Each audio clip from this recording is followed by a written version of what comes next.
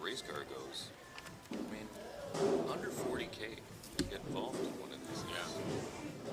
That's not that That's bad. pretty good for a race car. For brand new. Yeah.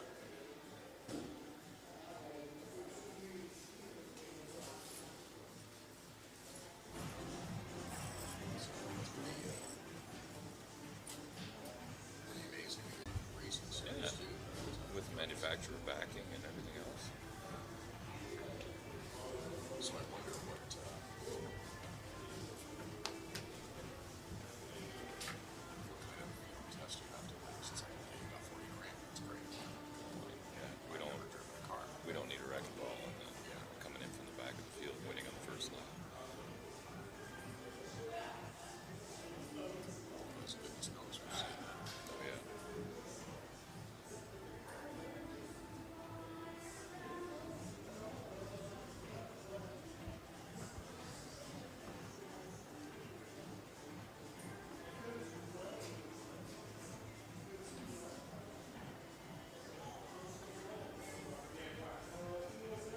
Just thinking too, if I go down during the Indies practice for a bit, I'll text you and feed you anything. Oh, that I that's can cool. find out. So, Awesome, yeah, let's thank do you. that. Yeah.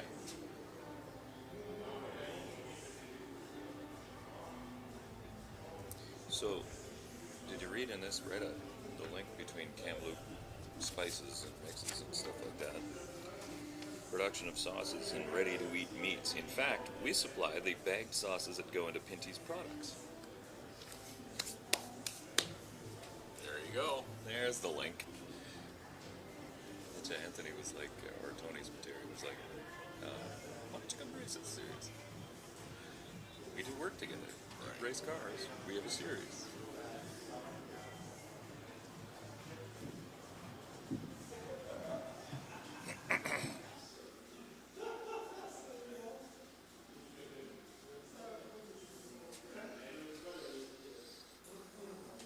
Di Benedetto. Soleil Labelle. Soleil Labelle. Labelle. She's a kid. She's like 16 or Yeah, something. she's sponsored by the Musée Gilles Villeneuve. Right? This Hornbostel? Nicholas Hornbostel?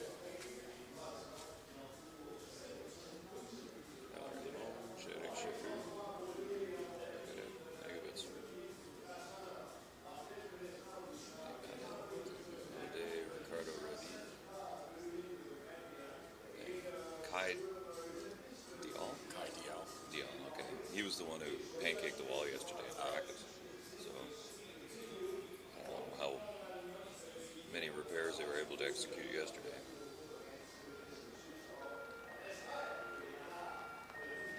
Track survey. It's 10 minutes out. Interesting. Yeah, The passenger is holding a red flag. He's Oh, really? driving along. don't anybody else do this. Just me. It's funny that the pace car, like in Indy cars, they have to usually used to have a second person that would like stick their arm out the window and wear like an orange glove. Oh, okay. And it was Kelly Williams who we were talking to once. She referred to it as, oh yeah, the glove. Like that's the job. What would be the reasoning behind that? Just, like you can't see the lights on the pace car. I guess it was probably a job at some point, and it just continued to be a job.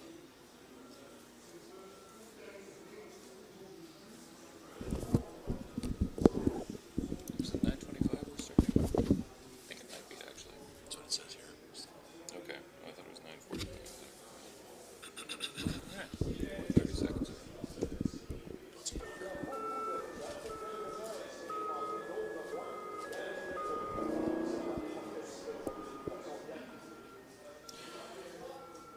Good morning and welcome back to Grand Prix de Trois-Rivieres. Starting things off early here on a Saturday. I'm Dave Bradley. Todd Lewis will be joining me in the booth very shortly as we get set for qualifying for the Nissan Sentra Cup, a relatively new series here in Canada, and actually kicked off in 2020 during the pandemic, ran limited races during the pandemic, but the teams practiced yesterday and did not get to qualify, so they're the first up on track, and they get to play the storyline, or an interesting storyline to start things off today. We did get a little bit of rain overnight in through this morning. We're still seeing sprinkles as we drove into the track this morning, so there may still be moisture on the surface, which will make things interesting. However, these cars have street tires, so they're fully grooved and ready for rain if they do encounter one of the wet spots on the track. But as you can see from that shot there, it is pretty dry for the qualifying for the Nissan Sentra Cup here at the Grand Prix de Trois-Rivieres, and it's a really good field of cars actually here today. And the driver's eager to get at it right away. They're going to try and get heat in those tires as soon as they can, click off a fast lap, and get one in the books, because they only have 30 minutes from the time the track goes green, and we are green, so the clock is ticking. Interesting that they do have such a bunch of cars all together. Normally during qualifying you want to space yourself out, give yourself a little bit of room to put in that quick lap and not be impeded by someone else. I guess everyone seems to be taking the thinking process of, let's get out, we'll warm up a little bit, just survey the track a little bit. It does look like it is dry. It doesn't look like there's any standing water or little puddles off to the side anywhere. So they'll take the opportunity to get some heat in the tires, and then I would suspect spread themselves out just a little bit to get that hot flying lap. Yeah, you might want to tow down the straightaway, try and pick up a draft in these Nissan Sentra cars. They are fairly advanced race cars, despite the fact they look exactly the same as the cars you would see on the street. Now, they do start their lives as those production-based cars. However, they're fitted with 6-speed transmission. They have all of the FIA safety features, including a 6-point roll cage, 6-point racing harness, a fire suppression system, racing seat, obviously a window net in there as well. And they make 149 horsepower. So the Sentra Cup, born out of the Micra Cup, which you will see a few Micra Cup cars still mixed in amongst the group here in the Sentra class, but these bigger wheels, a little bit faster, and they're still so very, very close because it's a one-make series. And very nimble, those cars, as well, as you can watch them just making their way around, starting to pick up a little bit of speed now as they complete lap number 1 during this qualification session and this morning at the Grand Prix of Trois-Rivieres. It's just a nimble, fun little car that you can toss around pretty quickly and efficiently. It's cost-effective to get into this racing series, and as Dave mentioned, as you watch them on track, it's fun. It's easy to see why people are so attracted to this. Oh, for sure. And that was one of the things about the Nissan Micra Cup, is that the entire field was often covered under a blanket. The whole field, from front to back, nobody could get away from the other driver just because the cars were so similar. And that's the same thing we're seeing here in the Nissan Sentra Cup as well, as the drivers have spread out just a little bit at the front of the field to give themselves a little extra breathing space. But there you can see they do have enough horsepower and enough sort of, well, I guess a little bit of a contact patch on the tires that the drivers can get in trouble if they try to push it a little too hard. 1 lap in the books, starting lap 2, a little bit of heat in the tires, and you wonder just if you want to start to get a couple of laps in, get a little bit of a rhythm going first. It's Kevin King who's posted the quickest time on lap 2 at 1 minute 20, but expect those times to drop over the next little while for everyone, so we're not going to pay too close attention to them quite yet. But you can see that everybody's getting a little bit more comfortable, and yes, that entire field is starting to string out just a little bit. You see the 10 of Gavin Sanders. He was the one that made the misstep in the Fat Bastard Burrito entry in second spot, just behind Kevin King. And Sanders actually has a win to his credit already here in the 2021 season. King coming home second in race number 1 in that entry at Shannonville. And then they did it again same way in race number 2. So we'll take you through the race winners so far here in the 2021 season. Jesse Lazar. And if you hear that name and you think, wait a second, I've heard that name before in sports cars right around North America, as a matter of fact. Yes, it is the same Jesse Lazar, former Porsche GT3 Cup USA champion, actually multi-time GT3 Cup USA champion, entered into the Nissan Micra Cup, running a full season here this year. He has a win to his credit as well. So Sanders with 2, Jesse Lazar with 2, as Lazar won both at Circuit Mont Tremblant the last time these cars hit the track. And interestingly enough, it is Kevin King who is on top of the point standings because of consistent runs through the first 4 rounds of the Nissan Sentra Cup season. It's not just about winning. Of course, that's important, but it's important to be consistent throughout the entire season as well. Yeah, Kevin King, a former karting champion as well here in Canada, and he's been racing for 16 years, 29 years old, so nearly half his life spent behind the wheel of a race car. He knows how to get it done for sure. Wait a minute, 29, 16 years racing. I think that's more than that. You're right.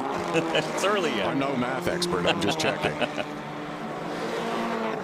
Good look. You can see the 94 of Jesse Webb, one of the drivers from British Columbia. As a matter of fact, another driver who's made the jump out of the karting ranks here in Canada. And this is really a natural progression. If you want to go into a full-bodied sports car and sort of take that avenue with your racing career, then the Nissan Sentra Cup is where you want to do it. If you want to stick to open wheels, you might look into the Formula 1600 series, which are also racing here this weekend. And there you see a pair of the Micra Cup cars mixed in amongst the Sentra Cup entries, and that got very close. Valerie Limoges in the Total Quartz 220 had to thread a needle there into turn number 1.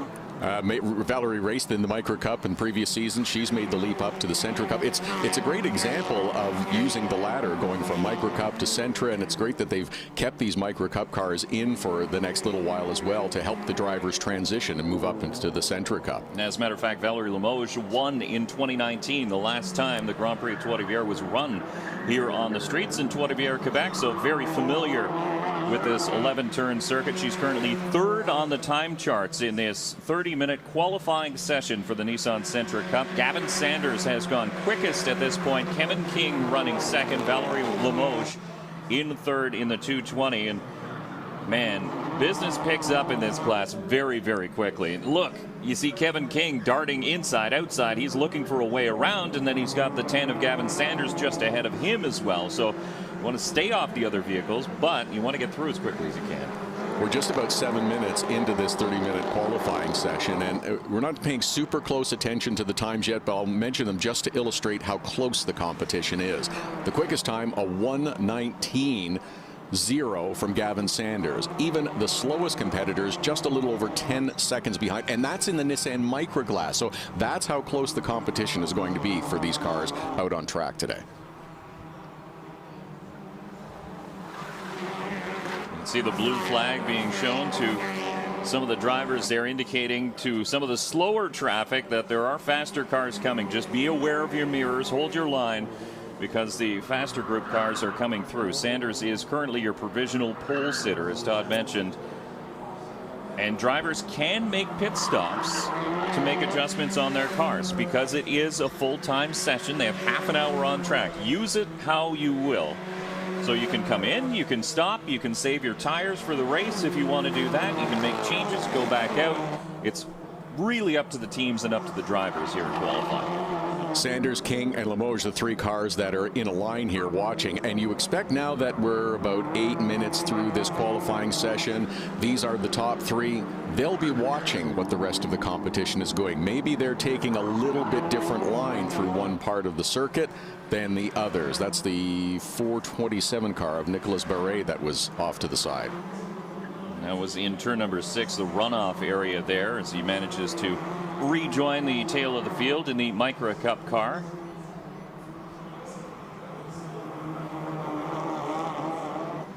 You can see how the cars move around. I mean, they are essentially the same car that you would see on the street. They do have minor upgrades to brakes and suspension, but essentially what you're going to buy when you go into a Nissan dealership is what you can race here on the track at the Grand Prix de Trois-Rivieres. It's a very neat series. It really is.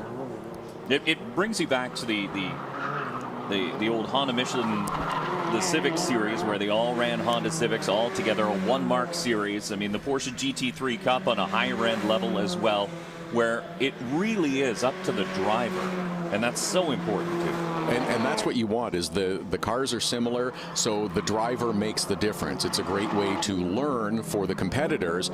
You can pace yourself against the rest of the competition. That 10 has pulled off rather abruptly. It looks like he was just making a stop to pit lane, but that was an abrupt move by Gavin Sanders to make that pit lane move. And an abrupt move by Kevin King as well to avoid the 10, who slowed rather quickly out of the corner. There you can see another driver making a quick stop for adjustments. Tire pressure seems to be the big adjustment the drivers are asking for when they come down pit lane. Sanders makes a stop in the pit stall, and the crew automatically goes to work on the right-hand side looking at the tires on his Nissan Sentra Cup car. Kevin King currently second on the timesheets, about 0.2 of a second back of Gavin Sanders, as we're about 10 minutes into this 30-minute qualifying. We mentioned yesterday on the other series that we were watching last night during the races how close some of those cars come to that wall as they make their way out of turn 3 in the Duplessis gates. And you see it here again in the Nissan Sentra Cup Series, is drifting that car all the way out to the wall. And just when you think, uh-oh, they pull it back and straighten out and head back down towards turns 4, 5, the 2 left-hand kinks before you get to the hard left-hander at 6. And you really have to trust that these cars are going to stick in the turns. Look at the passenger side mirror of Kevin King. I think he's gotten a little bit too close to a tire wall. Maybe not a concrete wall, but you can see the breakaway mirror, like you would have on your street car, is pulled back just a little bit. So that will affect him. I mean, at this point, he's not too worried about who's behind him. He does have the center rear view mirror and then his driver's side mirror as well. He went over a big patch of dust there or something. Great pickup to notice that mirror that is just folded back in as if you were trying to avoid opening your door and bumping something in a parking lot somewhere. But that's something that they'll quickly and easily straighten out. But you're right, shouldn't be a big problem during the qualifying session. But during a race, it would impact the driver. Yeah, for sure. But it just goes to show you some of these corners a little bit bumpy. We're looking, turn 6 is a tough one. There's a big bump right at the apex of turn 6, and the suspension on these cars is a little bit softer than some of the other series that will be running here at the Grand Prix de Trois-Rivieres, so the car tends to bounce a little bit, doesn't quite take the set it needs to, and sometimes it bounces a couple times and you run out of space and you're automatically into that tire wall. Working through the traffic around one of the Nissan Micra competitors, that's the number 5 car, Zach Lalonde, and decides, well, we'll just tuck in behind for another second and find a better place to move around him, and there goes Gavin Sanders at the, that's Kevin King in the number 1 car. And if you didn't join us yesterday, if it's your first time, actually, you look at the right rear corner of the number 1 of Kevin King, and he does have a scuff over the right rear tire on the wheel arch on the rear fender of that number 1 car. So maybe he did collect a little bit more than just the right side mirror, trying to push for pole position. He's still, again, 0.2 off the pace compared to the 10 driven by Gavin Sanders. Sanders, an 18-year-old out of Mount Albert, Ontario. And there you see the white wall. So he did either catch a concrete barrier or a tire wall. Right there was probably where that may be the spot that we were talking about coming out of turn number 3 as you drift right out towards that wall, and you want the car to hold and just get as close as you can and straighten out that slight arch in that straightaway that has the 4 and 5 small left-hand turns before this hard left-hander in turn number 6. Oh, and you got a good look at the bump in turn 6 that you mentioned, Dave. Trying to make your way through there, it really unsettled the car. And that is one of the best passing opportunities here on this 11-turn circuit as well, in through turn number 6. So the drivers will be looking to make up positions in that area. Another one they're coming up on right now. If they can get a good run out of this corner, hard into braking there, you can maybe make a pass. That is a full hairpin. Turn number 9, then turn 10 is more of a momentum turn. 11 is really just a kink before you get back onto the front straightaway. And if you can nail 11, 10, and then onto the front straightaway, this is where you can really make gains. You can fan out on that front chute and then get into turn number 1 and try and stick a pass there. But as we've seen in other classes here, if you're on the outside, you don't automatically lose that position. No, because as you come through turn number 1, turn number 2 is a left-hander, and it puts you back onto the preferred line. It makes for tremendous battles going through those first couple of corners as you come down the front straightaway, 3, sometimes 4 wide, depending on the series, and then it becomes up to the competitors to try to find their way back into line to make it through, as we're having a look at someone else who's just gone a little wide. Didn't see who that was, but we'll have a look at the mirror. That is the 4 of Justin Di Benedetto. And he'll need a new mirror before he takes the track later on. They're going to red flag the session to pick up that debris. That is turn number 6. And again, it's that bump catches these drivers out. It really unsettles the car coming around to make that left-hander. You have to get the car slowed down from one of the highest speed points on this circuit at Trois-Rivieres to make that hard left-hander. And yeah, that's something that you don't want to leave out on the race course. There's too many opportunities for drivers to make contact with that. They'll pull them all into pit lane, send the safety crew out, collect that, and we should be back to green flag qualifying pretty quickly. Yeah, for Justin DiBenedetto, good thing it was only the tire wall and not the concrete wall, because a mirror can be replaced fairly easily. If you touch the concrete on the outside of that turn, then you're doing more repairs than just cosmetic. But DiBenedetto inside the top 10 as far as a quick time at this point. We can tell you, once again, reviewing the running order, the provisional pole sitter is Gavin Sanders, a time of 1:19.054. Kevin King in the 1:19.259. And then Valerie Limoges in the 2:20 is 1:19.502. That is your top 3 as it sits right now.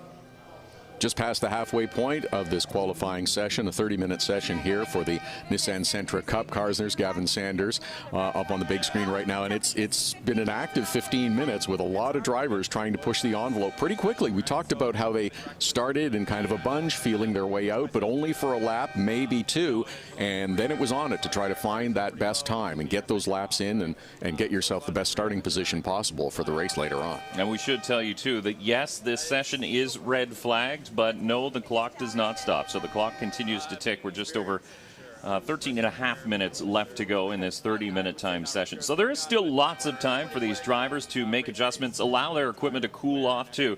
The Pirelli tires will chill out a little bit on pit lane, then the drivers might suit back up and head back out and try and set another quick time late in the session, because being the first out on track is not necessarily a good thing. When you're the first series out on track after the track is laid dormant overnight, there's dirt out there. There's, you don't know what's out there as far as rubber goes that's laid down on the track as well, because we had some rain pass through overnight. So these drivers saw it for the first time, a green racetrack, and so maybe all that's cleared off now. You cool off your tires again and then head back out, try and set a quick time. I'm interested to see what the strategy is for Gavin Sanders, the number 10 driver who we just saw on the screen. He is out of the car with just under 13 minutes remaining in the session. Perhaps he's not going to be in a hurry to get back in the car and get out. Now, the track has gone green once again. Maybe he's just going to wait for a couple of minutes just to see what happens out on course. Does he really need to get out and put in another lap that quickly? Yeah, you can let the rest of the group go out, and then as they start to come back into the pits, the track clears up a little bit and you get that clear air in front of you, which is super important. You don't want to be mired in traffic when you're trying to set a fast time. There is Kevin King, and you can see still sporting the karting sponsors on his helmet, so still very active in the karting community here in Canada, but also a very quick runner here in the Nissan Sentra Cup. It's the 94 of Jesse Webb who is leading those 2 white cars heading towards the camera right now. And again, maybe these 2 are trying to work a little bit of a draft to see if they can help one another to pick up a little bit of time, especially down that long straightaway in the back. Webb, a rookie here in the Sentra Cup, his first season, as a matter of fact, in the full-bodied sports cars after jumping out of karting. As a matter of fact, he has been training under the tutelage of Catalyst Drives and Stefan Rudzinski, running that karting organization in beautiful British Columbia. At the karting track in Area 27 is where they do most of their racing. So Stefan Rudzinski is in the pits here today. He's not in an entry, so obviously in a driver coaching role. And so helping out the drivers who he's been helping since they've started. Understand he really enjoys being called Razzle Dazzle, too. Stefan is a good instructor, though. He is very knowledgeable in a number of different series and cars and provides good feedback and helps these drivers an awful lot. So it's great to have him here to be working with these drivers directly while they're on course. Yeah, and we've seen Stefan in a number of different cars. As a matter of fact, raced an electric car for Jaguar in Europe. So he's really had his fingers in a lot of different cars, and so he can bring that knowledge back and help young drivers and say, well, from my experience, this is what I learned, and then he can pass that knowledge on to the young drivers. Another look at Jesse Webb and Simon Charbonneau, who are running nose to tail around the course right now, leaving those Nissan Micra cars behind them and getting a little bit of a gap. That's about as close as you can be in line to really try to take benefit of the draft. Okay, maybe they are getting a little bit closer as they come through 8 and 9 right now. But this is the way you may want to take advantage of the draft, of having two cars run close together. Almost looked like Webb was opening up that door to let Charbonneau go by, and Charbonneau didn't take it in turn number 10. Webb is inside the top 10, lapping 9th quickest. Charbonneau just a little bit further up the running order in about 6th at this point. And there you can see Gavin Sanders is belting back in, so it looks like he is going to go out and try and set another time if, in fact, his 1:19.054 is knocked from the provisional pole.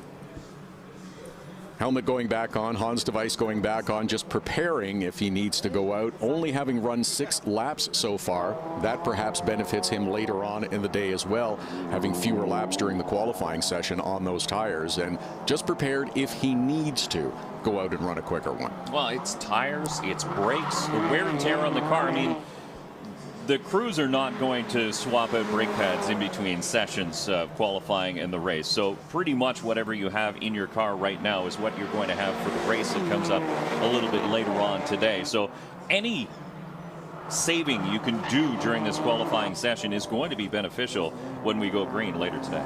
How many times have we heard drivers or crew chiefs or team members say, I like a driver who isn't hard on the equipment, who doesn't abuse the race car when it is out on track? Absolutely, you want them to extract as much speed out of the car as you can, especially during a qualifying session, but don't go over that line where it comes to abusing the car and throwing it deeper into the corners than you need to and hurting the brakes, hurting the tires, and working the car harder than it needs to be. Now we can tell you the race coming up at 2:05 here today is part of the 51st running of the Grand Prix de Trois-Rivieres. I'm Dave Bradley. Along with me is Todd Lewis in the booth as we'll call the action for you here today on a number of different classes set to run. It actually is a very, very busy Saturday. We've got the Sentra Cup running today. We've got the Formula 1600 cars, a super production series, which runs standing starts, and the Canadian Touring Car Championship, as well as qualifying for the NASCAR Pinty Series, which will come up later today, and dirt modifieds on asphalt in the Chevrolet Urban Challenge. And if you think that's going to be crazy, it is as crazy as you think it is going to be.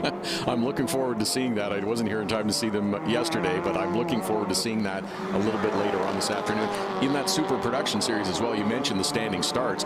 It was fantastic to watch that last night in their first race of the weekend. If you didn't catch it, you want to be here later on. And they did it in the dark last night, too. That was one of the last series to run last night. So they put the full headline on and went racing, and it was interesting right off the hop because it makes that front straightaway look so skinny when it really isn't. There's a lot of room to play out there, but when you pack that many cars in a standing start situation, it does get very, very tight. Zach Lalonde hustling that Nissan Micra along as quickly as he can, trying to pick up a little bit of time and a little bit of speed out on course as quickly as he can. We're just under 7 minutes remaining in this 30-minute qualifying session.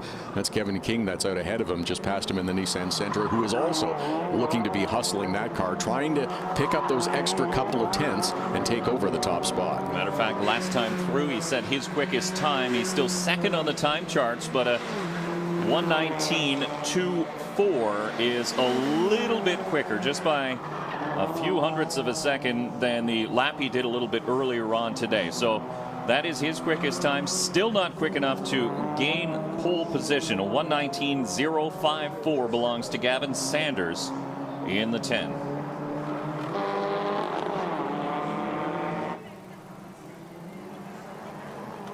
Transponder being installed on one of the cars there. You can see a zip tie fix. That'll do for now, as you just want to go out and set a time. So one of the Micra cars, that was a driver who had a problem earlier on today. That was Nicholas Barrett in the Nissan Micra. So he's only done one official lap, likely because he lost his transponder, and so they found it. he's been out for a while, but you're right, the transponder not picking up the scoring not picking up the transponder, so send him out with another one to allow him to put in a little bit of a quicker time. Just watching, and Gavin Sanders did finally exit the pit to go back out. He's just completed lap number 7. All of the other cars out on course are pretty much into double digits of laps completed. Sanders has now just returned with a little over 5 minutes remaining. Jesse Lazar just ticked the wall on the exit of turn number 3, and there you see the 1 of Kevin King, the 10 of Gavin Sanders, nose to tail. They seem to find each other often on the track.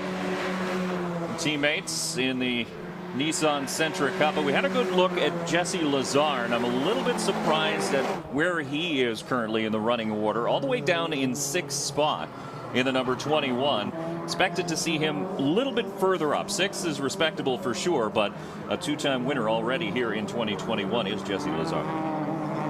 Gavin Sanders tempting fate a little bit, splitting up those 2 cars, the 94 and the 88, but seems to be making it work so far. The 1 of Kevin King seemed to pull off to the side and let those 3 or 4 cars get ahead of him and try to find a little bit of a clear space, it looks like, for one more quick qualifying lap. And there's youthful exuberance versus age and wisdom. Kevin King, 29 years old. Gavin Sanders, 18 years old. So an 18-year-old thinks, yes, I can do that. A 29-year-old is going to say, no, that's going to hurt.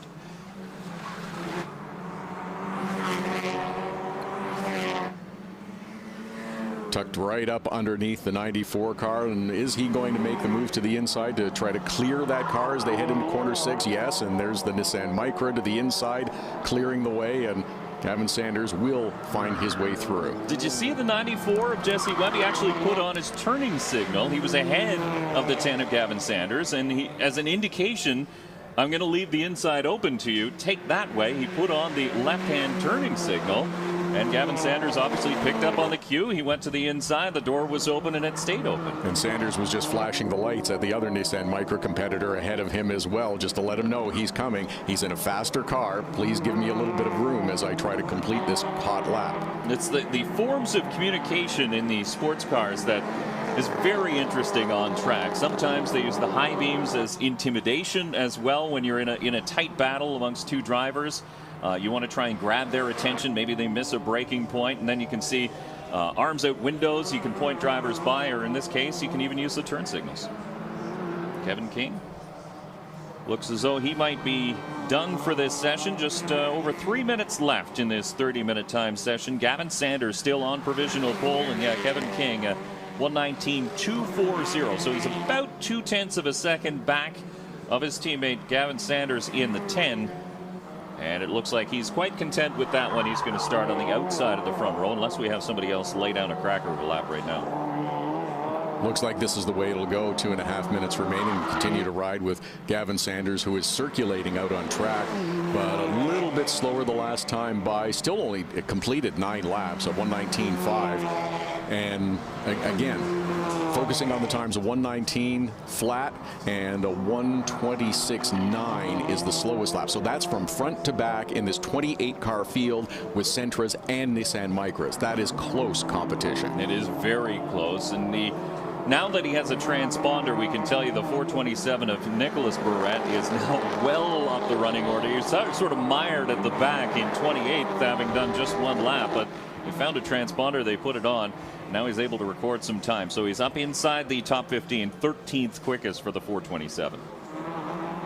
And I believe the leader, yes, he's the leader in the Micra Cup class as well. So the fastest Micra on track. And these 2 cars have been nose to tail for a good portion of this 30-minute qualifying session, and they remain nose to tail as they circulate in the final minutes. Jesse Webb and Simon Charbonneau. It is Webb that is ahead on track of Charbonneau right now, but they are reversed in terms of running order. Yeah, 7th and 8th in the lineup right now. And I think for a rookie like Webb at this point, it's just track time. He's not trying to set another fast time. He's just trying to get comfortable. This is a very intimidating place for rookies to show up for their very first time. And there you can see another mirror. Actually, that's 4th place runner Eric Chaput in the 1:16. So he's also caught the wall or a tire barrier as the passenger side mirror flaps in the wind. but you just want to get laps. You want to get comfortable because a 28-car field, you want to know where you can pass and where you shouldn't pass around this 11-turn circuit. So as many laps as you can put on your belt, it is beneficial. Under a minute remaining, and Gavin Sanders has called it a session, pulling off onto pit lane. He will proceed slowly to his pit stall and then await the final few seconds to tick away, but looks like he is going to be on pole for the race a little bit later on this afternoon. Yeah, Kevin King is already down pit lane, so not looking to take another swipe at pole position.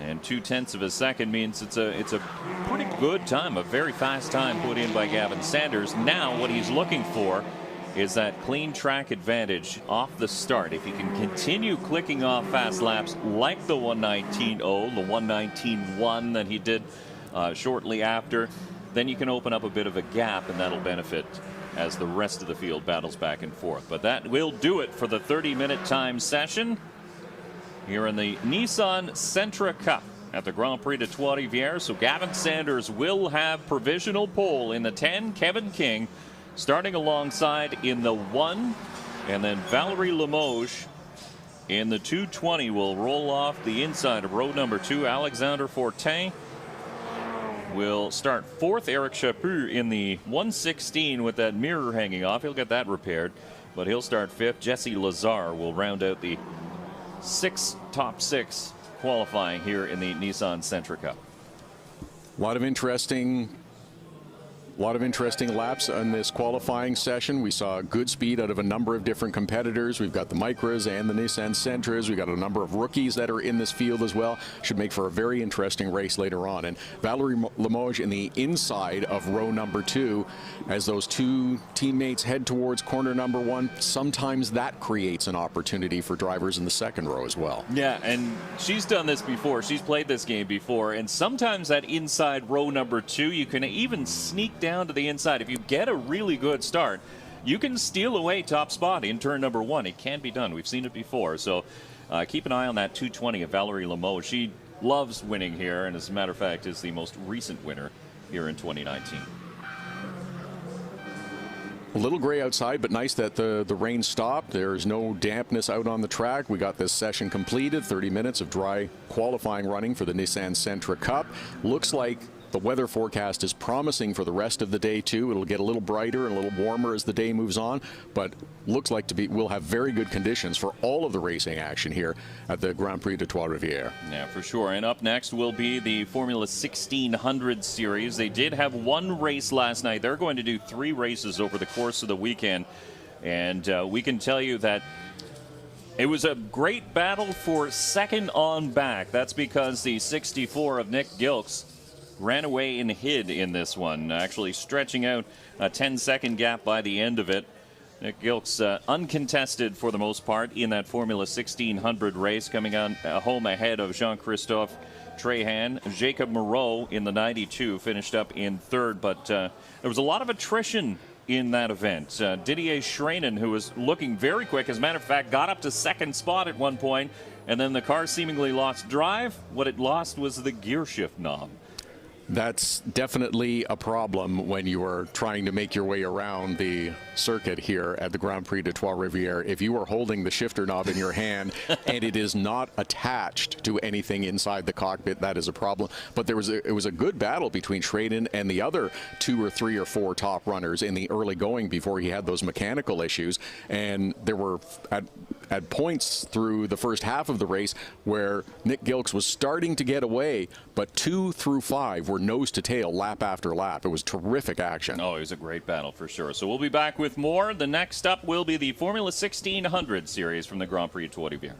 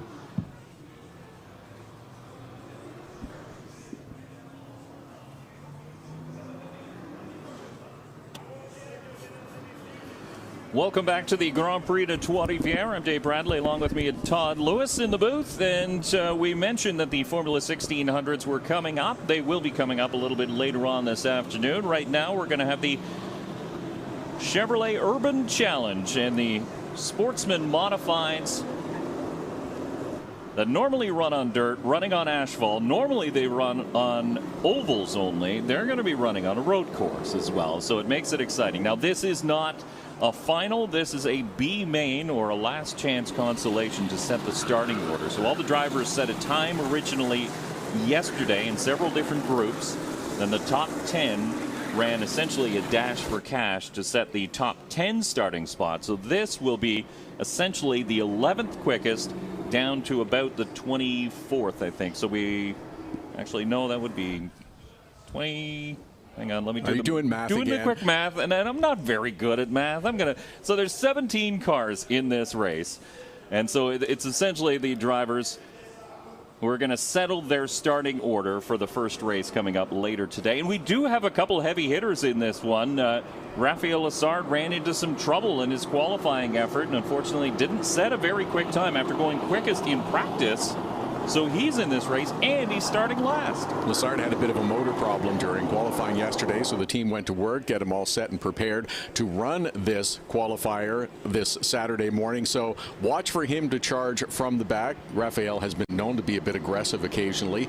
Dexter Stacey in the 92 is another driver that will see racing here. He will also race in the NASCAR Pinty Series. He'll practice and qualify that car a little bit later on today, and of course race tomorrow. A number of drivers doing double duty this weekend. Matty Auclair, a longtime modified standout in the area as well, making a start here on a road course for the first time. So it is interesting. Now keep in mind, not only are these dirt cars on an asphalt track, they're still running on dirt tires, a harder compound dirt tire, but they didn't change transmission. So they don't have a 6-speed or 5-speed transmission, even a 4-speed. It's 2. You've got a high and a low. So the cars come out of the pits, they get into their high gear, and that's pretty much what they have. So you can hear it takes a little while to build the revs as they work their way down the front straightaway, and we see the green flag wave. Dexter Stacey in the 92, the Bullies truck stop, red and white entry. He's right away to the top spot, and that's really no surprise. And keep an eye on the 24 coming from the back of the pack. That'll be Raphael Lessard. So it's a blue and black car with yellow numbers. And Lessard has already passed 4 cars through 2 corners. I was a little surprised to see some of those drivers thinking about going too wide through the Duplessis gates at turn 3. It seems as though they thought better of that plan and made their way through single file. Nice run at the start, though, from Dexter Stacey, who is making his way down to corner 6 in that left-hander now. It is a little odd to see these drivers turning right, though. Very much, and the car is not reacting as well as you might think when it turns right. You can see the bodies flipping back and forth. Very soft suspension on these cars, and again, they are engineered to turn left only, so turning right for these cars is a foreign thought. However, when you look at the makeup of this track, it is 11 turns. There's only 3 right-handers and really only 1 that is significant, and that is turn number 1. All the other ones are essentially little kinks or bends in the track, and then of course they set up a chicane down the back straightaway, and that's merely because they don't have the transmissions that allow them to downshift and upshift. So you don't want to rev these engines too high, because at the end of the straightaway you'd be hitting about 20,000 RPM by the time you got there. As you said, 2-speed transmission, slow and fast, and using that effectively around this 11-turn circuit is going to be important for success. Raphael Lessard started at the back in 17th, up to 11th after lap number 1. He's coming, I believe is the expression. He is for sure. He's going to just tell everybody that he is here in this last chance qualifier, or B main, to set the latter half, the outside top 10 qualifiers all taking part in this one. Dexter Stacey, so far the class of the field, setting a first lap time about 2 seconds quicker than the driver just behind. That's Donovan Lucier, Alex Lajoie in the 33, Mario Leclerc and Jeremy St. Louis making up the top 5. And there you see Cedric Gauvreau in the red and yellow number 22. He's in the midst of a battle there. Steve Turcotte, Josiane Plant, Raphael Lessard not far behind there as well, looking for a way through. What a battle, nose to tail with these 5 cars. That's the 22, Gavin Cedric Chevreau, and it is so much fun to watch them, even making the left-hand turns, which the cars are designed and set up to do, is different and unique here because, of course, the surface is flat. There is no banking, there is no dirt, there is no bump on the outside to ride up to. It is all about handling the car through the corners here. Yeah, and we've been told that the drivers have been given 1 set of Hoosier tires for the weekend. Practice, qualifying, these small dash races to set the qualifying order, and then your feature races later on in the weekend. So you really have to protect them, because we saw yesterday with the extreme temperatures in the afternoon, the Hoosier tires were starting to peel pretty significantly, and if you lean on that right rear tire on these left-hand turns, then you're not going to have much left by the end of the weekend.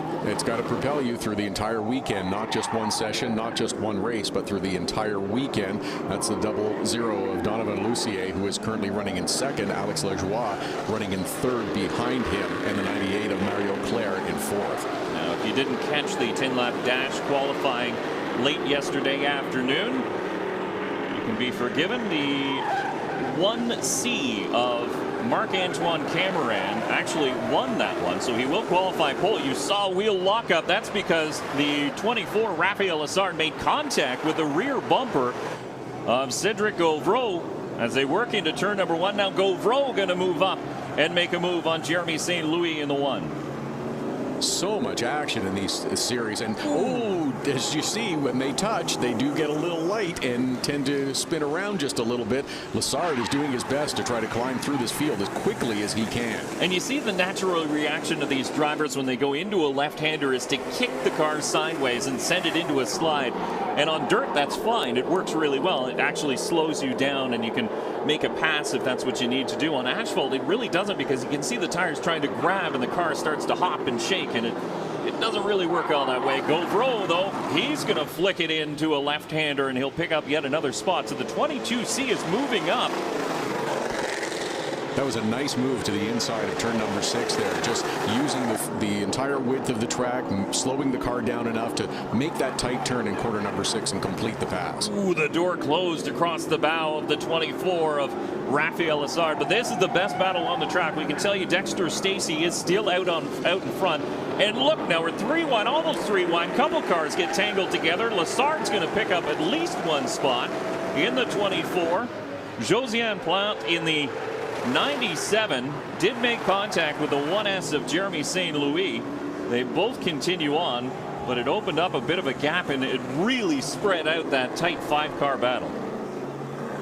Has not deterred any of these 2 or 3 from getting up close and continuing to look for positions. Lessard has used this position coming out of corner number 3 effectively in the last couple of laps, tucking right up underneath the car in front of him as he's trying to do to gain another position. Daniel Demare in the 16 is just ahead as they work through that chicane down the back straightaway. Drafting does help here in these cars, because you look at the areas right beside the driver compartment, and here comes Plant to the inside, turn number 6, and Lessard is going to be there as well. No mirrors as well on these race cars, so you're relying on sounds to tell you if there's a driver to the inside or to the outside or maybe right behind you. It seems as well that, especially as you mentioned, because of the tire rule, it's almost contrary, but you want to be smooth in these cars out on track, and Lessard opens the door by knocking on Daniel Demare's 16 and gains the position. Now trying to hang on and sets his sights on the next car ahead of him. We'll say knocking, but you look at the front bumper of the 24, it is demolished. Have a look. Thump. By the way, I'm here. Just wanted to let you know. Effective communication. The chrome horn, as they call it in NASCAR. But there is your race leader, the Bullies truck stop number 92. No surprise to see Dexter Stacey out in front. Of course, not only does he run in the NASCAR Pinty Series a full season in 2021, so he's familiar with road courses, but he's also campaigned quite a bit in modifieds in Eastern Ontario, Western Quebec, and all the way through into the northern U.S. as well. So Dexter Stacey familiar with the car, familiar with the track, so he's out in front setting a quick time of 1:15.553 3. That's about 2 seconds quicker than Donovan Lucier, who is second on the charts. And there you can see, that looks like it might be, is that a lockup or an engine problem? Looked like there was smoke before you got to the braking zone, but did not see the end result of that. Sebastien Fournier in the 10 car. It was running in 12th. I tell you, 2 cars have dropped out of this race. Wallace Stacey in the 79X and Mathieu Prefontaine in the 42. They're both listed as currently out. Jeremy St. Louis has dropped to the back of the running order in the 1S after getting involved with that skirmish and making contact with a couple other cars. Thought I saw some smoke from Cedric Gauvreau as well in the 22. Looked like it as we had the quick glimpse of Lessard, who was trying to run down Gauvreau, and a little bit of smoke coming out of that car, but maybe that was just because of tire smoke. And it could be. Sail in the back end. The back end would slide. That's would smoke it up. And there's the 76 showing a little bit of smoke as well. Jean-Francois Tessier, who's running in 5th right now. But there you can see, coming off the chicane, we talked about the transmissions a little bit and the inability to move up and down through the gears. You come out, you shift, you're into high, and that's where it sits. So it's essentially an automatic transmission at that point. You have one gear. When you really slow down for those chicanes, it takes a little while for that engine to build up the horsepower, to build that momentum back up and propel you down the straightaway. And again, it's the driver who can transition smoothly through the chicane and the other corners to make the best time around this circuit, as we see full course yellow flying. Didn't see an incident on track, but we do have a full course caution here on lap 8 of a scheduled 15 for the B main. For the Chevrolet Urban Challenge for the Dirt Sportsman Modified, and it has lived up to the hype. It is a very, very fun series. The brainchild of Dominique Fougère, the promoter here at the Grand Prix of Trois-Rivieres. These cars super popular in this area. I mean, there's tracks, you know, within a stone's throw. You have Autodrome Granby, Autodrome Drummondville, and then you can even go as far as Cornwall, Brockville, Mohawk International Raceway, just in Akwesasne, just south of the border. And so many drivers to pick from. He thought, why don't we try something different and run them on asphalt and run them on a road course and see how it works out. That's Dominique Fougère, isn't it? Let's try something different. Exactly. And it's been great to see as all the cars have made their way along pit road now, and the number 10 team having a look at the car of Sebastien Fournier to see what's going on underneath that car. There's a cone. That's what's underneath the car. So obviously went straight during one of the chicanes, picked up a cone, and unfortunately for him, it didn't free itself while on track. So Fournier down pit lane, currently sitting in 14th position.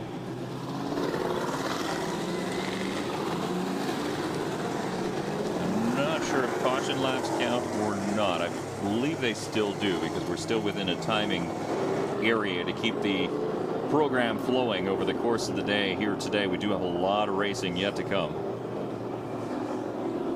But we can tell you, too, it's not just the drivers that are on track that you'll see for the feature race a little bit later on. Canadian Motorsport Hall of Famer Ron Fellows driving one of these cars here today, and was quick, qualified inside the top 10, so he did run in that dash last night. Now we look forward to seeing him competing with the full field out on course a little bit later on in this. Ron back in the car for the first time in a number of years, and to my knowledge hasn't raced this kind of machine previously, but it's very different from what he's done, but showed plenty of speed. He's still got the technique. Oh, and they just look like fun to drive too. And if you're a race car driver, anytime you're having fun on the racetrack, you will end up going fast as well. So we can tell you that caution laps do count. We have 7 to go now as they cross the line. Looks like we've got the field pretty much lined up as they're supposed to be, and hopefully we can get back to green flag racing the next time by. When they started this, you saw plenty of dicing in action. It's the best opportunity to gain positions. Raphael Lessard perhaps the best at taking advantage of it, starting 17th, currently running 7th in the order. The lights are still on the pace car, but I think we're getting pretty close. Yeah, we should be if it was just a quick cleanup. Well, you can see actually that tire wall is separated on that chicane, so that might be the issue. We might need to get that put back together. If not, then we'll head back to racing. And there you can see the workers are heading out on track. They're going to do this manually, so not wait for the tow truck and try and get that tire wall moved. It's going to take a small army because they're not light. But they ate their Wheaties this morning. 16 or 20 tires do not move easily, but No with enough power, you'll get it back into place pretty quickly. Yeah, by design. Of course, you want those tires to slow down the cars and act as sort of not a full-on retaining wall, but something that'll slow the drivers down. Have a look at those tires. That is the dirt tread for these cars, and that is the wear that we're seeing on the asphalt. Obviously, the asphalt and concrete are a lot more abrasive than the dirt surfaces that these cars normally race on, but this is what you've got for the weekend. You have to manage it. You have to make use of it. There is enough tread on those tires to get you through the weekend, so now it's up to the driver once again to manage their equipment. And we're being told that the compound of tires that Hoosier brought here today for these cars, similar to what we would see as you see one to go, so the lights will go off on the pace car this time by. We'll be racing next time past the flag stand. So the compound of the tires they're using here would typically be used on a big track. When they used to race on the mile at Syracuse, they would have to make a specific tire just for that because of the high speeds. Then when you go to Oswego for Super Dirt Week, that's a half-mile track, and a lot of high speed there as well. So these are typically the tires that you would put on those cars, a little bit harder compound and great durability as well.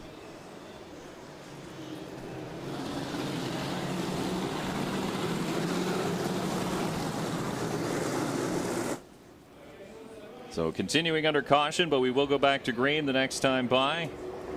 As you can see, the field lining up 2 by 2. Should be 5 laps to go when we get the green flag back out on the front stretch once again. 5 laps to go in the race, and plenty of action I would expect over those final 5 laps. A lot of good battles out on track as drivers get used to handling these cars not meant to turn right, but having to coax them around the right-handers here at Trois-Rivieres. Urge them sometimes. It's coaxing is a very, very good word, because the first time I saw a car turning right into turn number 1, one of these cars, it just wanted to go straight. It said no thank you, and so the driver almost went full lock on the steering wheel to try and get the car hooked. But it seems as though a little bit of work, a lot of practice sessions, and more track time, and the drivers are figuring it out, and the cars are becoming better, and they're working better in both the left-handers and the right-handers as well. It doesn't take long for a race car driver and the teams to really figure it out and figure out a way to go fast. Pace car pulls off, lights are out, the cars are lined up 2 by 2, heading out onto the front stretch, awaiting the green flag for the final 5 laps of this race. Dexter Stacey and Donovan Lucier. Stacey in the red and white number 92, Lucier in the 00. That's going to be your front row as we go back to green, but a tight pack as we come off of turn number 11. The green flag once again back up in the air, and we're back underway in the Chevrolet Urban Challenge. Listen to that rumble as we head towards turn number 1. Alex Lajoie trying to make a move up the inside in that 33, and it looks like he's going to be successful and pick up a spot. Sart did not get a good start in the 24. He dropped back on the outside. Might have been by design. Trying to find an opening to get back into line. He didn't want to be stuck out on the outside in that right-hander, but now it looks like the 24 back up to speed. Was that your race leader that missed the chicane? The 92, Dexter Stacey, going straight across the chicane, so he missed his braking point. And we'll see a penalty. Dexter Stacey picked up one of those cones. Another driver kicked it off the racetrack, but you can see the gap. And that is just simply because the 92 went straight in that chicane down the back straightaway. And he will have to answer for that mistake of going through the chicane. The 00 of Donovan Lucier will be the beneficiary of the mistake by Dexter Stacey. Good wheel-to-wheel battle between the 33 and the 22 of Alex Lajoie and Cedric Gavreau, and it's the 22 that's going to come out ahead. Gavreau hit the wall too as he tried to pinch it underneath in turn number 9. There is Dexter Stacey, and there is the problem in the chicane. You can see hard on the brakes and thought, I'm not going to make this, so that's why he decided to go straight. But he will be penalized, and this is the pass. Look at this. Gavreau in the 22 to the inside. Door closes, hits the wall, hits the other car, and we stay straight, believe it or not. I believe that is an aggressive pass, is how you would phrase that. So This is for qualifying, but he's up to third at this point now. So Dexter Stacey continues in front. We'll await to see the call from the race officials. it'll be interesting because Dexter Stacey did not gain a position by blowing through that chicane. He did obviously increase his lead, but he did not gain a position. So how severe and how harsh the penalty will be interesting. Normally in road course racing, if you gain a position, you give it back, and that sort of makes it, and that's problems the 24 of Raphael Lessard. So gremlins that crept up during qualifying yesterday seem to have reared their heads once again here today. The crew going to take a look under the hood of the 24, but it's tough luck for the 24 as Lessard was almost inside the top 10 after starting 17th here in this B-main. I'm of two minds here. I'm a little disappointed for Raphael Lessard that he's had frustration so far this weekend and again in this qualifying race. But I'm also a little bit excited that he's going to wind up starting deep in the field for the feature, and we're going to get to watch him charge through the field again. And he will, likely with that aggression that we've seen from several other drivers in this race. Once they get close to another one, you know you have to take that opportunity as soon as it presents itself. Dexter Stacey remains out front. Donovan Lucier second. Cedric Gavreau in third. That is your top three.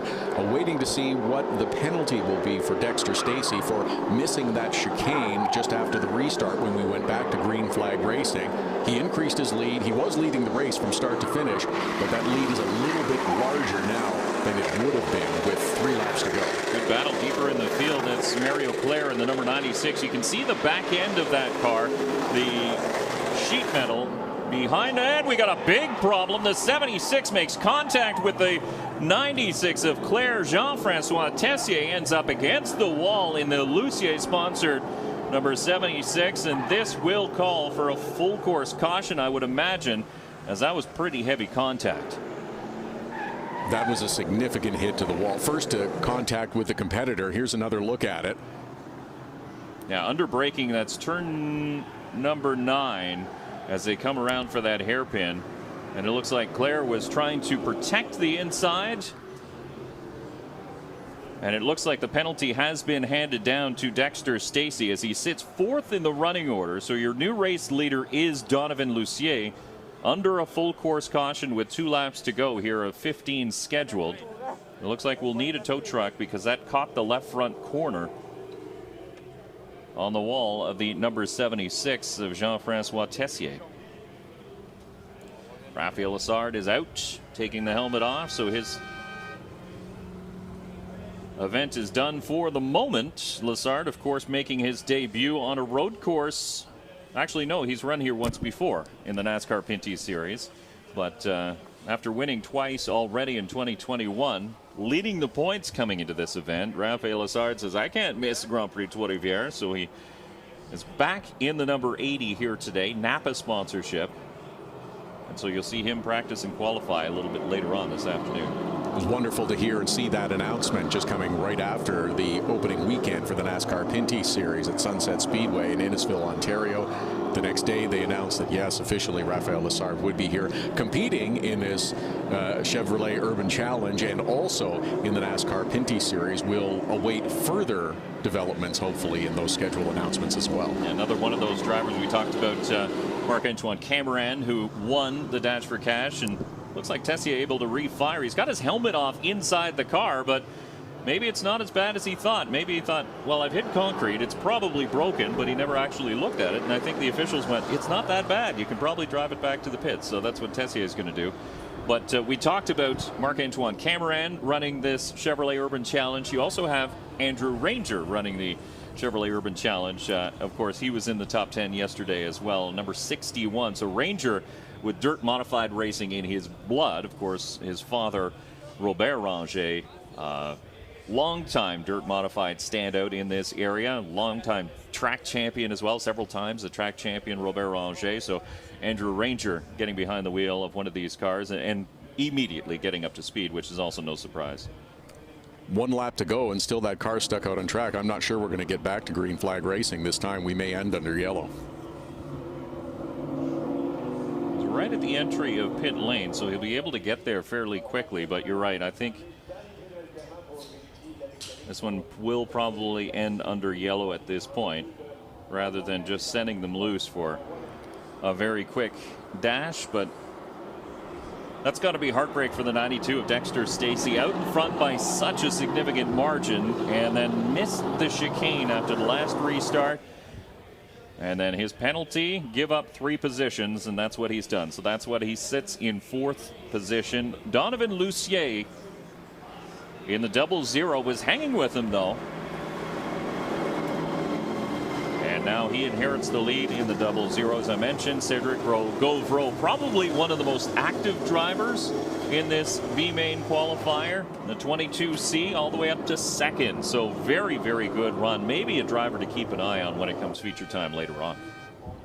Same with Dexter Stacey, who showed he has a fast race car as well to pull himself out through that lead in front. The penalties knocked him back a couple of spots, so expect him to be moving forward in the feature later on. Knocked him back a couple spots, but again, it's only for the starting position for the feature later on, and a couple spots can be made up in maybe one corner with one small error.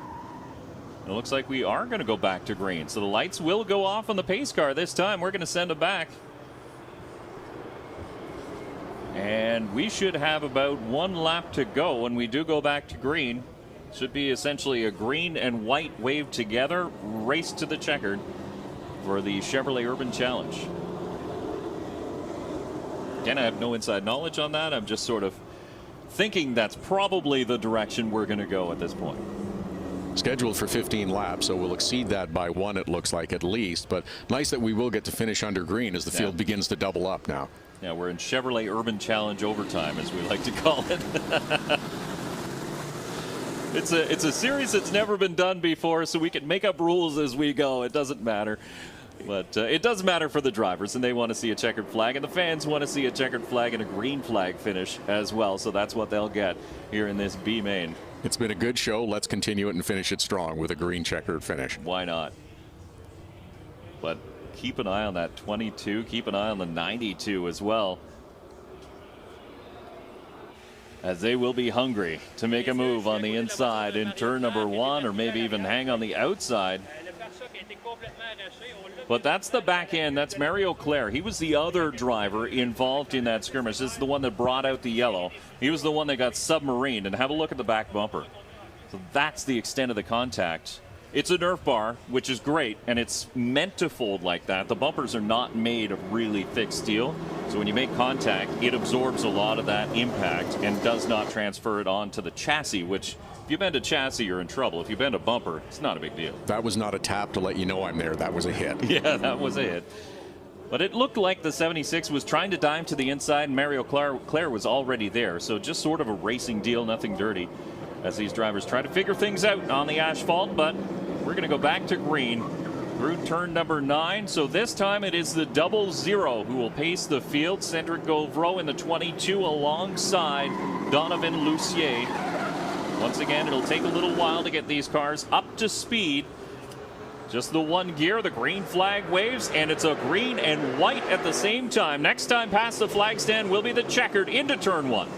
I don't know if row 2 is being more aggressive than row 1, but that's what it looks like. The 33 goes around. Alex Lechois goes around in corner 1 and collects the 29 with him. Steve Turcotte was in 5th at the time of the restart. He'll drop way down the running order as they sit stopped in turn number 1. The next time we go past, we'll be done. We'll see the checkered flag. So we'll stay green for this final lap as Cedric Gauvreau now out in front in the 22. Have another look at what happened. 33 is there in 4th spot, goes around on his own, and then it's just sort of an accordion effect. He was looking for a space that was not there up the inside of corner number 1. Sometimes you can make it work. There was no room to the inside of the 00 of Donovan Lucier. Dexter Stacey up to 3rd as well, we should mention, as he tries to work over the back end of the 00. He might run out of laps aggressively, though.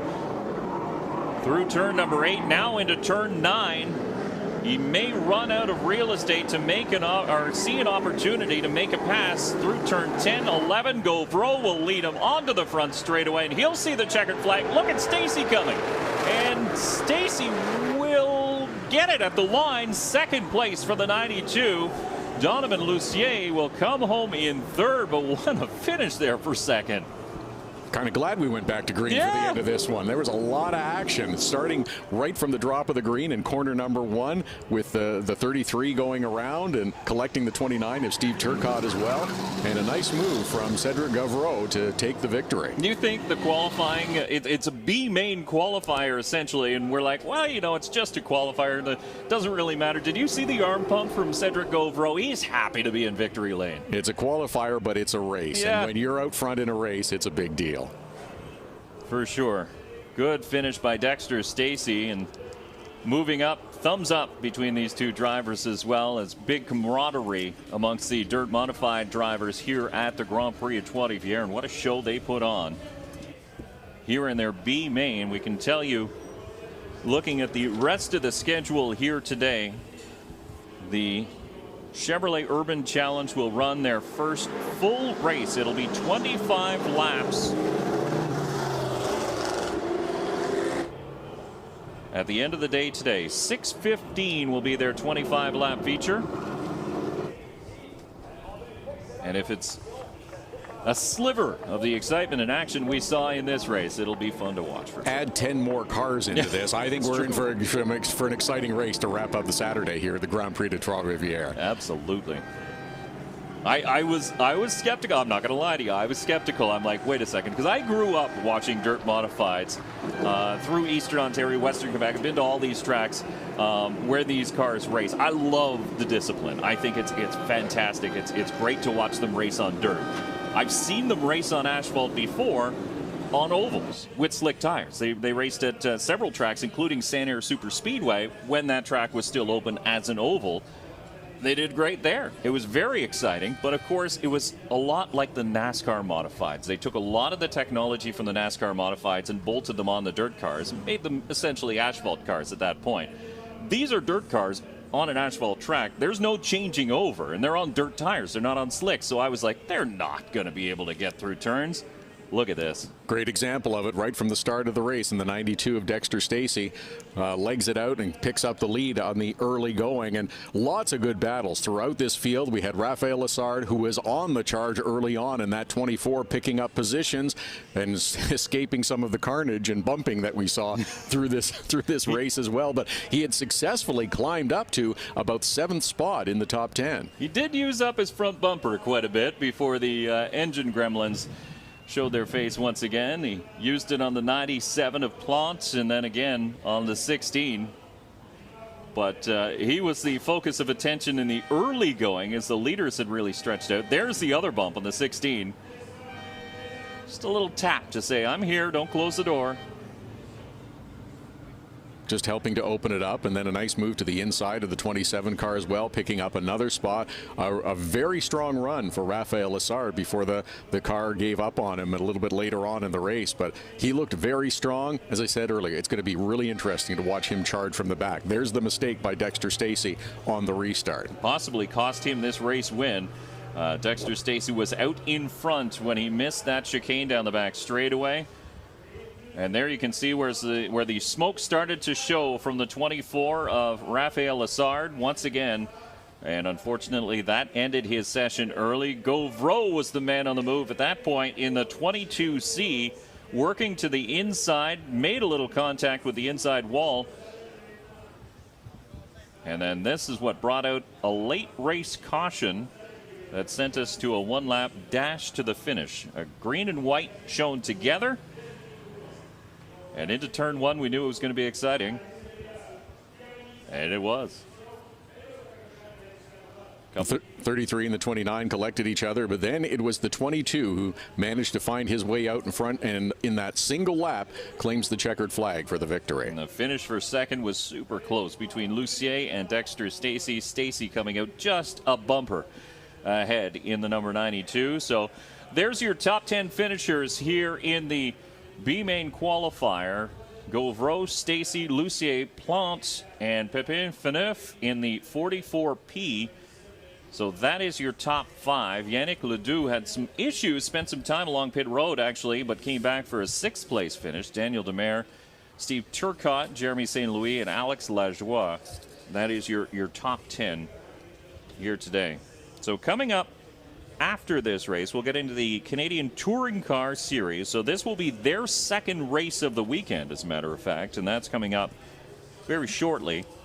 10:55 they're expected on track. So in about 10 minutes is when we'll see the Canadian Touring Car Championship. Once again, I'm Dave Bradley. Todd Lewis is the other voice you're hearing. Once again, thank you very much for joining us from the Grand Prix de Trois-Rivieres. We'll be back with more when the Canadian Touring Car Championship joins us on track.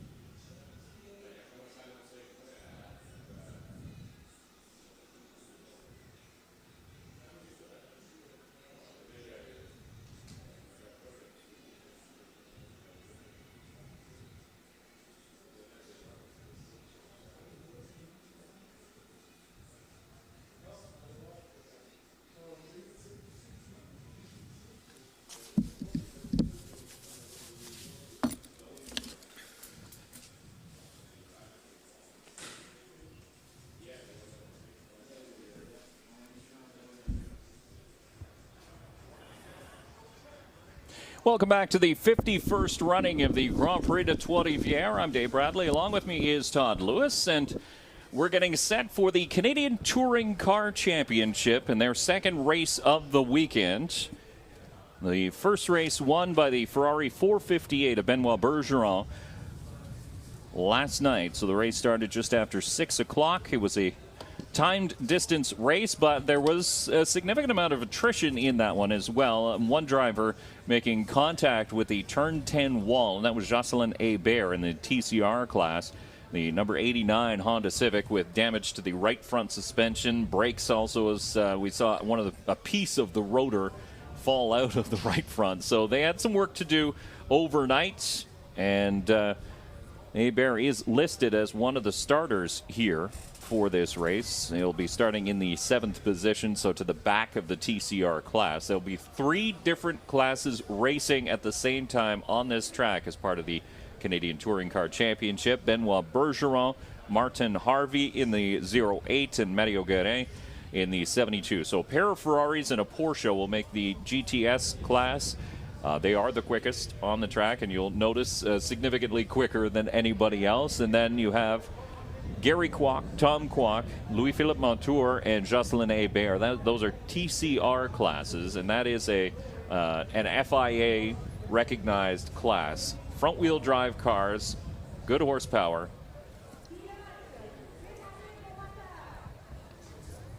As we get the call to start engines on the front straightaway. Dominique Bondar giving the command to start engines, and everyone firing up. Benoit Bergeron, the pole sitter, he was the one in the mirrors of Jocelyn Hebert in last night's race as they were making their way through turn number 10.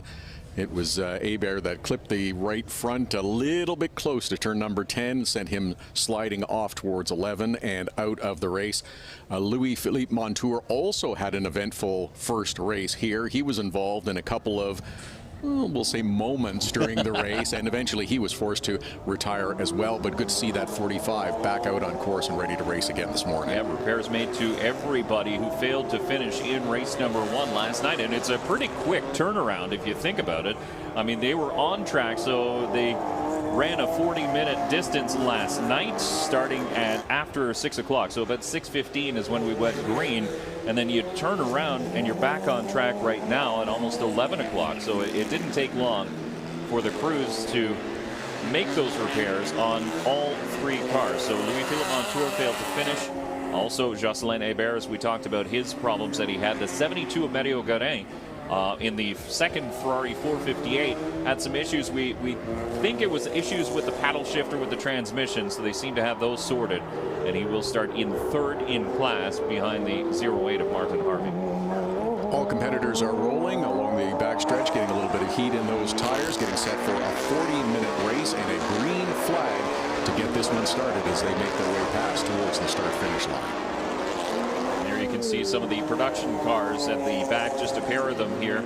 And Michael Sollenbach took first in the production category in the Mini Cooper S. Samuel Leclerc in the 21 is a Honda Civic SI, and they will round out the field here in the Canadian Touring Car Championship. And it looks like issues on the 72 of Guerin once again, and he'll slide down pit lane as we get set to go to green. So that's going to shuffle the field just a little bit. Normally when a driver pulls off, the line will move up, and so that's going to elevate the 66 of Gary Kwok,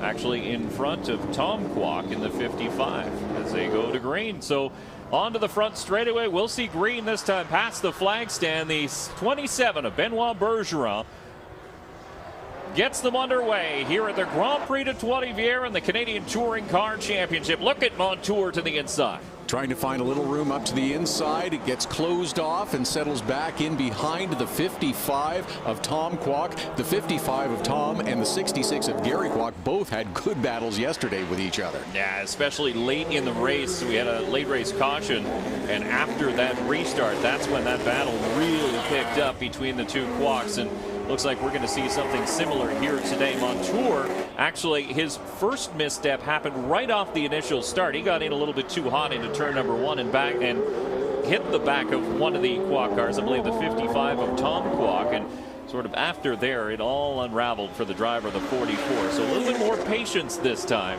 for Louis-Philippe Montour. Field starting to string out just a little bit. It's this 27 of Benoit Bergeron out in front, followed by the 08 of Martin Harvey, Gary Kwok in the 66, and Tom Kwok in the 55. And there you see Mario Guerin in that 72 along pit road. Throwing his hands up in the air saying, I don't know, it just won't grab a gear. And so they'll continue to work and try and figure it out. You saw a big slide from the 66 of Gary Kwok early on. He is pushing, opening up a bit of a gap now on the 55 of Tom Kwok. And Tom Kwok, he has struggled with really the section from turn 8 all the way through turn 11. We saw that yesterday in his battle with Gary Kwok. That is where Gary was quicker than the 55. Looks like that's the case again today because the 45 of Montour has closed that distance. And we recall before Montour was forced to retire in last night's race, he was also amongst that battles. It was a 3-car battle, and he's putting the pressure on that 55 car as it is. Yeah, the TCR cars, and you can see them all nose to tail on the track. The pair of Honda Civics and Gary and Tom Kwok, the third Honda Civic of Jocelyn Hébert, and then the Volkswagen Golf of Louis-Philippe Montour. They've been very close in through practice and through qualifying as well, separated by just tenths of a second, and that's by design in that class. I mean, you can't really do too much differently to the cars. They essentially have the same base horsepower. They're all 4-cylinder turbocharged engines, all front-wheel drive, and all have to weigh about the same. So yes, there's a little bit difference, a few differences between a Honda engine and a Volkswagen engine, where they're going to make horsepower, where they're going to make torque. But essentially when it boils down to it, the TCR class is an FIA approved class, keeps things relatively similar. As we see on track, the 45 is trying to find a way around the 55 of Tom Kwok. The 45 is right up underneath the tail, and as you mentioned, the car's equally prepared and equally compatible in terms of horsepower and performance. Makes for close racing like this, and this is the kind of nose-to-tail action that we saw last night, and it looks like we're going to see again for the next 37 minutes. And we can tell you that the 27 of Benoit Bergeron, that Ferrari 458, is well out in front, about 2 seconds a lap quicker than Martin Harvey in the Porsche GT3 Cup car.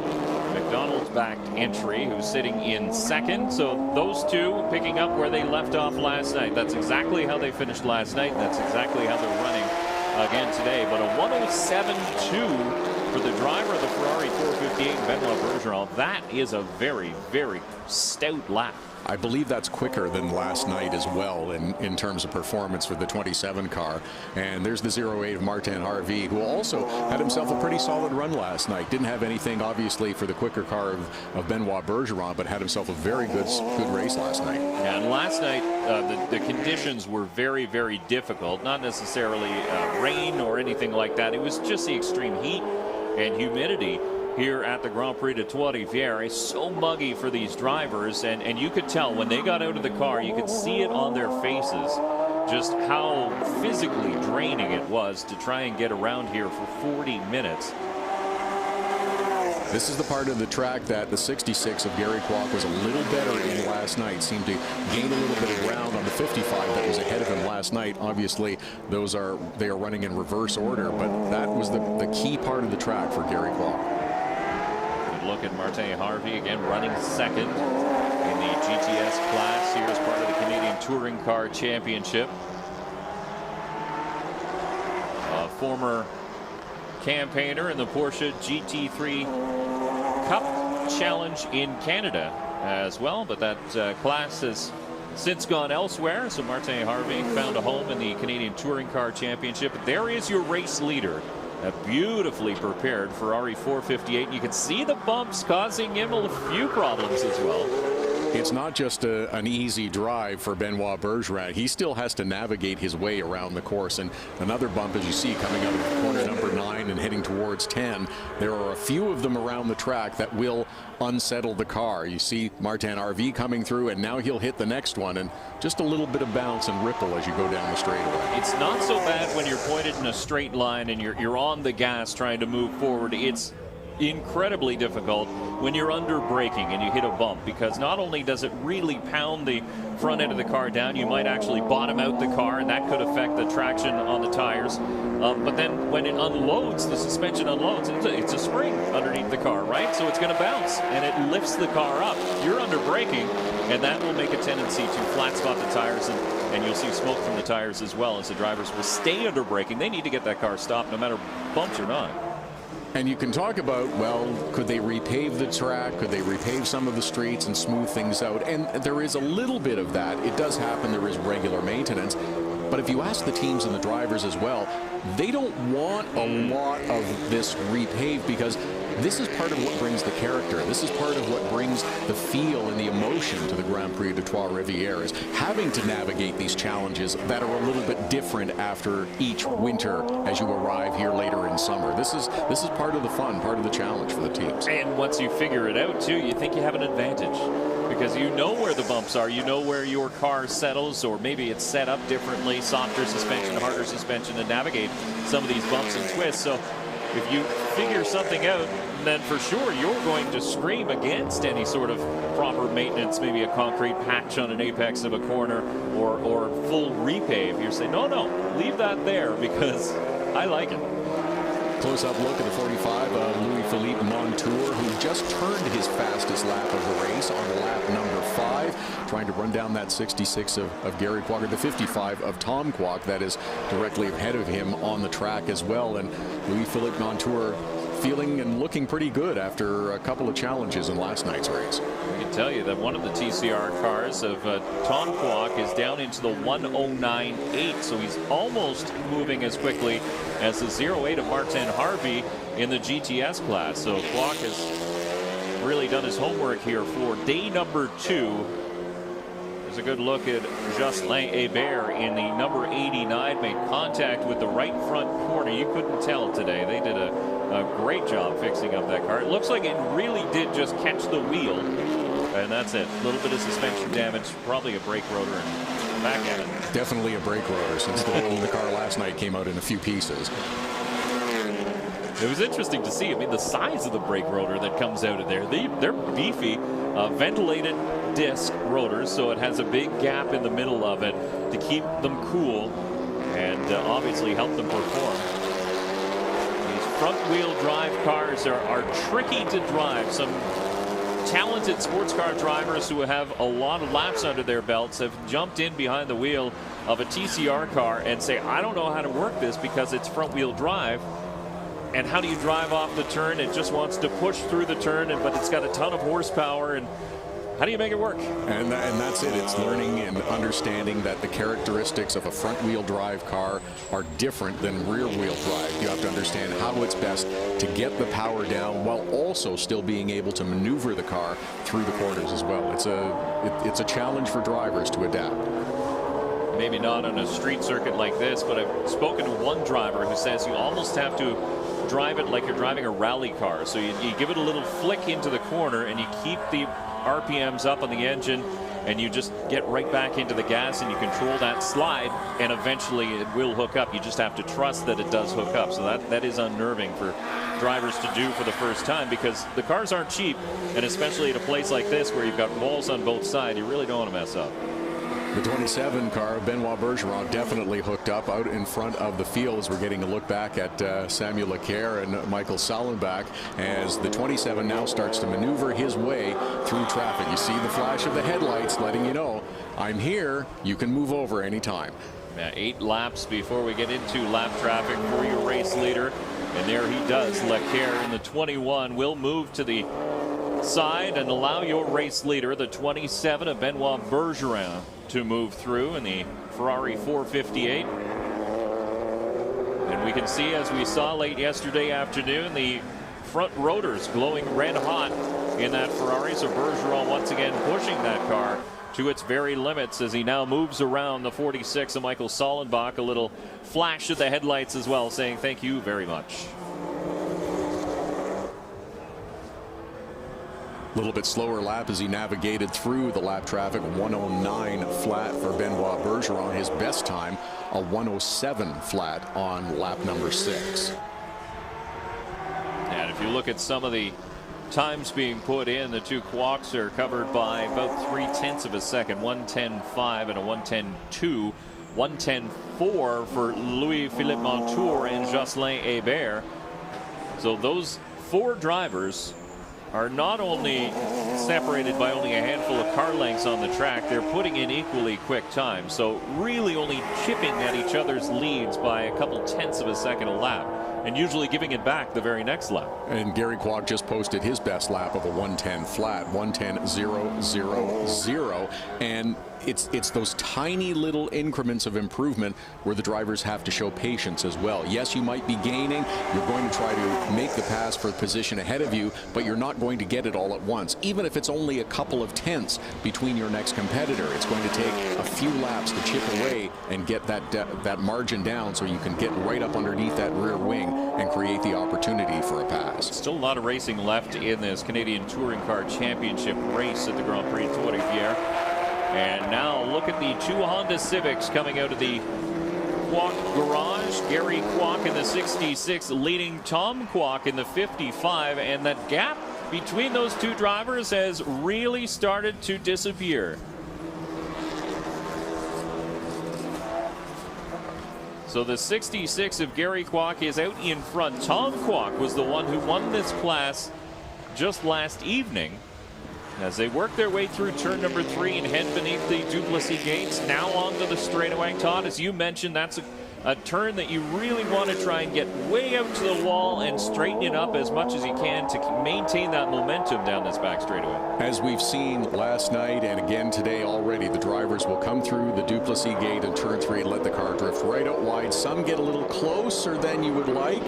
You don't want to touch the mirror or worse against the outside wall, but if you can straighten out that straightaway as much as you can, there is a left hand turn 4, turn 5, but it's barely an adjustment for the driver if they're doing it properly, and then you get down to the hard left-hander in corner number 6. You can see on the grill of the 45 of Louis-Philippe Montour some of the leaves that have blown onto the circuit here at the Grand Prix de Trois-Rivieres, so they're getting sucked up onto the air intake for the radiator on the front end of that car. It is a pretty windy day today. That's a big difference from yesterday. Yesterday was dead calm. It was just hot. But you didn't even have a breath of wind at any point during the day. Today there is a little bit more wind, and that's going to mean a little bit more debris is going to be kicked up onto the track as you see Martin Harvey going around the number 21 of Samuel Leclerc. Again, that not for position as Martin Harvey second in class in the GTS category in the Porsche GT3 Cup car. Samuel Leclerc second in class in the production category. And just as Benoit Bergeron did before him, Martin Harvey is navigating his way through the back markers as well. He'll find Michael Sallenbach next ahead in that red car as he makes his way out to try to put him a lap down. Great listen to the sound of the Porsche GT3 Cup car as the teams do their own timing and scoring on pit lane. Keeping an eye on the lap times for these drivers and comparing them to others as Harvey now catches the back end. Michael Sallenbach. Sallenbach from Roxton Pond, Quebec. Another familiar name comes from Roxton Pond, Quebec. Three-time NASCAR Pinty Series champion Andrew Ranger. Martin Harvey comes from Berthierville, Quebec, and a notable racer. I'm not going to say race car driver because it's been years since he's been in a car, but Uncle Jacques Villeneuve called Berthierville, Quebec home for many, many years. Of course, we used to see Jacques Villeneuve run here at the Grand Prix de Trois-Rivieres in years gone by in the Toyota Atlantic Series, along with his brother, you may know the name, Gilles Villeneuve. Know it well. Yeah. Martin Harvey had no problem disposing of Michael Sallenbach and now sets himself up to continue along the lap. And there you see the marshals along pit road keeping an eye on everything. If any of the cars come along pit road, their immediate attention focuses to them to make sure that everything is happening as it should be. Good look at that Porsche making its way around. As you mentioned a couple of laps ago, Dave, just the sound of that car as it comes by. It's just a beautiful thing to hear. It really is. They went to almost a straight pipe exhaust system, and you look at the back end of that Honda Civic in the middle of this pack. So the production Honda Civic, look at the back tire lifting up as it bounces through the corner, going on 3 wheels at times as Samuel Leclerc as he pulls to the outside, letting the TCR cars go by. But that must be a handful as you lean into the corner in essentially a stock production vehicle. But there you can see the difference. 2 Honda Civics and a 3rd Honda Civic, but 3 very different cars on the racetrack and very different speed levels as well. Very much. The 66 and the 55 seem to have been almost running in sync since they hit the track yesterday. It is one or the other in front, and the one who is behind always wants to be ahead of the other. I think the 55 is coming, though, and it's very slight. It's little by little, bit by bit, but he is slowly chipping away at the lead in this TCR class, built up by Gary Kwok in the 66. Sollenbach in the Mini Cooper S will tuck to the outside, let the leaders go by. He's going to slot back in, though, in turn number 1. And that could present a problem for the 55 of Tom Kwok, as Tom will catch him into turn 2 and heading down towards the Duplessis gates. Played out exactly as Gary would like it to have, as he makes the pass on the slower car that is lap traffic, puts him behind and gives himself a little room and a little buffer between the 55 of Tom Kwok. You don't want to have your competitor get through as quickly and easily as you. If you can put someone between you and have them take an extra corner or 2, it helps increase the gap later on, as we're just under 23 minutes remaining. And there is your race leader, Benoit Bergeron, who has led every practice session, qualifying session, the first race of the weekend last night, and once again back out in front, very comfortably out in front of the rest of the field. Should note that Martin Harvey has just clicked off his fastest lap of the race, so 14 laps in, and Martin Harvey went a 1:08.5, which is still not quite up to the pace of that Ferrari 458. A 1:07.0 is the quickest time for Benoit Bergeron. That's quick. You see those brake rotors getting a little redder each lap by for that 27 car as well. You could really see it last night as the sun was starting to set and it was getting a little bit darker. But even through the day today, he has his hands full coming out of corner number 9 in that 27 car, but gathers it back up and seems no worse for wear.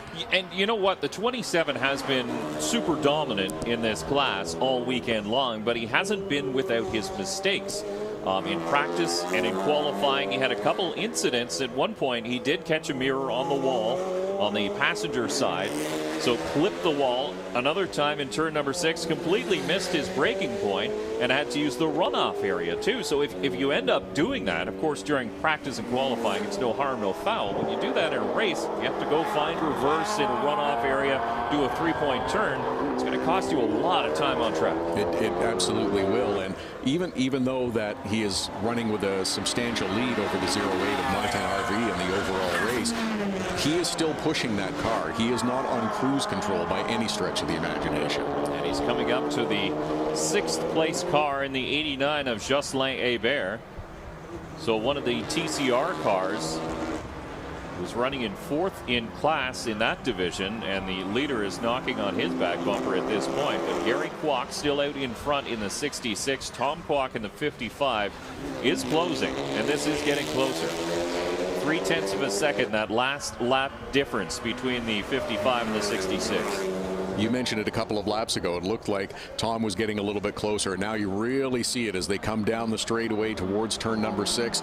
The 55 of Tom Kwok takes a little peek to the inside just to see if there's anything there, then gets back in line. He'll again try to get up as close as you can to the back of the car ahead of you and present an opportunity for the opportunity to present itself to make a pass. They always say in racing, though, catching is one thing, passing is another. So you can be a little bit quicker than somebody and you'll catch them, but you need to be a lot quicker than somebody in order to pass them. Or you have to coax them into a mistake Exactly. to open the door and create an opportunity. That's why we see the drivers try to get up as close as they can. That's why they'll duck out to one side or the other just to fill the mirrors of the driver ahead of them. That's why the headlights will flash to the competitors ahead, all to create awareness of the driver behind you. Maybe watch that mirror for an extra second and miss a spot. Turn up the pressure a little bit and try and force them into an error. Not necessarily, when you say force them into an error, it's not crash and bang and knock a back bumper off the car and push them into a wall. That's not the way it works. You're just trying to get in their head and let them make their own mistake. Play defense a little more than playing offense. Exactly. Now look, Tom Kwok to the inside. Gary Kwok will hold his racing line. You saw the halfway mark, so we're 20 minutes through this Canadian Touring Car Series race on Saturday here in the 51st running of the Grand Prix de Trois-Rivieres. I'm Dave Bradley. Along with me in the booth is Todd Lewis. And this is the best battle on track. It's for third overall, currently held by the 66 of Tom Kwok. Or Gary Kwok is holding it in the 66. Tom Kwok in the 55 really wants it, but a pair of drivers from Markham, Ontario, just outside Toronto. They'll see the cross flags this time. Trying to watch and see if Tom is just using a slightly different line through a couple of corners around through 6 or 7 or 8. That's where Gary was a little bit better yesterday in the race, and I wonder if Tom has adjusted just a little bit, trying to find a little more speed and to find his way back around Gary Kwok. Tom Kwok able to get a really good run the last time down the straightaway, catching into that draft just a little bit. He ducked out of line going into turn number 6. This time doesn't appear to be quite that close. There's your second place runner, Martin Harvey. Second place overall, second in class in the GTS class as well, behind the wheel of that Porsche GT3 Cup. I just have to stop and listen to that every time. So cool. You're not wrong. The Boxster style engine in that Porsche GT3 Cup. Yeah, you know what? The Ferrari 458 sounds equally as good coming around here at the Circuit 20 yard. It's the 45 of Louis-Philippe Montour, who has fallen back a little bit from that battle between the 66 of Gary Kwok and the 55 of Tom Kwok. Those three were very close together yesterday in the race before LP Montour had some difficulties. Right after this event, LP Montour will get out and get himself maybe a quick cold drink, and then he's going to be jumping back into a stock car for the first time ever. He'll be racing in the NASCAR Pinty Series this weekend here at the Grand Prix de Trois-Rivieres in a car prepared by Dumoulin Competition. And practice for the NASCAR Pinty Series comes up directly after we finish up here in the Canadian Touring Car Championship. Tom Kwok once again takes a poke out. Not close enough to make a move, but close enough to fill those mirrors. Again, it's that little bit of intimidation that some of these drivers are trying to play. Now, these two drivers have raced together for many, many years. They know each other's tricks. And I don't think Gary Kwok is going to fall for something like that.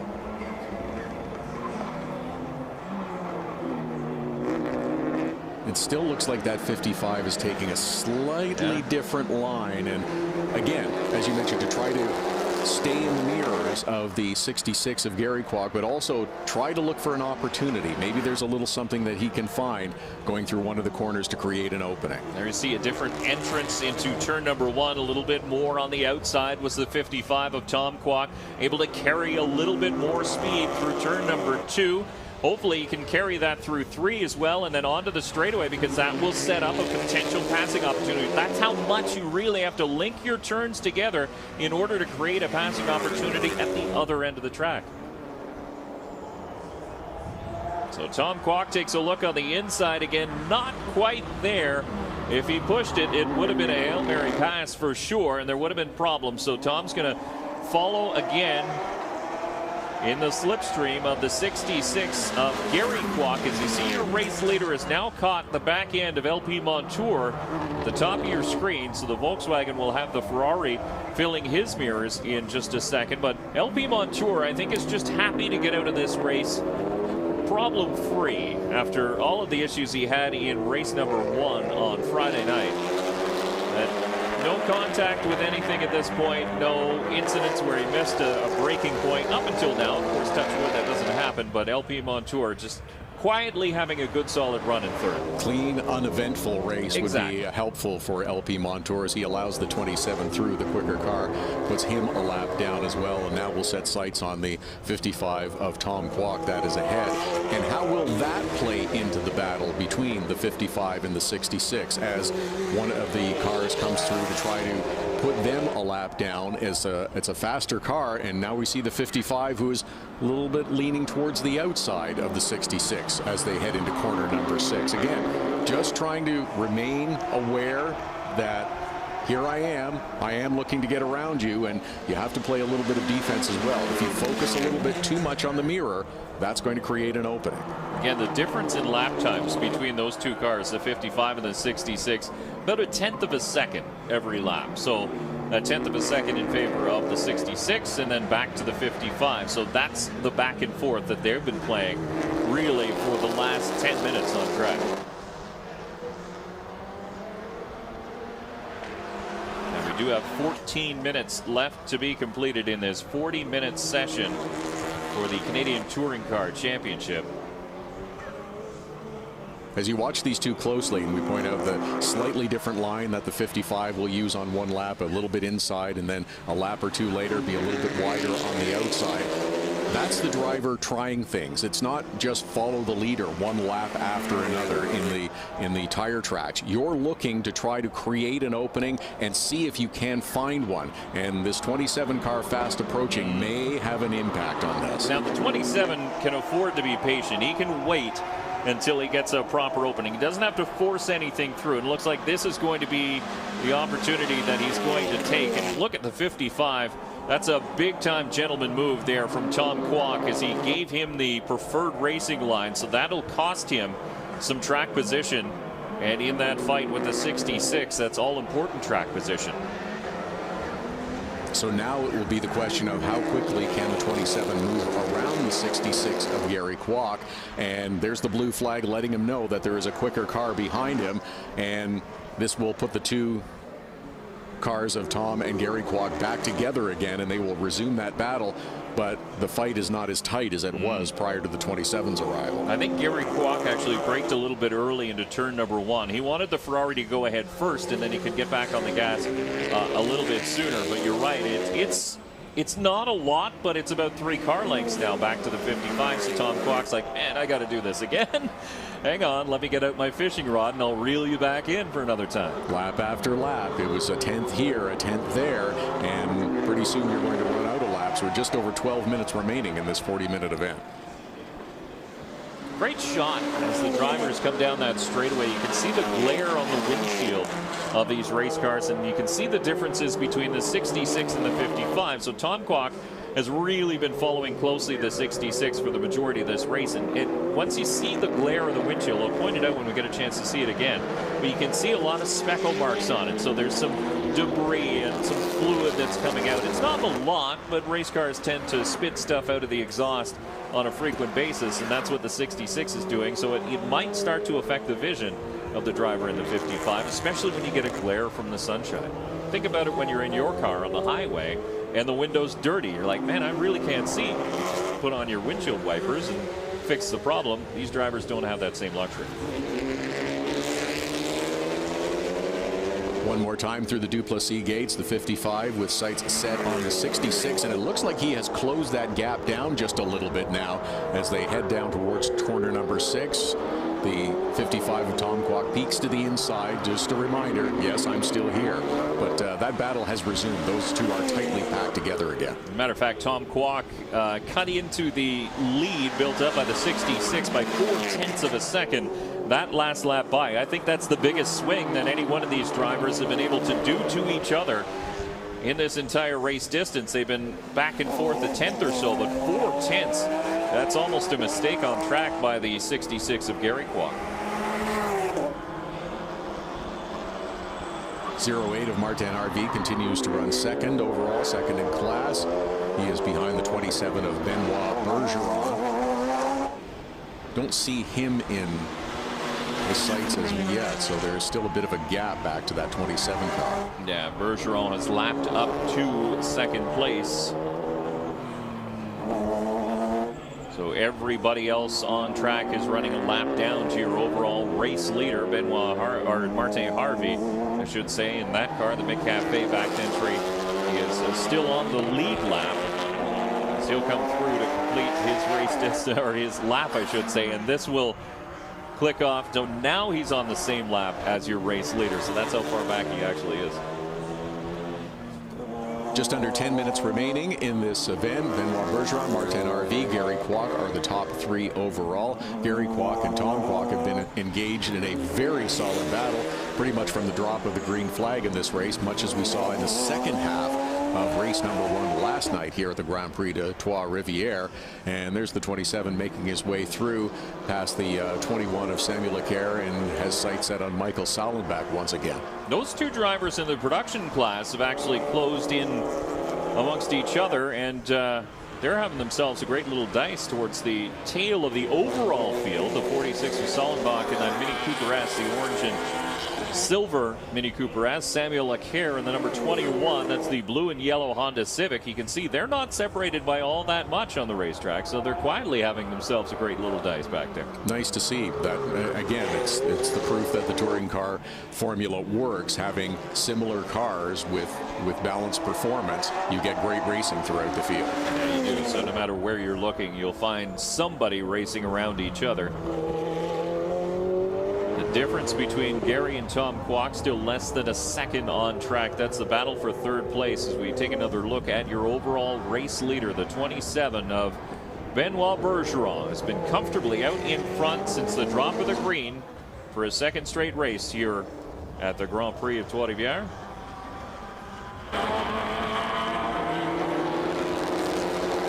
This is the battle we've been watching play out for really the last 20 minutes or so. On track, possibly even longer. A 40-minute time race. It may have been 35 minutes that we've been watching this nose-to-tail battle. 8 minutes left, and I'm wondering if the 21 of Samuel Leclerc and the 46 of Michael Sallenbach will impact the battle between Gary Kwok and Tom Kwok before this one is over. They are not that far ahead as you see them just at the top of the screen. This having to navigate through the lap traffic may be something that creates an opportunity for the 55 to get around the 66 of Gary Kwok. I know his time's running out, so Tom Kwok once again filling the mirrors, taking a look to the inside of the 66 of Gary Kwok. And now they'll catch a little toe actually behind the 21 of Leclerc. Will give them all kinds of racing room to the inside of that kink in turn number 7. In through turn number 8 with that green runoff area to the outside of turn 8. Turn 9's an opportunity, maybe. Turn 10 is really single file. That's where they're headed through right now. And it is, you're right, Sallenbach got in front through that slow, twisty corners in 9, 10, and 11. It really held up the 66. There goes 55 of Tom Kwok into turn number 1, so he's able to complete the pass into turn number 1 as Gary Kwok got it done on the straightaway as they crossed the stripe. Gary Kwok being ahead was able to take the wider line into corner number 1 as Tom Kwok was making his way around the lap traffic. He had to go up more the inside, had to slow down a little bit more, and looks like that gap has opened up just a little bit again between those two. Now we can tell you last night it was Tom Kwok in the 55 who won this class, the TCR class. Gary Kwok came home second in a very similar scene that played out, but it was the 66 who was chasing the 55. And is there problems on the 55? It looks like there is. Tom Kwok off the pace on the exit of turn number 6. Still ahead of the 46 of Michael Sallenbach. But that car definitely didn't get the drive off turn number 6 as it had been getting. And now Tom Kwok is definitely slowing down. Here's LP Montour. So this will be for position. The 45 will go through to second spot in the TCR class. 5.5 minutes left, and it all seems to be going away for the 55 of Tom Kwok, who has slowed and lost a position now to the 45 of LP Montour.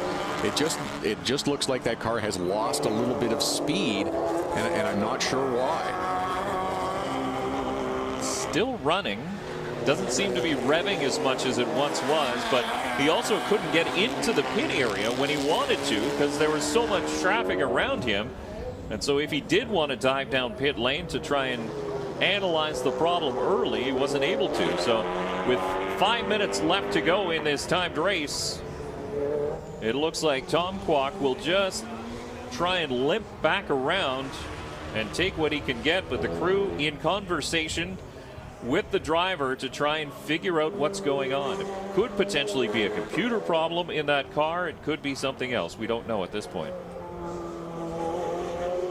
It's a similar question that Mario Guerin was asking earlier. In last night's race, he retired early, took to the starting grid for today's race, but even on lap number 1 pulled over and said that like something's not right, and they had not been able to diagnose the electronic issue. The driver with no issues at all is your race leader. 31 laps in the books for the number 27 of Benoit Bergeron.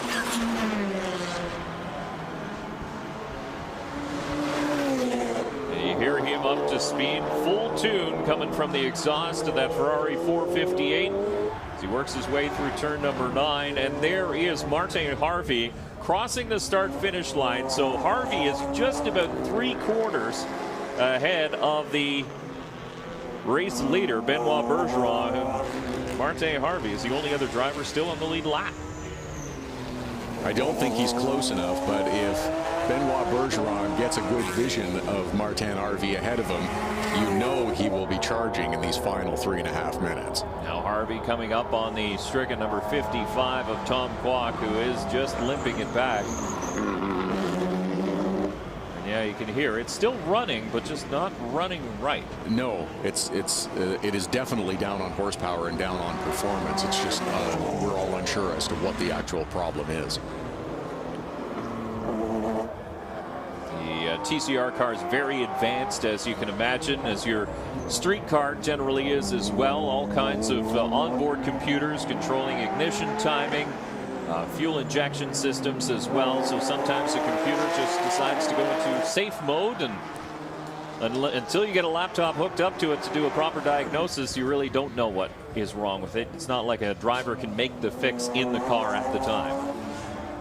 Martin Harvey in the 08 continuing to run a smooth race as we're about 2.5 minutes remaining in this 40-minute CTCC race, and he has cruised along as well. Also trying to run and push that car as quickly as he can, but much like Benoit Bergeron, has really not been challenged throughout this entire race. Hasn't stopped him from running hard, but he has been very unchallenged for this entire run. And now he's just... Is there problems? There's problems on your race leader. I thought he was just easing it through the turns. We have 2 minutes to go, and this is your race leader who has lapped all the way up to second place. Now he refires. Nope. There's no sound coming from that Ferrari 458. That car has gone quiet because he makes his way through the Duplessis gates, and he is coasting down the backstretch now, and he is out of fire, and I'm not sure he's even going to make it back to pit lane. What a turn of events. Martin Harvey.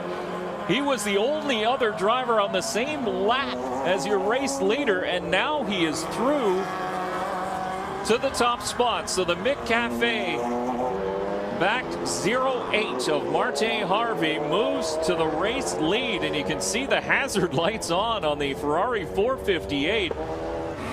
The driver has to be super disappointed.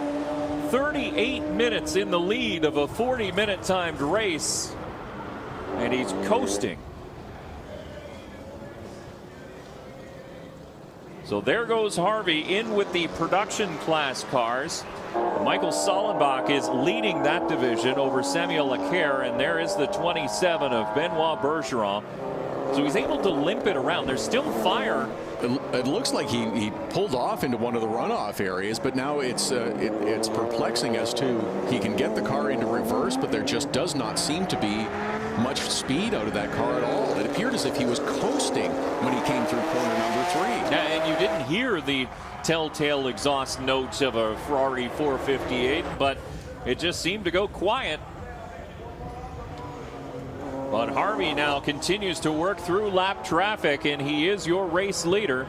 Bergeron still listed as second, believe it or not. He had that big of a lead despite the fact he's sitting stopped on the racetrack now.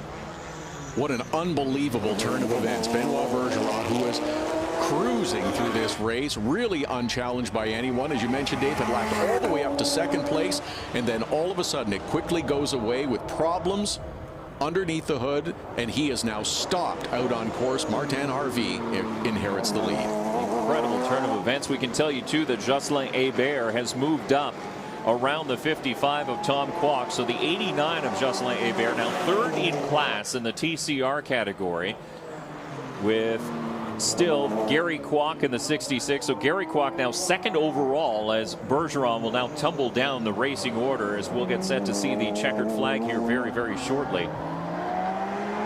So fast for so long was the number 27 of Benoit Bergeron. And it all came unraveled with 2 minutes to go, as we see the white flag. 1 more lap to go. And now Martin Harvey simply has to complete the 11 turns as he makes his way through 1, and now the left-hander of number 2. He has to be as surprised as everyone, thinking that, okay, we're cruising through and everything will go and I'll finish second again, but then all of a sudden he inherits the lead. Yeah, so there you go. You have to have a little bit of luck on your side to win these races as well. You have to be fast, and Martin Harvey was there. He wasn't too far off the lap times being put in by the 27 of Benoit Bergeron. But a little bit of luck on your side never hurts as well, as Louis Montour is now up into third place overall, second in class in the TCR class. So after having sort of a nightmare start to the Grand Prix Trois-Rivieres weekend, he's definitely turning it around. What a nice bounce back for the 45 of LP Montour, who, as you mentioned, is running second in class behind Gary Kwok. Won't have time to catch him on this final lap, as we're watching the 08 of Martin Harvey make his way around through turn 9 one final time and head for home.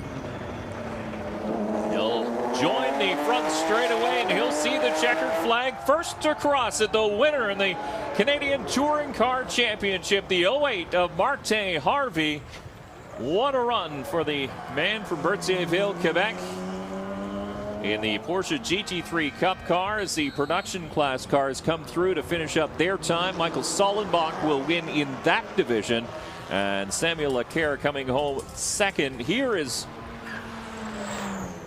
Jocelyn Hébert coming through to complete his laps. He was a full lap down to your race leader, so he's 4th overall on track. This is 2nd overall. Gary Kwok, who had a great run, held off a challenge from the 55 of Tom Kwok. He'll cross the line, 2nd overall, 1st in the TCR class. And then we're still waiting. There is Louis-Philippe Montour in the 45, the Volkswagen.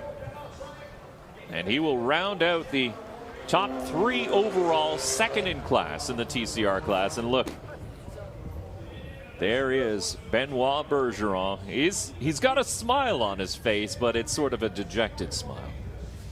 There is definitely frustration visible in the eyes of Benoit Bergeron, who seemed to be cruising through, and just all of a sudden it went away from him.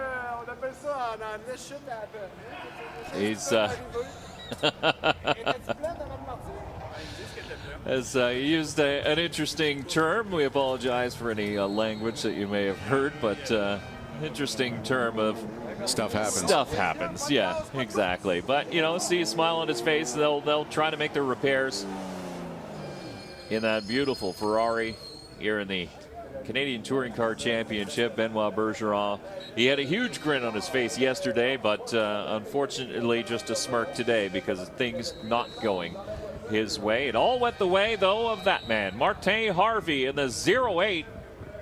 2nd for the majority of this race, and he'll be happy to jump out as your race winner.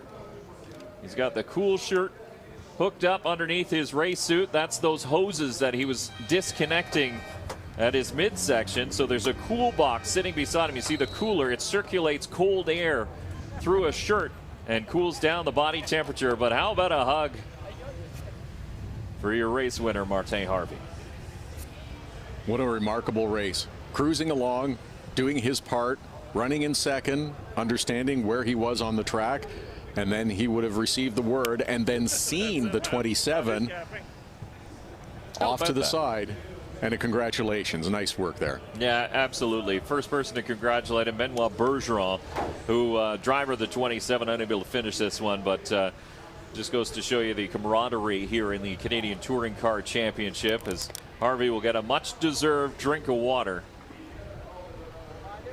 as the race winner here today. But you're absolutely right. This is why we run the races, and this is why we run the full distance as well, because you never know what can happen, and you never know what can break. It's not qualifying where you're looking for one fast lap. Yep. It's a 40-minute race where you have to run the entire race and be quick and be consistent through the entire race. Benoit Bergeron, unfortunately, mechanical gremlins got the better of him, took him out of the race, seemed to be on cruise, and everything was fine. It all went away in the late stages with just a couple of minutes remaining. So Harvey's going to jump in the back of the pickup truck and head over to the podium ceremony down towards turn number 1.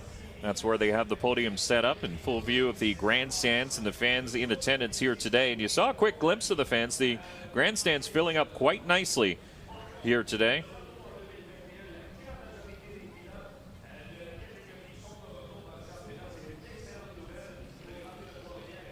On a beautiful Saturday, it's part of the Grand Prix of Trois-Rivieres. We looked at the forecast yesterday, even as late as yesterday afternoon, and it was looking a little bit dicey. There was some good chance of showers being called over the course of the day, possibly a 60% chance of showers, but then we got that overnight, and it was done, over with, and out of the way. So we started with a little bit of a wet track this morning for the Nissan Sentra Cup qualifying, and then into the Canadian Touring Car Championship with beautiful sunshine back here today.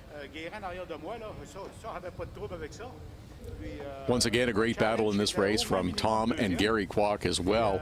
Until the late stages, when again the 55 seemed to slow just a little bit. The engine was still running, but it was not running at peak performance, and he fell away from the back of the 66 of Gary Kwok. It was Tom who won the race in the TCR category last night, so Gary will collect the victory today, and they will split. But good racing between those two drivers for both events. Yeah, I was a little bit disappointed to see the problems on the 55 of Tom Kwok and slowing that Honda Civic in the latter stages of this race, because I think that one was going to go down to the wire. And yeah, you're right. That one is has been tight all weekend long, and it's going to continue tomorrow as well for another. Actually, no, they're done. I'm just looking at the schedule, and the Canadian Touring Car Series have finished up their allotted races here as part of the Grand Prix of Trois-Rivieres. So the next race we'll see on track will be the Nissan Sentra Cup, as NASCAR Pinty Series practice will hit the track. We'll take a break for that because it's just practice, and then we'll be back with the Nissan Sentra Cup, 2 o'clock this afternoon. They will go green for their first race of the day. They had qualifying to start things off at 9:25 this morning. They were the first ones out on track to test that track with a little bit of dampness. Didn't really seem to impede the qualifying at all. Everyone seemed to have a pretty good feel of the track. There weren't any puddles or anything serious in terms of dampness or moisture on the track. And what we saw in the Nissan Sentra Cup was quite interesting in terms of speed and really close competition, even going all the way through the microclass as well. There were less than 10 seconds separating the entire field, so we'll look for some good racing this afternoon. Absolutely, and we head over to the trophy presentations. I wouldn't be surprised to see LP Montour not join this trophy presentation. He did finish on the podium, 3rd overall and 2nd in class in the TCR class. However, he's got to jump out of a Volkswagen and jump into the NASCAR Pinty Series, which are setting up for practice in the paddock area right now. So he's going to get fitted into that car and join us for practice in just a minute. So takes some time to get strapped into a vehicle and maybe get some water into you as well. A couple bottles of water likely for LP Montour. As quick briefing from the team as well. Yeah. Here's what our approach is in this first 30-minute session. There will be 30 minutes, a quick 10-minute break, and then the NASCAR Pinty Series will have a second 30 minutes, all back-to-back. So this will be the discussion. Here's what we want to do. Here's what we're looking to accomplish. It's just practice. Go out and get the feel of the car. Yeah, especially for that first practice, too, for any rookie driver. And we do have several first-time drivers joining the NASCAR Pinty Series here in 2021 at the Grand Prix of Trois-Rivieres. Good solid field, though, of 24 cars checked into the pits here today. But, or 23, I should say. So Sam Fellows making his very first NASCAR Pinty Series start. First time on a road course as well, behind the wheel of a stock car like this. He's done some similar racing on ovals, but not on a road course like this. Kyle Marcelli going to make his first start, as we mentioned, LP Montour. Trayton Lapsevich also. So he comes into this one up in the point standings in 2021, but he's never actually raced on a road course. He's tested, but testing is different than racing. Yes, and again, he'll be one of those that will just be trying to get a feel and a handle on this tricky track here at Trois-Rivieres and just get the feel of that car in the first 30-minute session and really see where they can make improvements. Dominic Bondar once again handing out the trophies to the top finishers here in the Canadian Touring Car Championship, and there you see a similar story to what we saw yesterday. The 46 of Michael Sollenbach from Roxton Pond, Quebec, taking top honors in this class alongside the 21 of Samuel Leclerc from Victoriaville, Quebec. And good photo there as they do their hat swap. Beautiful trophies once again here at the Grand Prix de Trois-Rivieres. That's always been a signature of this race, hasn't it? Terrific presentations. The drivers really appreciate it when they collect them. And as we saw last night, nothing with the champagne in the early going of these podium presentations. We may see a little bit later on, though. Yeah. These drivers were content to just take the full bottles home, but you can see the bottles of champagne sitting on the podium. They're ready to be sprayed if they need to be. And this is the TCR class, so a very different story for that driver, Jocelyn Hébert from Béancourt, Quebec, who finished on the hook yesterday and was dejected. We saw shots of him sitting in the car just disappointed as the car made contact with the inside retaining wall in turn number 10. Brought about the late caution last night, but now on the podium today. That is a nice turnaround. There is LP Montour on the podium, second in class, behind Gary Kwok, the winner in the TCR class and the second place driver overall in this category.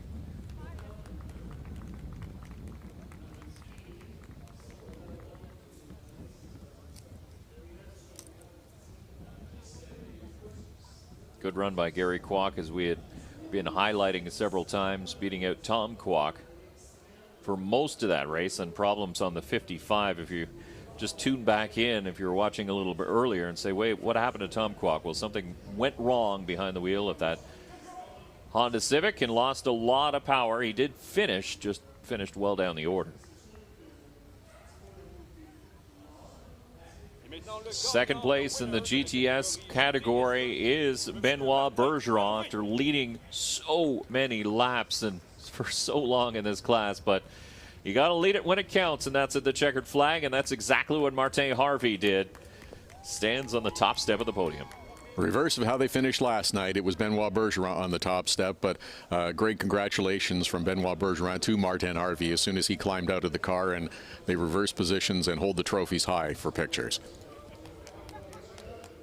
There you can see they have masks on the face, and you'll hear this quite often, but they have the masks on the face, but you can tell in their eyes how happy they are. It was a small but mighty field here in the Canadian Touring Car Championship, and that 27 jumped out to an early lead and extended that lead throughout the event. The best race on track for the majority of this one was between the 55 and the 66. Pair of Honda Civics.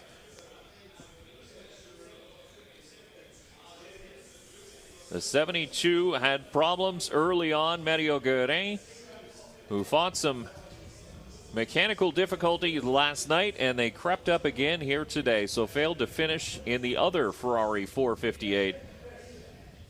But it was all Benoit Bergeron, who had lapped almost up to second place at one point during this 40-minute timed race, and there was that battle that we watched so intently between the two Kwocks. 66 of Gary Kwok and the 55 of Tom Kwok, nose to tail for a good portion of this race, working their way through the traffic, and Tom Kwok would fall back just a little bit, but then he would find his way back up until this mechanical issue reared late in the race. he was off the pace and fell away, and LP Montour moves ahead.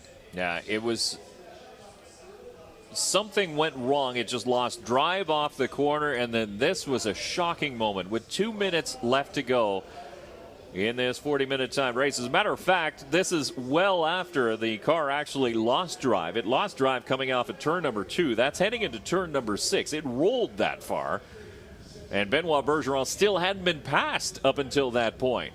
He was that far ahead. Then Martin Harvey assumed the lead and led them to the checkered flag and his win here in 2021 at the Grand Prix of Trois-Rivieres. There's the final finishing order. Martin Harvey, Gary Kwok, and Louis Montour are the top 3, followed by Jocelyn Hebert, Michael Sallenbach, Samuel Leclerc, Benoit Bergeron, Tom Kwok, and Mario Guerin in that 72 who had the problems right at the start, mechanical issues. So as we mentioned, the next action on track will be for the NASCAR Pinty Series and their practice sessions. We're going to take a break from the streams for that right now, but we'll be back with the Nissan Sentra Cup. And on our schedule, that one says 2 o'clock. You will want to rejoin the live streams here and the live call. I'm Dave Bradley. Todd Lewis has been joining me in the booth. We'll be back for the Nissan Sentra Cup coming up at 2 o'clock later on this afternoon. Big congratulations to Martin Harvey, the overall winner in the Canadian Touring Car Championship.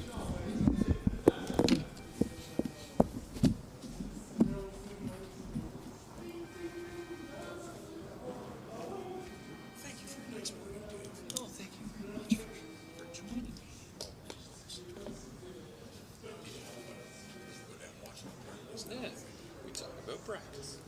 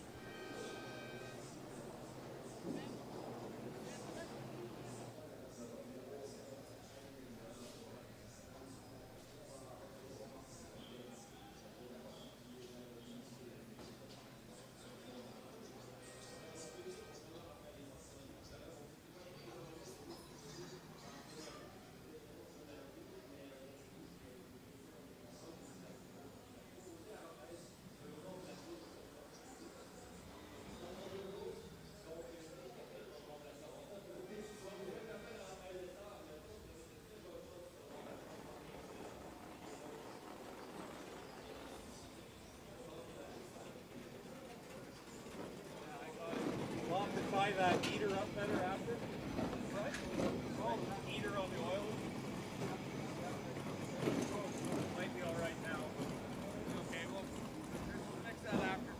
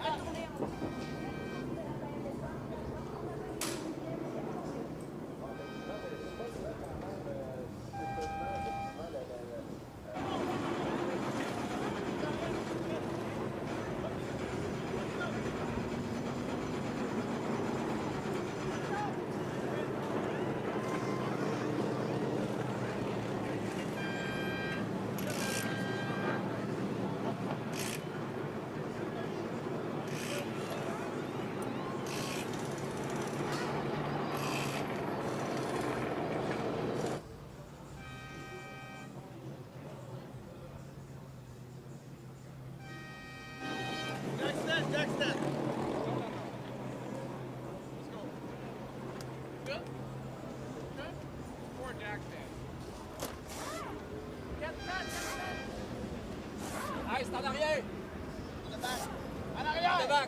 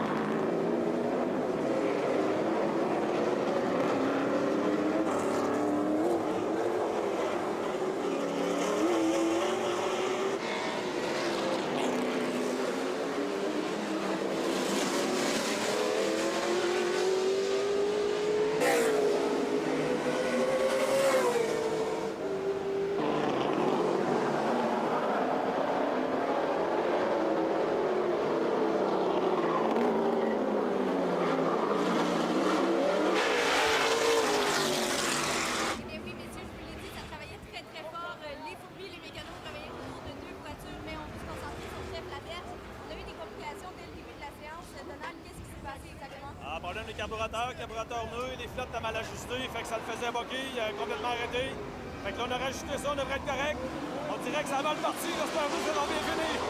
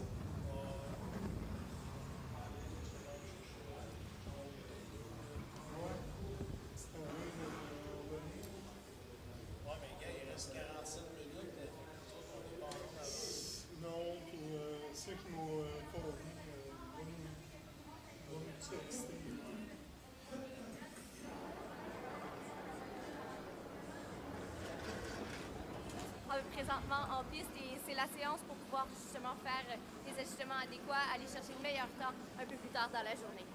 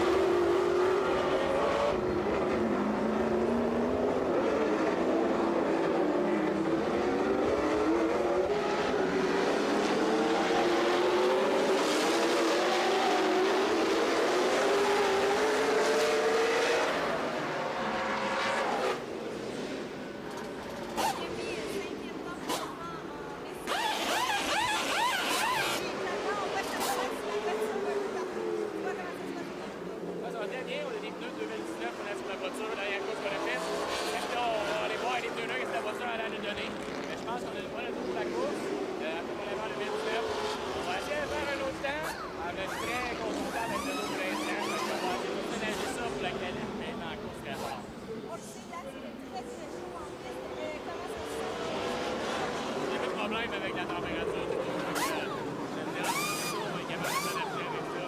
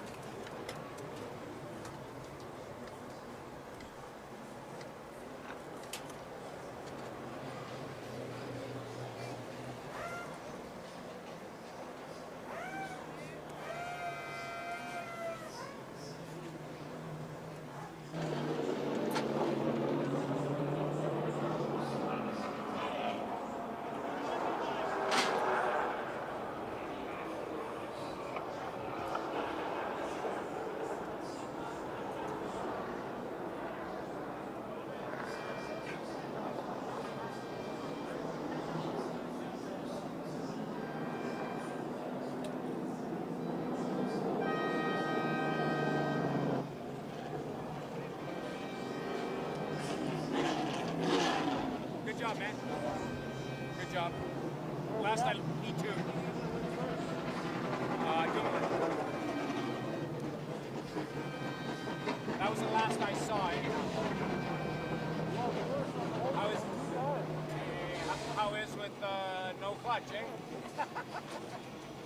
Once you're rolling, you're good.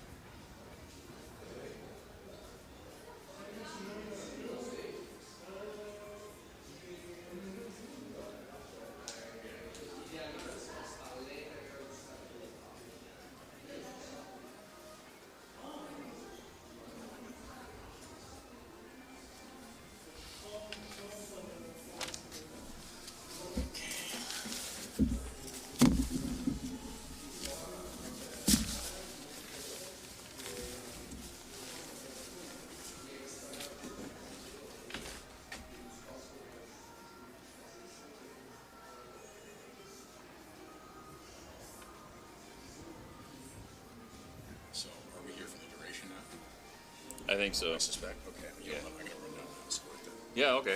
Absolutely. What do we got? Got 10 minutes. Oh, yeah, we're fine. Yeah, yeah.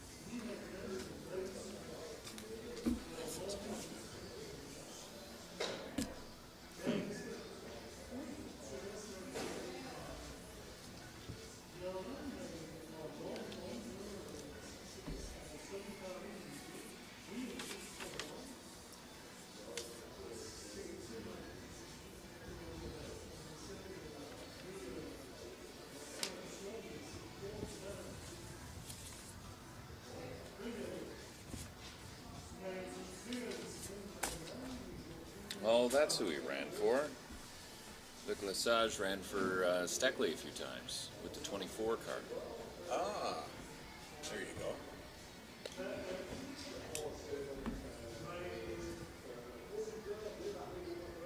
He used to run Atlantics.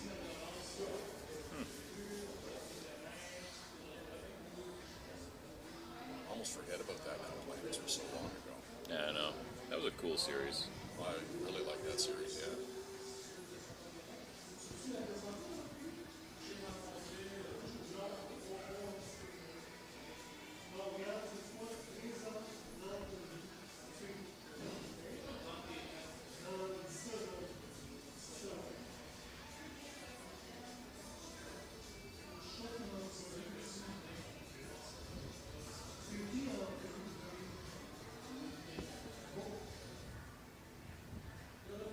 Last time he ran, 2018.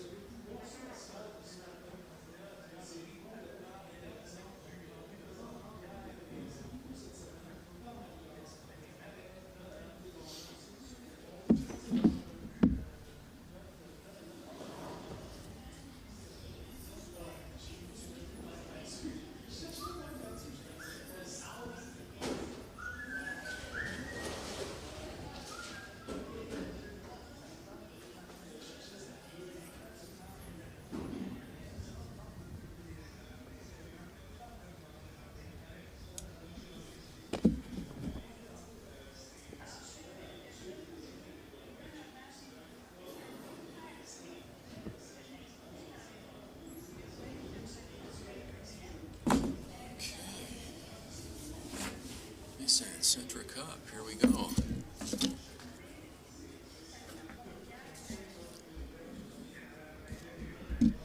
So that mandatory vaccinations for healthcare workers, by the way, Yes. came down at 6 o'clock on a Friday. Surprise. That's a usually a Ford thing that he does. Ford Front Friday Oh, that's drops big news on That's it. SOP. Like you've got news you want ignored for the most part. Yep. You drop it Friday at 3.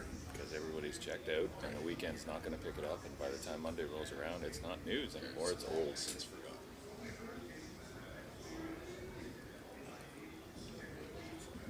Yep.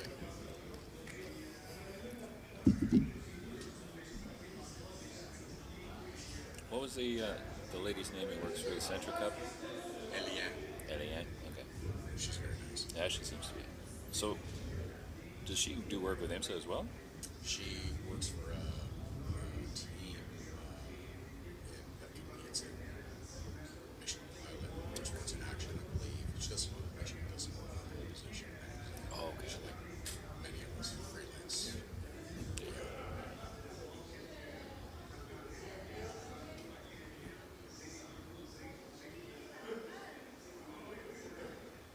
So it's in Centric and 1600 PTs, and then Super Production Challenge, The urban. the Urban Challenge. Yeah. Are you staying up here for Pinty's qualifying, or Sure. you, like if you want to go down and watch from the paddock area or whatever? We'll play it by ear. Yeah. I'm here to help Dave. I appreciate it. Make your life easier. No, it does. It's like, oh, do some stuff. It's like, let's just do it. You figure it out. Yeah. It's easier. Yeah, got- he was making a schedule like back and forth. Yeah. But then I'm like, well, I'm just going to be sitting there. You know? It's not like I'm going home. Right. It's like, no, let's just, this is easier for everybody. Yeah. But like I'm saying, I mean, if you want to go to the paddock area to gather information, Well, if I need to do something, I will. Or if we need something, I'm happy to, make a dash to get it. So.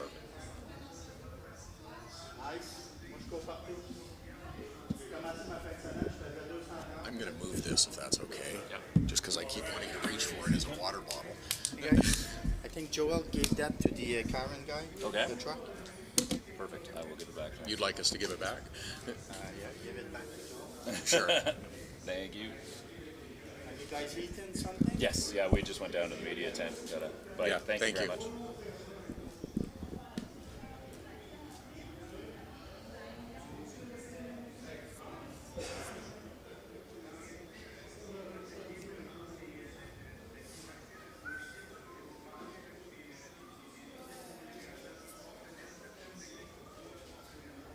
So we had GoPros set up on both our cars for the weekend.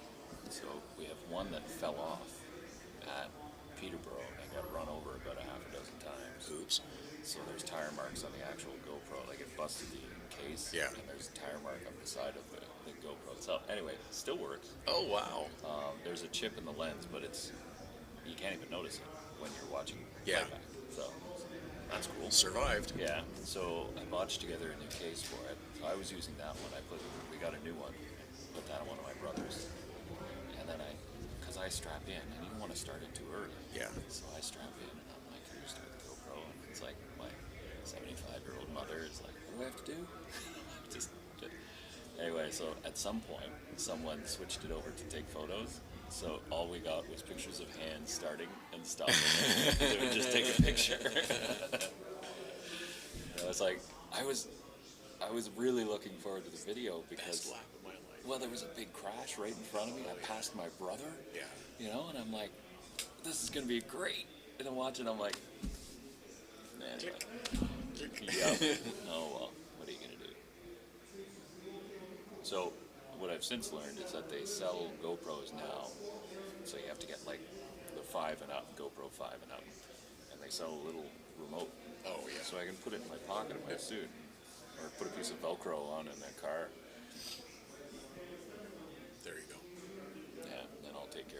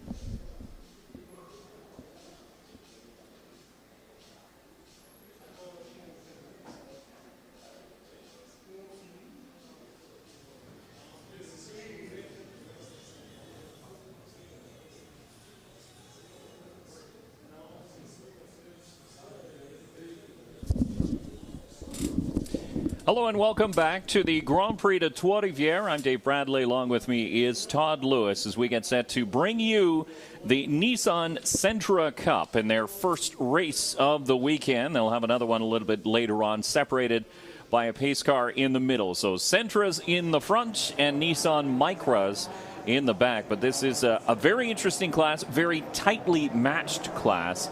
And if qualifying is any indication, we should be in for a very, very tight race throughout this 40-minute timed race. No question, Dave. We saw even the difference in times for laps between the Micra and the Sentra class were not that extensive during the qualifying period. Less than 10 seconds a lap around this 11-turn circuit. Gavin Sanders posted the quickest time, although he was challenged pretty strenuously by Kevin King. Came up just a little bit short, and those two will line up on the front row for the Nissan Sentra Cup race here this afternoon at the Grand Prix de Trois-Rivieres. Those two, I think, are expecting a pretty good head-to-head battle, and we expect close competitive battles right through the field. Yeah, and don't count out your third-place starter, Valerie Limoges, in the 220. Now, this is the first time the Sentra Cup cars have run here at the Grand Prix de Trois-Rivieres. When they ran as the Nissan Micra Cup, so it would have been a full field of Micra cars. That's when Valerie Limoges found her way to victory lane behind the wheel of the 220. The Sentras, obviously, a little bit bigger, a little bit bulkier than the Micras behind, but four-cylinder cars, 16 valves, 149 horsepower, 146 foot-pounds of torque, 6-speed transmission, and they do get around here fairly well. The transmission, the basic car itself, is still stock appearing, and the suspension as well. It'll move around a lot, too. You'll see these cars hit some of the bumps that you'll find on this 11-turn circuit, and it doesn't really soak up the bumps as well as some of the other series that we see racing here this weekend. First pace car is pulling off, the lights are out, and the field is lined up 2 by 2. The Nissan Micra pace car will pull off as well, and we'll have 2 starts, both classes starting one right after the other. Oh, don't worry, they'll get mixed up together in no time at all during this 40-minute race. You're absolutely right. So the leaders will find lap traffic over the course of this timed race, but the field making their way through turn number 10, 11 onto the front chute, very orderly on the front straightaway, looking for the green flag here in the Nissan Sentra Cup, and we are underway. There you can see just how tight they are. They're leaning on each other in through turn number 1, side by side, 3 wide at one point, and managed to make it through turn number 1 cleanly. But will that be the case after turn number 3? The Micra Cup start now, equally as chaotic as they fan out 4 wide. I was holding my breath for a second as these Nissan Sentra cars were fanned out 4 wide, headed to corner 1, thinking that's not going to work, but they did manage to get lined up at least well enough to get through the first couple of corners, and now they're making their way through towards corner number 6, that left-hander. It is the number 1 of Kevin King that has taken the lead away from Gavin Sanders. The driver that's lost a lot in the early going is the 116 of Eric Chaput. And he is back towards the middle. You can see he's just coming into frame now at the top behind the 94 of Jesse Webb. He put the fifth fastest time down in qualifying earlier on this morning. So these cars were the first on track this morning here on Saturday. And the 116 went 5th quickest, and now he finds himself a little bit further back than that. Off the start, there were a couple of cars in the back of the Nissan Sentra Cup field that fanned out really wide. It's as if they wanted to get going before the row or a couple of rows ahead of them had really accelerated towards the green flag, and that kind of jumbled things up a little bit. It's the 1 and the 10 out front, followed closely by the 220 of Valerie Limoges and Alexandra Fortin in the 32. NASCAR Pinty Series finishing up their practice earlier on today. Car did lay down some oil towards the end of that practice session. The cleanup crew did a good job laying down some speedy dry. They have actually a street sweeper that they use to clean it up, but you'll see some puffs of dust as these cars make their way around the track. That's just cars running through what's left of the speedy dry. Oh, look at the body damage to the 220 Valerie Limoges. Again, we had quite a wide great start. A number of cars fanned out. It's you want to get going as quickly as you can, but it's really not smart to get going before the car ahead of you starts to accelerate away. But you can see that body flapping in the wind, and I just wonder how much of an effect it's having on the handling of that 220 car. Especially on the straightaway, too. It's almost acting as if it's a parachute as it heads down Boulevard du Carmel and towards turn number 6. The car is now working turn 10. Kevin King is your race leader in the 1. His teammate Gavin Sanders, who was the pole sitter in this race, slotted back into 2nd. Then Valerie Limoges, and then the 32 is driven by Alexander Fortin, who's a competitive ski racer as well. So it's funny, you see a lot of competitive ski racers, and then what do they do in the summertime? They still want to go fast, so they find themselves a race car. And a number of them have done it in different series from coast to coast as well. That is a serious battle between those front two, those teammates, the 1 car and the 10 car of Kevin King and Gavin Sanders, starting to put a little gap now back to 2nd place. I wonder how much of a distraction that body work becomes to Valerie Limoges as well. You want, as a competitor, to fill up the mirrors of the car ahead of you. Every time she glances out that driver's side mirror, she's going to see that body work flapping as well. She'll probably hear it too, actually, as it flaps back and hits the car. It'll probably make a noise, and again, that just steals your focus just for a split second. As you can see, another battle developing just in behind too, and battle for the lead now, nose to tail, Kevin King and Sanders looked for a way by. He couldn't find it. He slots back into 2nd place, but they are so close. And Limoges is now spread a bit of a gap on the 32 of Fortin in 3rd spot. So now she can relax a little bit and just focus on the battle in front of her. This is the tight competition that we talked about. You might have a better lap than the competitor ahead of you. You might have a couple of better corners and vice versa. And the seesaw back and forth is only about a 10th or 2. And these two teammates are beating on each other pretty steadily right now. That Gavin Sanders is trying to force his way ahead of teammate Kevin King. And Kevin King, a former Canadian karting champion, also the 2020 Nissan Micra Cup champion, the vice champion in the Micra Cup as well in the year 2019. So he's had very significant success levels in the Nissan series. Now in the Nissan Sentra Cup, he finds himself at the front of the field. See the cars going through corner 6 there, that left-hander, and there's a number of bumps entering into corner 6, and you even notice it depending on the apex that you'll take through the corner. You have to navigate the bumps as well as make sure that you have that corner lined up properly, as Gavin Sanders is really once again trying to push that 1 car ahead of him, looking to the outside and trying to fill the mirrors of Kevin King. He is trying to put on all kinds of pressure. King comes into this one as your points leader in the Nissan Sentra Cup. As a matter of fact, Gavin Sanders is in 3rd. Jesse Lazar comes into this one 2nd in points. So Lazar currently 5th on track. As that 2-car battle you saw it just flash across the top of your screen, it's losing touch with this top 4 just a little bit.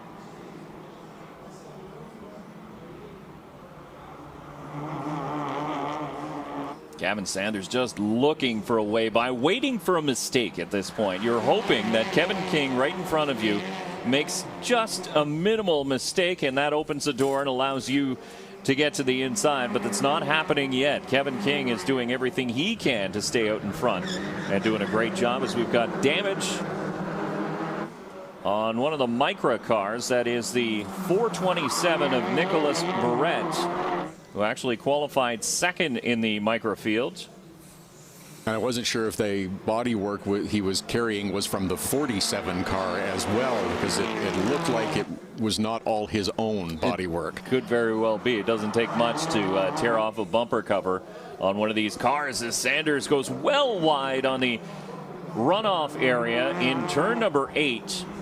And that's not necessarily a bad thing to run that wide either. You'll carry the speed through, and you're trying to maximize the speed through the corner. It may give Gavin Sanders the opportunity to run up on Kevin King. Doesn't look like he's much closer at this point in time, but running a little bit wide doesn't necessarily hurt you that much. And these two really are putting a beating now on the field as they open up a bit of a gap, because 119 is the last lap for the top 2 cars. 120 is for Valerie Limoges in the 3rd place white car, as it is at the top of your screen.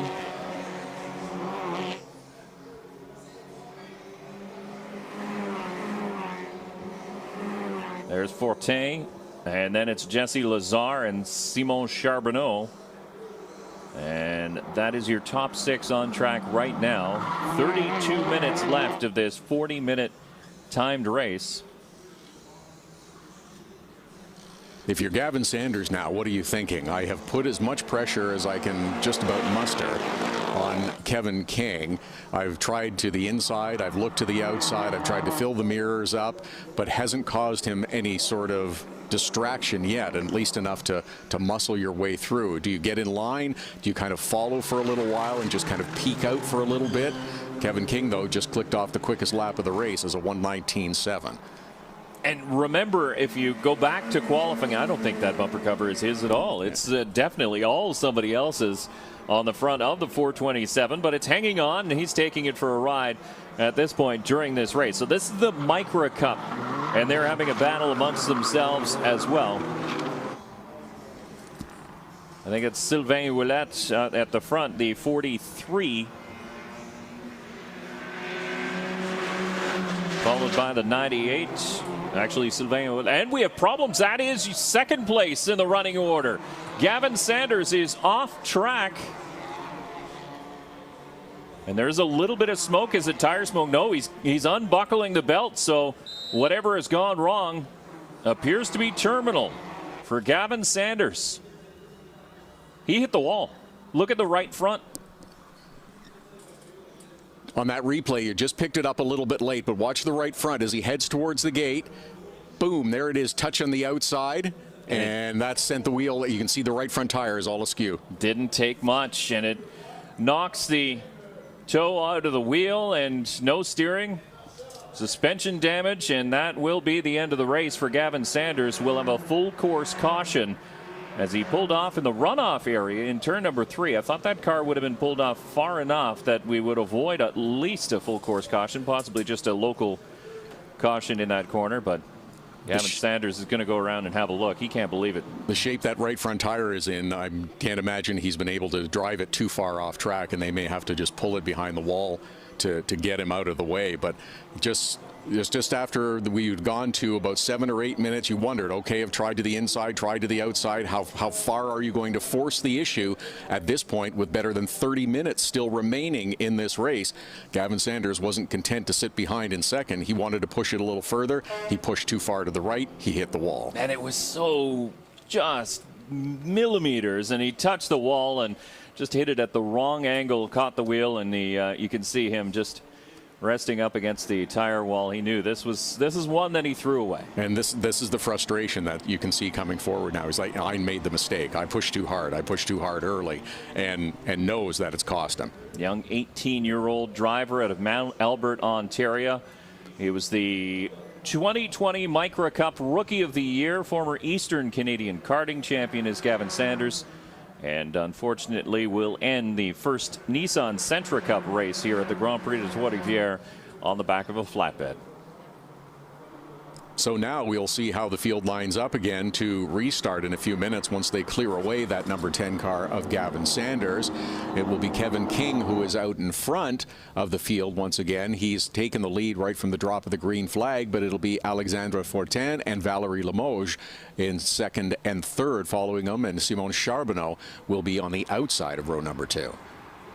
So Fortin must have managed to get around the 220 of Valerie Limoges. She slowed up behind the number 10 of Gavin Sanders as he was looking for that runoff area in turn number 3. She sort of got caught in behind him, and the 32 of Fortin took advantage. So he's up to second spot from fourth where he was running. So that's a pretty good seize of an opportunity for the driver of the 32. Did the pass get made before the local yellow came out is the only question. It has not changed on the timing and scoring right now. Alexandre Fortin is shown in second and Valerie Limoges is in third. We'll wait and see once they do restart the field. They'll have a look at that to make sure that pass was made legally. Well, at this point, it looks like Limoges is sitting in third for this restart, which is not such a bad thing, actually. If the cars go 2x2 into turn number 1, third is a good place to be because you still have that inside line and you can actually pick up a couple of spots if you time your restart properly. In the meantime, while we have a couple of minutes, everybody taking a second to collect themselves and keep those tires warm and assess where they are in the field, look for their opportunities once we do get restarted. Still quite the bunch of Nissan Micra cars who are all together as well. It's still quite separate between the Nissan Sentra Cup and the Nissan Micra cars. Trying to look and see if we can determine which car has discarded that piece of bodywork that was on the 427 of Nicolas Barret as well that he had picked up. Yeah, I can't see it, but I do know that the 47 and Andre Lapointe is leading in the Micra Cup class ahead of the 98 of Sylvain Ouellette. And then looking back to, there's some damage to one of the cars towards the back. Just flashed through the screen. I didn't pick up a number, but you saw some front end damage to that one. And it was a black bumper on that one. It was a white bumper hanging on for the ride on the 427. And it appears as though the 427 has gone to the pit area. So Nicolas Barret, yeah, he's rejoined at the tail of the field. So he went down pit lane, had that bumper cover removed, and now tags back onto the tail of the field. Smart, too. I mean, the officials will probably tell him to do that because you don't want to lose debris on the racetrack, especially if you have a caution period. Just like, go get it taken care of so we don't cause another caution in just a minute. When you're moving at speed as well, the G-force against that bumper and body panel will hold it in place a little better than you will moving at a yellow flag under caution and following the pace car speed as well. You're more than likely to discard it at some point, so get rid of it now so we can get racing again. They're absolutely right as the field starts to bunch up just a little bit. Still single file. And still lots of racing left to go here in the Nissan Sentra Cup. Still 25 minutes, almost 26 minutes, as a matter of fact, in this 40-minute timed session.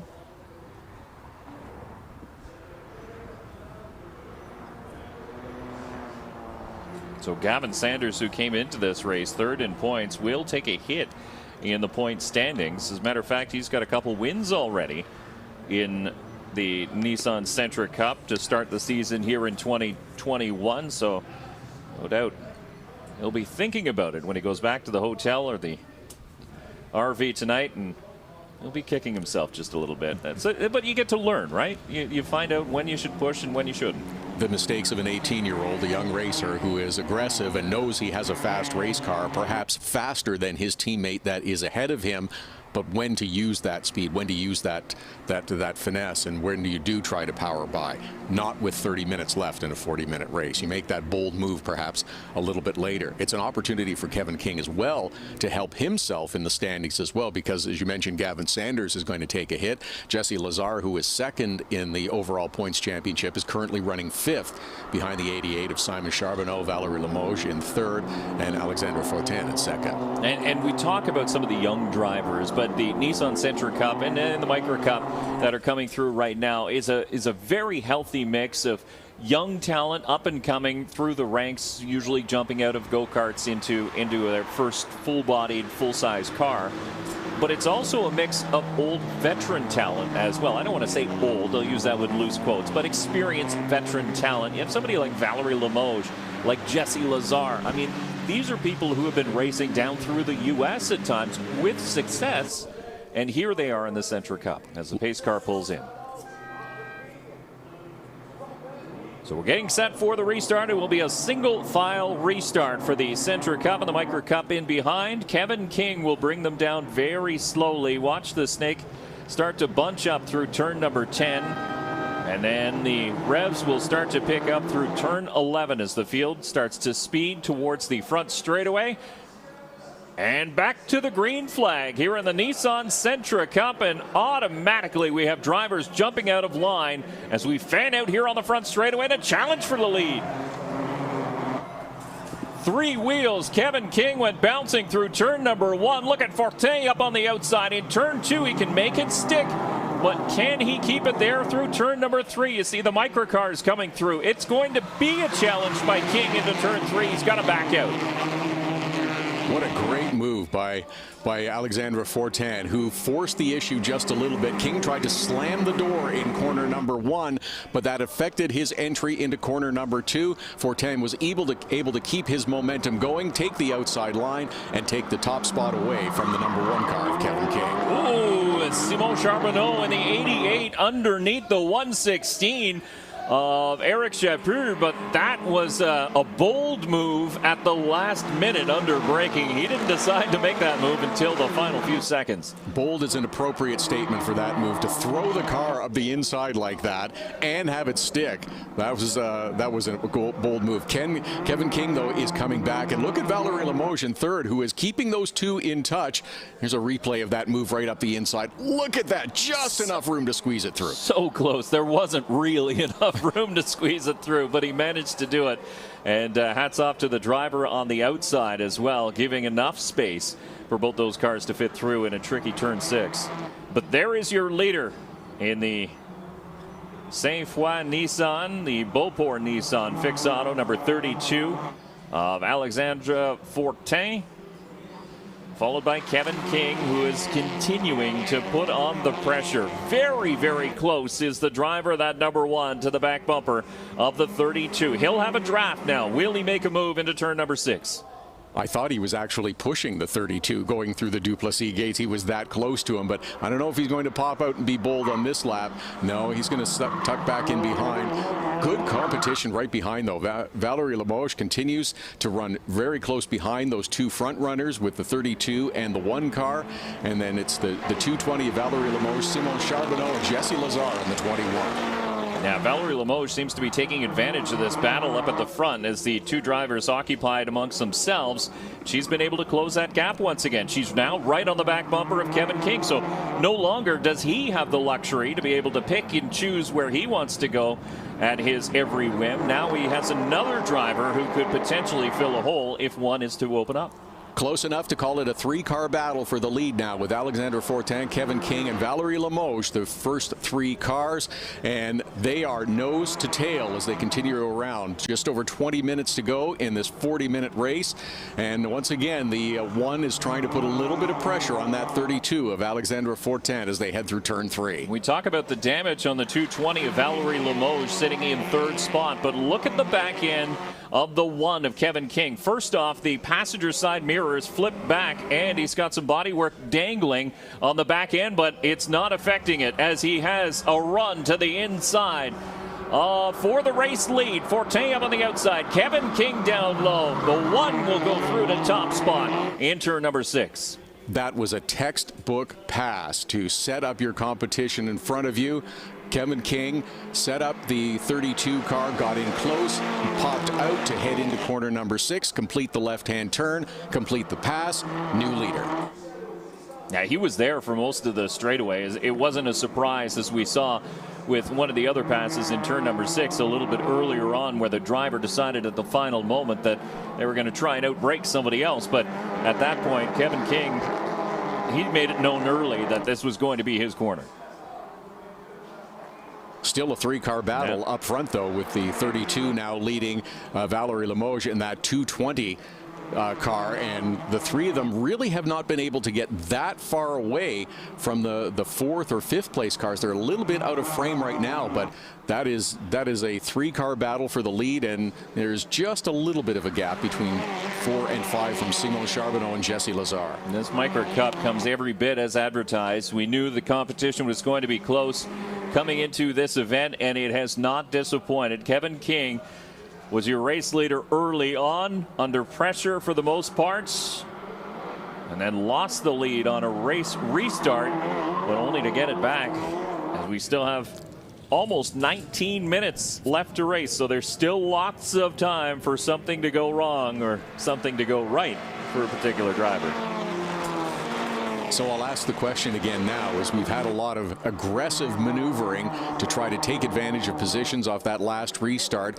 Do the top 1 or 2 or 3 settle in and try to develop a bit of a rhythm? You can see a little bit of bodywork angling and hanging off that number 1 car of Kevin King as well on that right rear. Just a little piece of bodywork dangling down. Yeah, I think he's brushed a tire wall at some point, because you can see the passenger side mirror is pushed back. The flip back mirrors that you would have on your production car. If you went and bought a Nissan Sentra from the dealership, they would come with exactly that option, and Kevin King took advantage of it. Unfortunately, it wasn't in a parking lot, it was in a tire wall on a racetrack.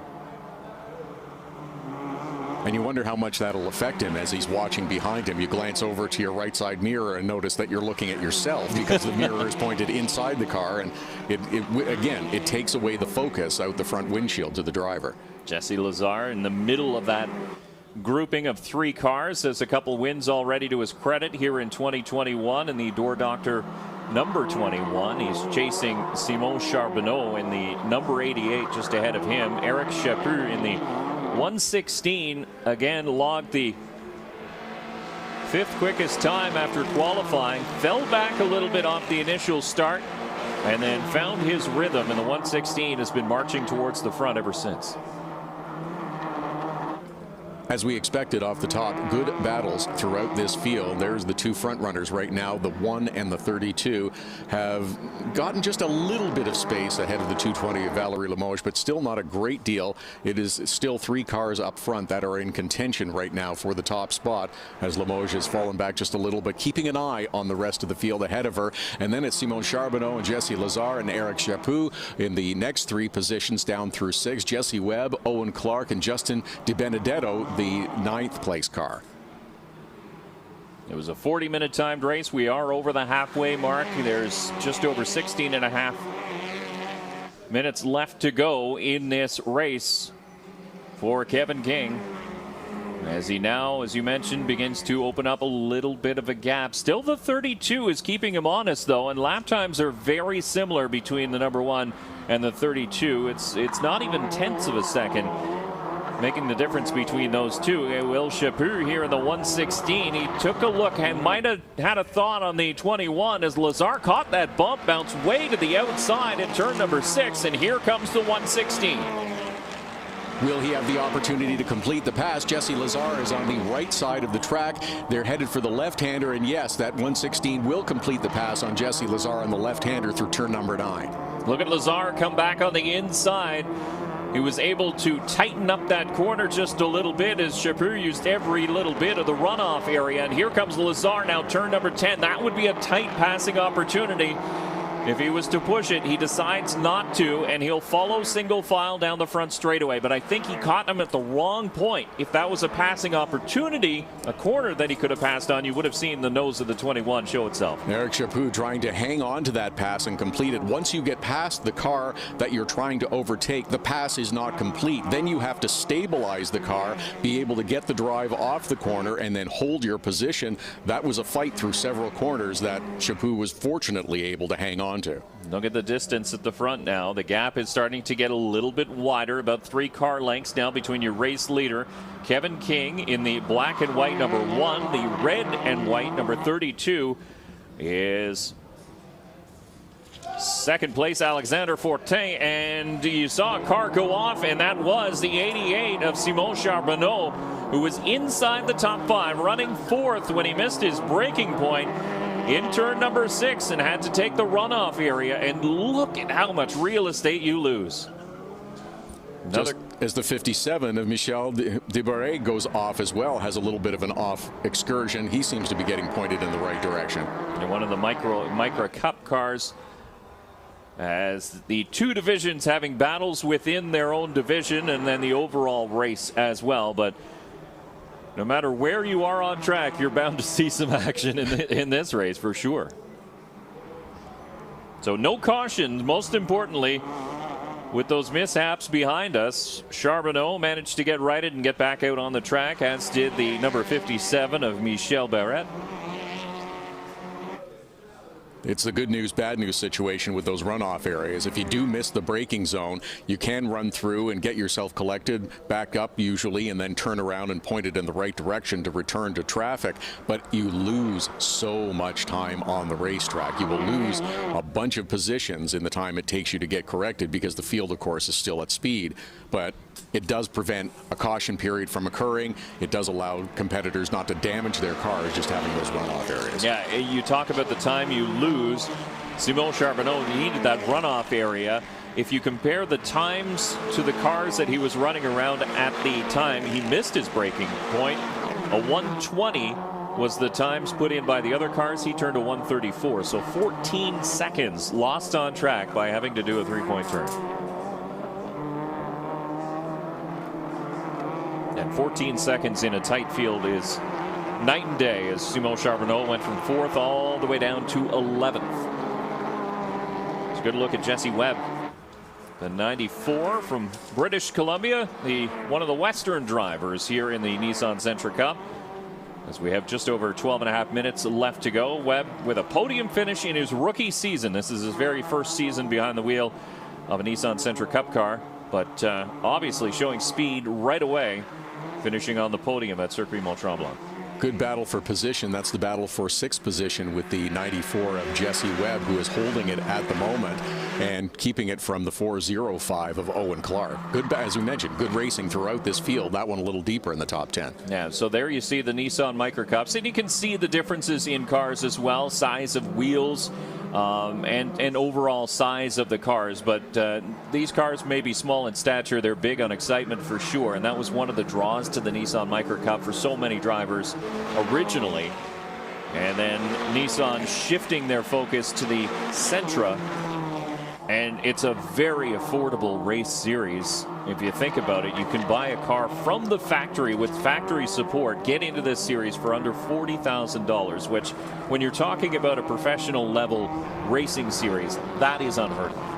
That is a very affordable number for those that are looking to enter into a competitive racing series, and that provides a lot of excitement throughout this series as well. And there's the number 1 car out in front again of Kevin King. He continues to lead, and looks like he has stretched that lead out now. And yes, the 32 Alexandre Fortin has fallen back a number of seconds away from that lead. Yeah, he's lost the draft at the very least down the straightaway, so he no longer has that toe that he had the luxury of earlier on in this race. But as the clock continues to tick down, it is Kevin King who continues to put in not super fast laps, just really consistent fast laps. So he's right around 1:19.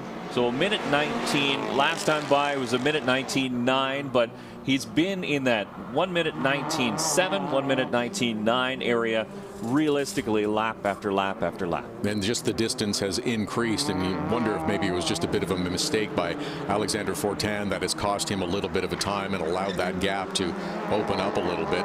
You saw the camera focus in on that bit of body work or something that is dangling from the right rear, but it does seem to be holding on well enough that they'll be able to complete the final 10 minutes of this race as he flashes the lights to the Nissan Micra competitor ahead of him to let him know he's there. Don't count out the 220 of Valerie Limoges as well. She has been in the top 3 pretty much all day long, and one more mistake by Alexandre Fortin in the 32 and he'd have a mirror filled with the 220 of Valerie Limoges. That's what we've seen examples of throughout this race so far. The 4 and the 44, that's the battle for the 10th spot. Justin Di Benedetto and Kai Dial, who are battling in a very close race right now. As we said, great racing throughout the field. This is the battle for the 10th spot. Kai Dial, a rookie coming into this one as well, had an interesting practice session yesterday. So the cars didn't race yesterday. They had a long practice session. They qualified this morning, but Dial pancaked the passenger side doors because it's a 4-door car. But yeah, he suffered some pretty significant damage to the right side of that number 44. It's good to see it back out here today. That is a good fight as well for position. Just waiting to see if that 44 is going to, no, a little close to corner number 6. Not going to pop out this time, but continuing to fill the mirrors and pushing them a little bit wide. Look at that hump on the apex in turn number 6. If you hit it wrong in these Nissan Sentra Cup cars, it really goes wrong for you on the exit of turn number 6. And then you're trying to get the drive down towards turn number 8 through that kink that is turn 7. But if you get it so wrong, then you lose that drive. And then you have an example like here, where the 44 is all over the back bumper of the 4 now. Does he try the crossover here to get through the inside? No, but maybe the little bit of a draft headed down towards corner 1. He's going to be able to try to move up the inside. No, not close enough on this top. You know what? If you could see Di Benedetto's head in the car, he looked up to the mirror and he shook his head. He's like, still there. Really? But now he managed to get through turn number 1 cleanly. He just has to stop thinking about the car behind him and start clicking off his fast laps. And that's so important, too. That means the 44 of Kai Diel is doing what he wants to do, which is distract the driver ahead of him. If he's looking up and shaking his head in frustration in his rear view mirror, what he's doing is working and will hopefully pay off. Now, that was a battle for 10th spot, by the way, a little bit deeper in the field, but this is your race leader, and have a look. You can barely see the 32 of Alexander Fortin come into your screen, so Kevin King has this one well in hand. He was your points leader coming into this event. And we have 7.5 minutes left in this first race of the Grand Prix de Trois-Rivieres for the Nissan Sentra Cup.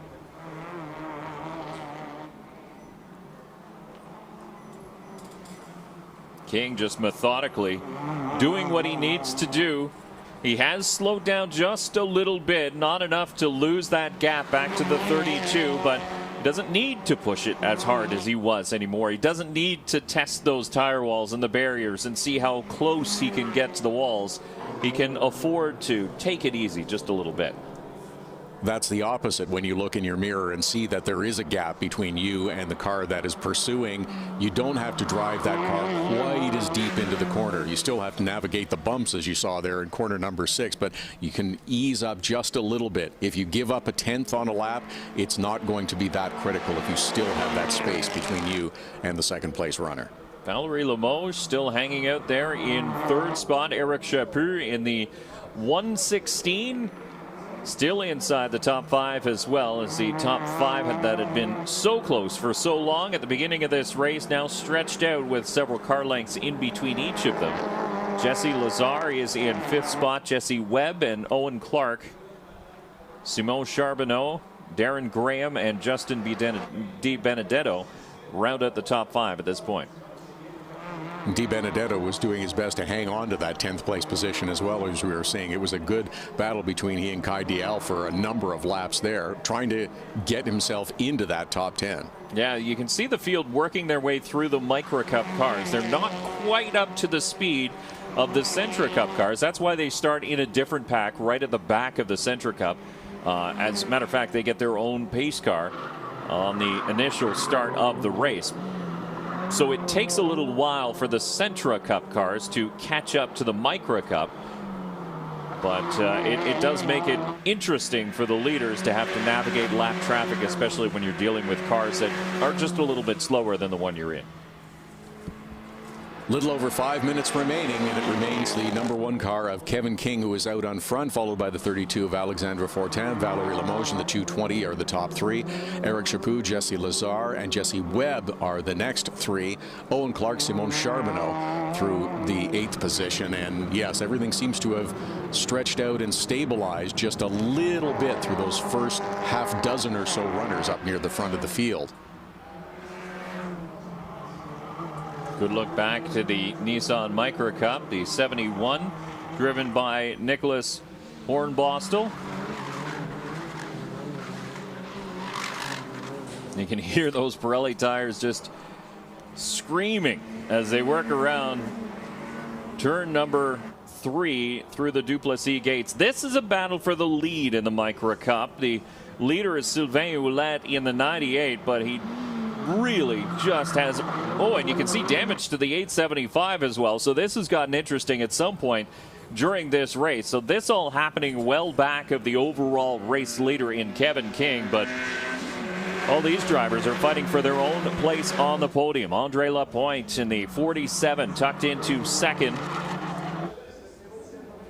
And Lapointe trying to put together a run. The 875 is Martin Barret. And then the 728 is Mario Bertum. These Nissan Micra cars are a little lighter, a little more nimble as well than the Nissan Sentras. And when they go a little bit wide and run over some of those rumble strips and those curbing pieces on the outside of the corners, that really does tend to toss these cars around. Yeah, and especially some of the other bumps on the track too. You can see as the drivers make their way over, you can see some of the bumps opening up. This is a public road essentially. most weeks of the year here in Trois-Rivieres, Quebec, so it's affected by winter, it's affected by frost, and some of the bumps get a little bit bigger, some of them get a little bit better, but when you're in a light car, as you mentioned, it tends to upset it considerably.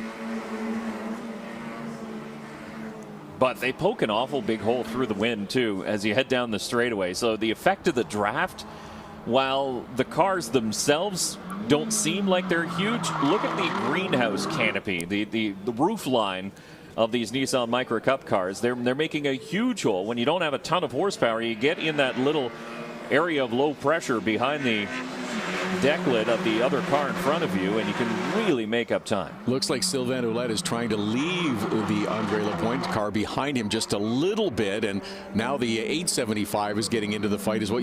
One can't get away from one of these cars, and these five, the cliche is throw a blanket over them, right? Yeah, absolutely. And remember the bumper cover that mysteriously appeared? It is from the 47 of Andre Lapointe. You can see it is missing from your second place car, and he flicks on his wipers as he's grabbing the wheel and swerving back and forth, looking for a way by into the lead, but will not be able to do it into turn number 1. Gets almost up to make contact, but as he gets hard on the brakes, here comes the 875 of Martin Barrette on the outside. Can he make it stick? Not quite. He'll fall back into third.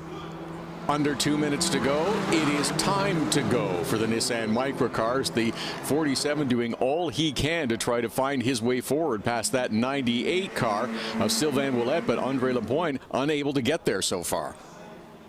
Sylvain Ouellette takes a quick check of his mirror down the straightaway into turn number 6. Nobody is there to make a move. The 47 will tuck in line, try and get a run off turn number 6. This is a good opportunity to make a pass. Not quite there. Still about a car length in behind.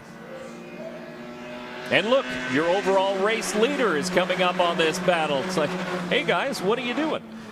This is the last thing he wants to see with just over a minute remaining in this 40-minute event is 5 Nissan Micra cars ahead of him, all dicing and pushing and shoving, looking for a position in the closing minute of racing. Yeah, the good thing for Kevin King is he does have space behind him, so he doesn't have to force the issue to get around these cars. But your leader in the Micra Cup still Sylvain Ouellette.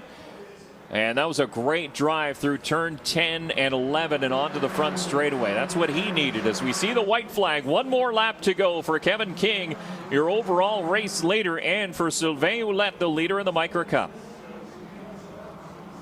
The blue flag indicating to these drivers that the leader is coming. And just pay attention, be aware that there may be a faster car coming up on the inside of a turn. And if you're the number one car in that faster car, you want to tiptoe through this slower Nissan Micra traffic very carefully on this white flag lap. Yeah, because in a moment it could go all wrong for you. King to the inside now of one of the drivers. He'll be clear into turn number 6 as you hear the tires squealing of the cars in front of him towards turn number 7 for the final time for Kevin King.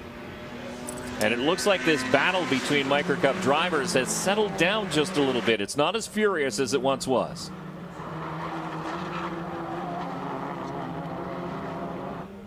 Although I say that, and the 47 still goes back and forth. Andre Lapointe still looking to get around for the lead in the Micra Cup through turn number 10 now for your race leader, Kevin King. He'll be able to check his mirrors and see no one behind him, no challenges. As the one will cruise through, he'll win the Nissan Sentra Cup here in the Grand Prix of Trois-Rivieres. Second will be Alexandra Fortin, and Valerie Limoges in the 220 will come home third. But these drivers are not done. And the 47 on the outside in turn number 2 to the lead. Andre Lapointe took advantage in turn number 1 and linked that into turn number 2, and Sylvain Ouellette falls back into second spot. They won't be challenged by the third place driver, who is now the 728 of Mario Vertum. What a nice pass by that 47 car to set him up through corners number 1 and 2 and have the pass completed before heading to the Duplessis gates. Nearly waited too long, actually, to set that pass up, because the checkered flag waved just behind this battle for Kevin King, who won the Nissan Sentra Cup. Now the Micra Cup cars finishing their final lap and some breathing room back behind the 47 of Andre Lapointe. You can see no more bumper cover. It just goes to show you how tough this battle was for that driver over the course of 40 minutes here at the Grand Prix de Trois-Rivieres. But the winner of the Micra Cup will be Andre Laporte in the 47. Hand out the window, big high five and a fist pump. He earned that one. With a last lap pass for the victory, the 47 car of Andre Lapointe is the winner in the Nissan Micra Cup class. That was a terrific move to set that pass up. Just didn't need that bumper cover, I guess. Just discarded that a little bit earlier in the race. And yes, that's weaving back and forth and celebrating on the cool down lap for sure. Lack of a bumper cover is weight savings. That's what it is. But yeah, celebrating in turn number 1. That's where we see the biggest grouping of fans here at the Grand Prix de Trois-Rivieres. Nice big grandstand set up there, and fans all lining up, and you can hear them shout their approval as well.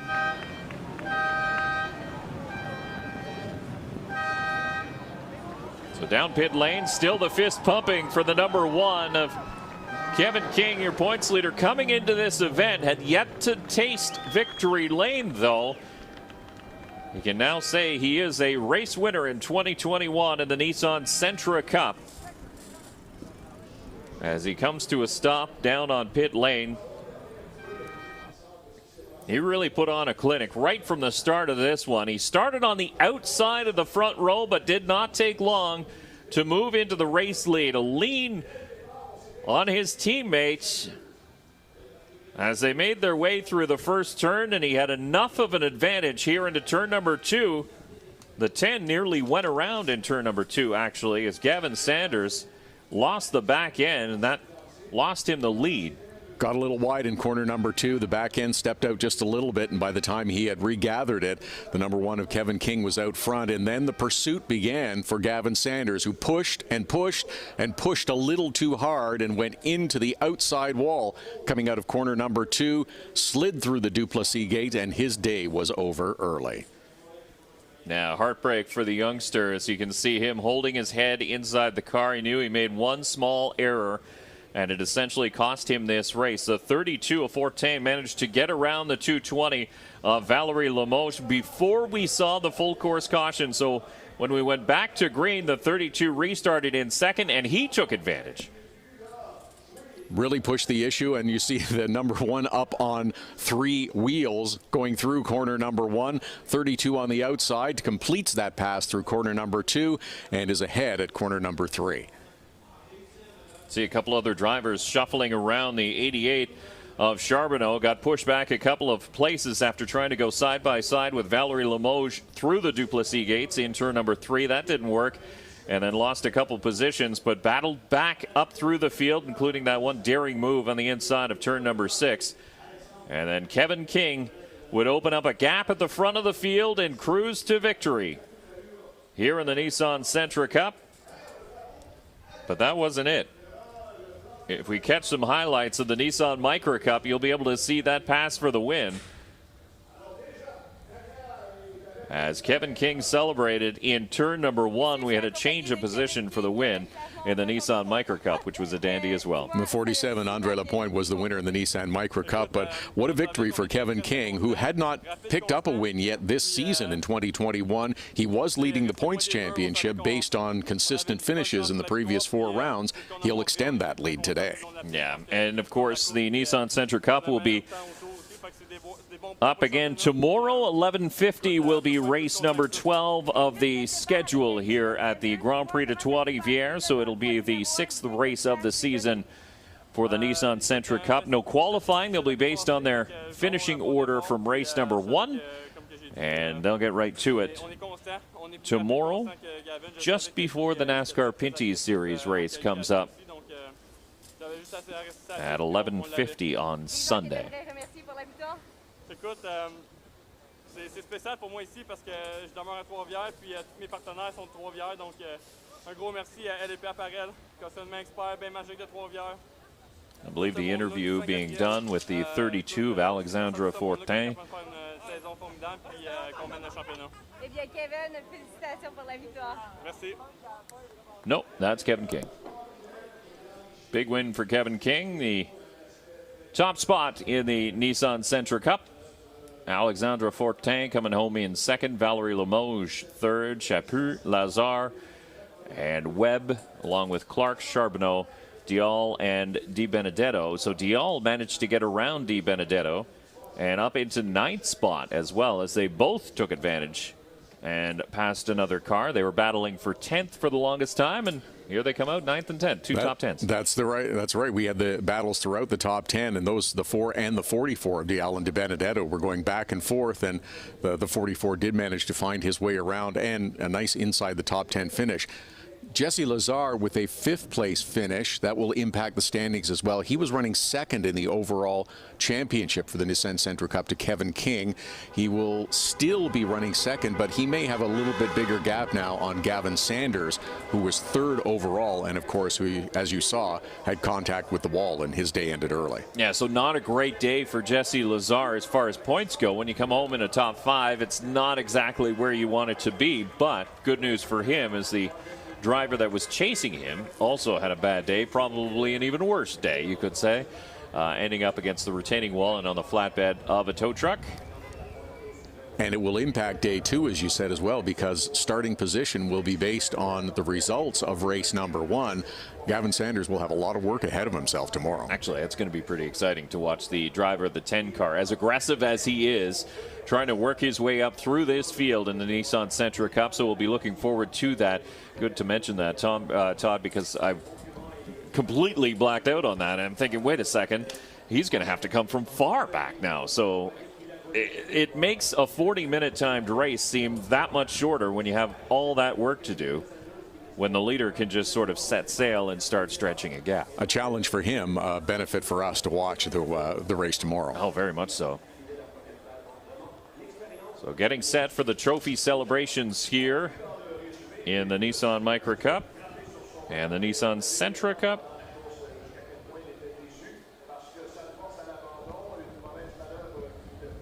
And we can tell you who will be presenting the trophies.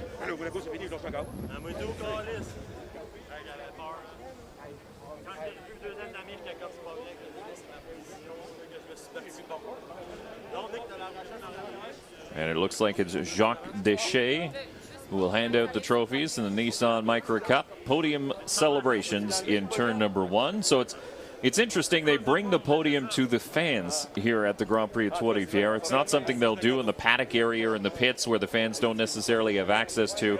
They go to this grassy area in turn number 1, almost to as far as turn number 1, but it's where most of the fans, you can see the VIP suites as well set up here on the front straightaway, and the fans will be able to cheer on their favorite drivers as they collect their trophies following each and every event.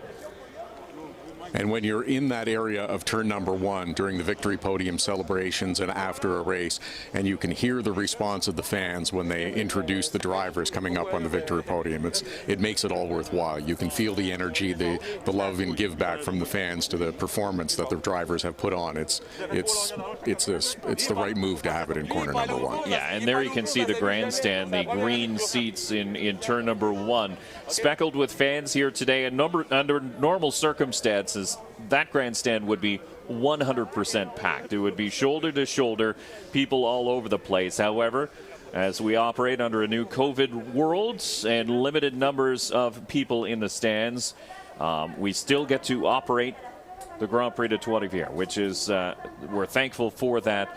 But it does take a little bit away from the festival atmosphere that makes this event so special. It is wonderful to see fans here. Of course, we would love there to be more. There will be, we expect, next year as we return more to normal. But it's wonderful to be back here once again. You can feel that there are fans here and they are enjoying themselves and seeing them around the grounds. As we came in first thing this morning, they had already staked out their spots up on the grass, ready for a day of racing here in Trois-Rivieres. Yeah, as important as this event is to the racers to win, to be able to stand on the podium for the drivers, it's so important for the fans too, and the people in the area who live and breathe this festival. And come and watch the drivers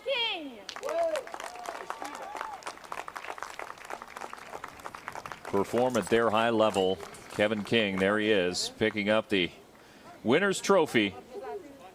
Congratulations to Fortin and to Valerie Limoges. Number 1 for Kevin King today.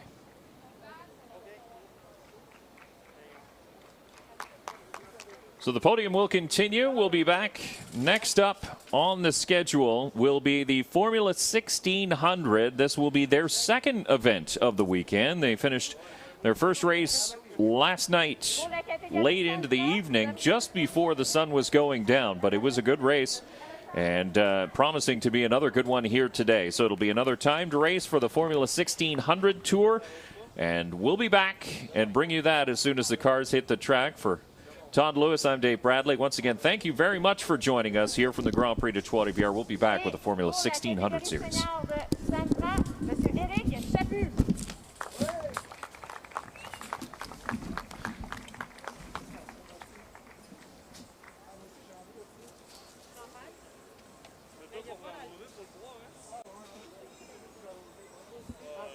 Un chèque leur sera aussi remis pour nos gagnants. Au nom de Nissan Prévent.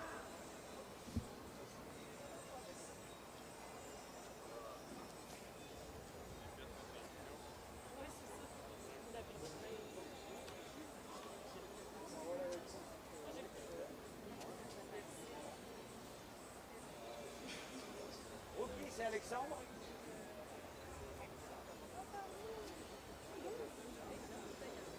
Eric.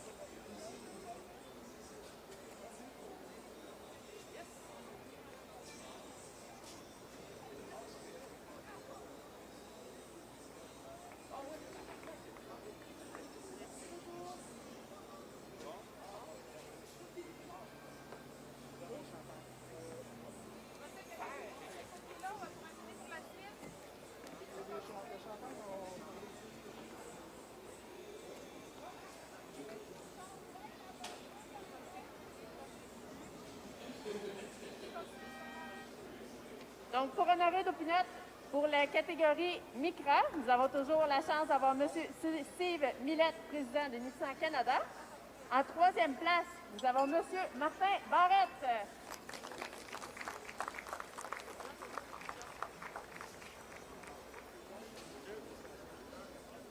En 2e place, nous avons M. André Lapointe.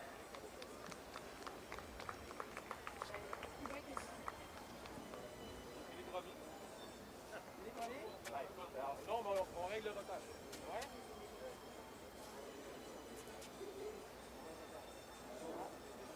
Et le gagnant, M. Sylvain Ouellette.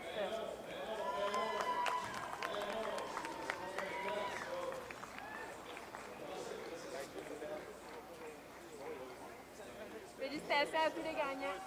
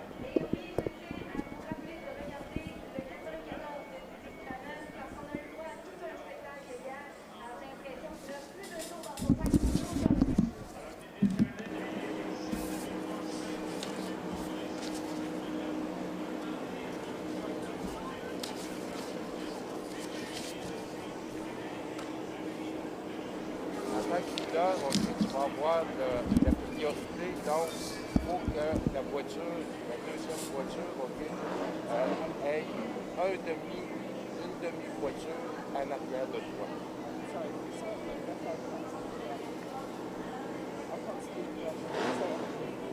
Comment?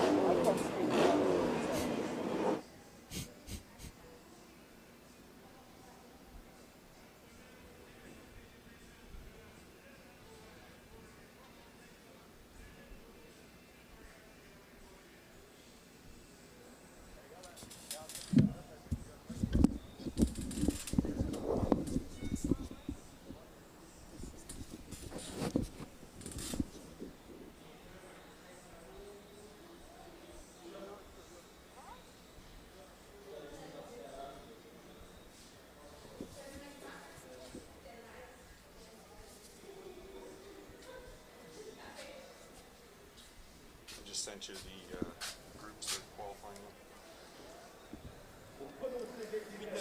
Traditionnelle annoncée les moteurs. Any on cams? If you're just doing a stand-up. Légende du Grand Prix de Trois-Rivières. Jacques, bienvenue. Any interview scenario? Pilote, démarrez vos moteurs. Driver, start your engine. Thank you. Yes.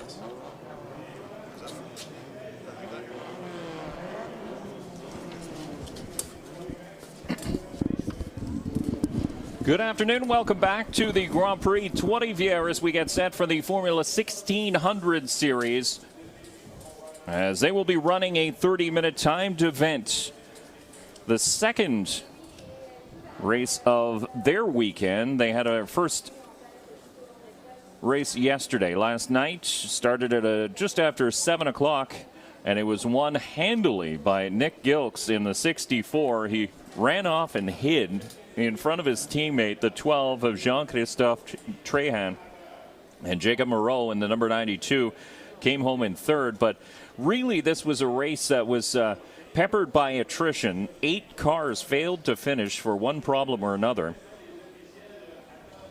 2 of them failing to start altogether. So it was an interesting event. Of course, it was very, very warm yesterday. The temperature outside is starting to pick up again today as the sun beats down on this track, but we can expect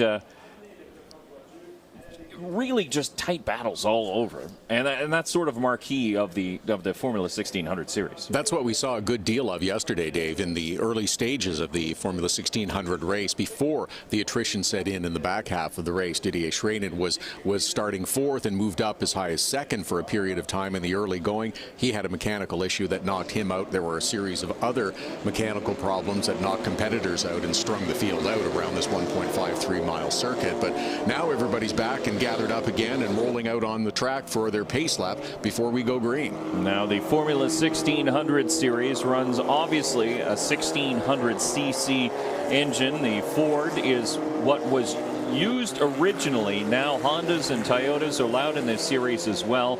1.5, 1.6 liters. All run on Toyo tires. This series is presented by Toyo tires, so they run on the Toyo Proxys 888 tires. Total weight of the vehicle, just 1,125 pounds.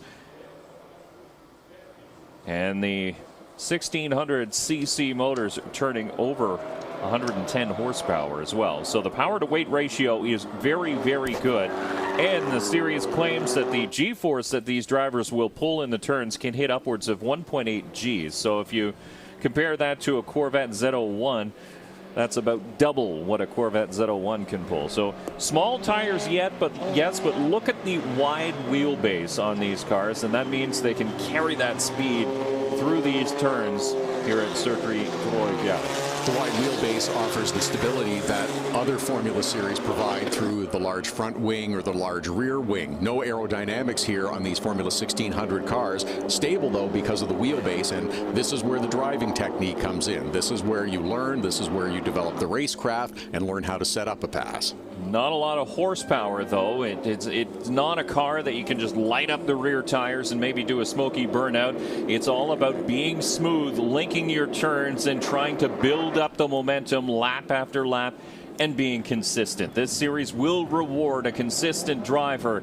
And Nick Yokes was very much the consistent driver and fast. He was flash fast in one lap at a time, but then he was flash fast lap after lap after lap just last night. Can he do the same here again today? The 64 will lead him on to the front straightaway, and the green flag does not come out. A false start there. The starter up in the flag stand here at the Grand Prix of Trois-Rivieres did not like that formation as they came onto the front straightaways. So the green flag not shown. They'll do another lap under caution before we go green. So we'll have to file them back up into their starting order. Looked like the 92 of Jacob Moreau jumped maybe a little bit early towards the inside, trying to get the anticipated green flag coming down at just the right moment. But the starter said, no, that's a little too early. You're going to get in line one more time. It's really, that's a difficult skill to develop as a race car driver. Timing your starts properly. You know you have to go.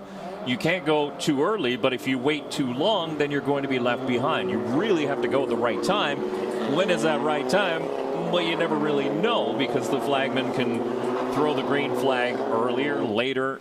As long as the formation is set, that's when the green flag can come out. So for a driver to time that perfectly is so tough, especially when you're not in the front row. And depending on the flagger as well, because some will tip off when they are going to display the green flag. Others are better at disguising it and keeping the drivers lined up tightly in formation and giving everyone the fair chance at a start. And you go at a different time depending on which row of the field you're in as well. Yeah, you don't want to be left behind, but if you go too early, you risk colliding with the car in front of you as well. So definitely is an interesting skill, and it's not often you see a start called back in an event like one here at the Grand Prix de Trois-Rivieres. I remember watching go-karts years gone by, and we used to get starts waved off all the time because that's when you're learning. But this is a learning phase as well in the Formula 1600s. So we'll see if they can do it. Second time's the charm as the field led on to the front straightaway. Once again, it's Nick Yokes in the 64, but the outside front row sitter is hanging back considerably. That's the 12 of Trahan, and he's going to get swallowed up going into turn number 1.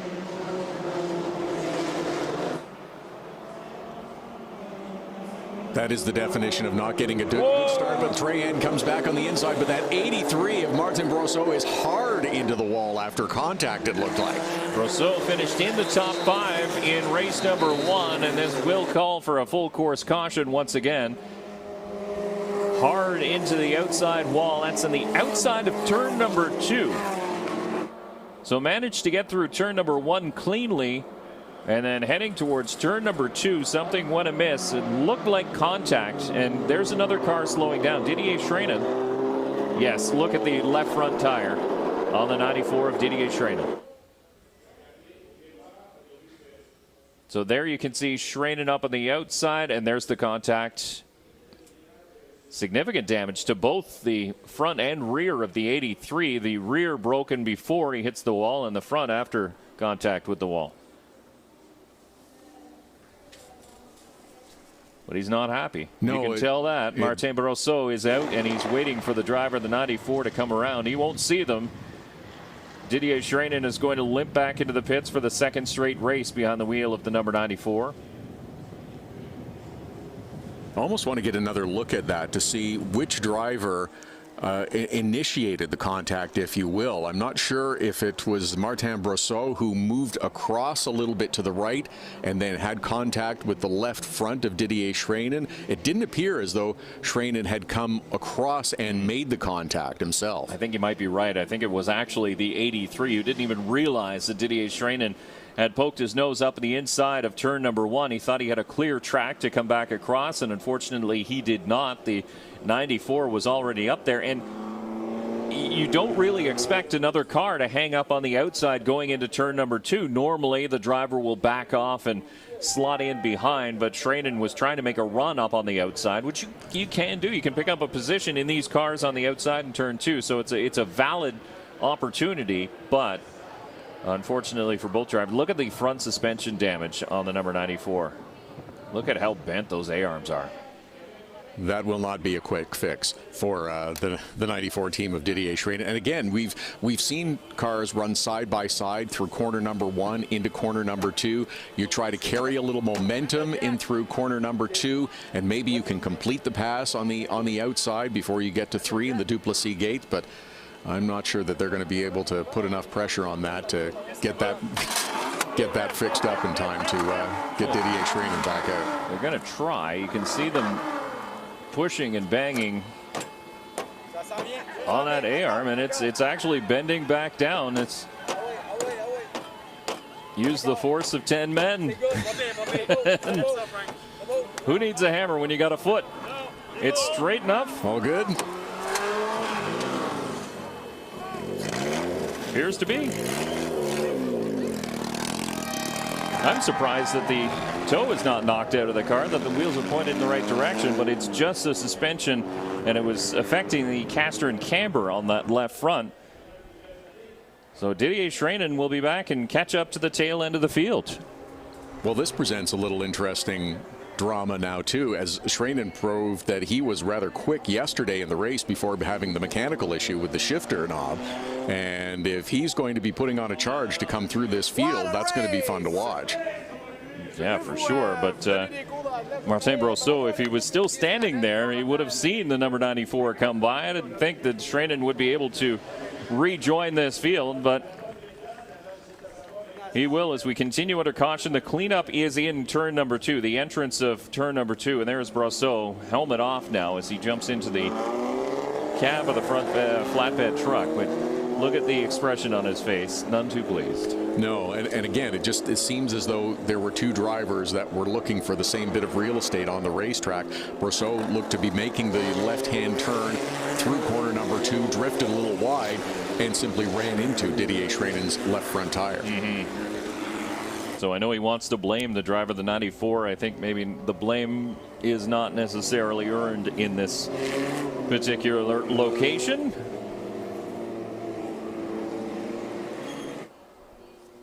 So we still have 23 minutes left to race here in this timed race, and we have yet to complete one flying lap, one full green flag lap. We've done a number under caution, but it is still the 64 of Nick Gilks. We can go back and talk about that initial start as well, because it was pretty messy for even the second time. The first one was waved off. The second one wasn't much better. Yeah, but they gave it the green. It was the better of the two, certainly, but it's certainly not having the field lined up exactly the way you would like to. Again, this is drivers are trying to anticipate the green coming out, because when the field is bunched up and at low speed, that's your best opportunity to make a pass and gain position. So everybody is looking for whichever kind of advantage they can get. If they can catch someone just a little bit coming to the green flag, they're going to do it and try to take advantage of it heading into corner number 1, as we're looking at Schreinen now, who is catching the rear of the field to resume competition, and we'll look for him to hopefully move up quickly. That left front corner is still not right. It's still got a lean to it on the top of the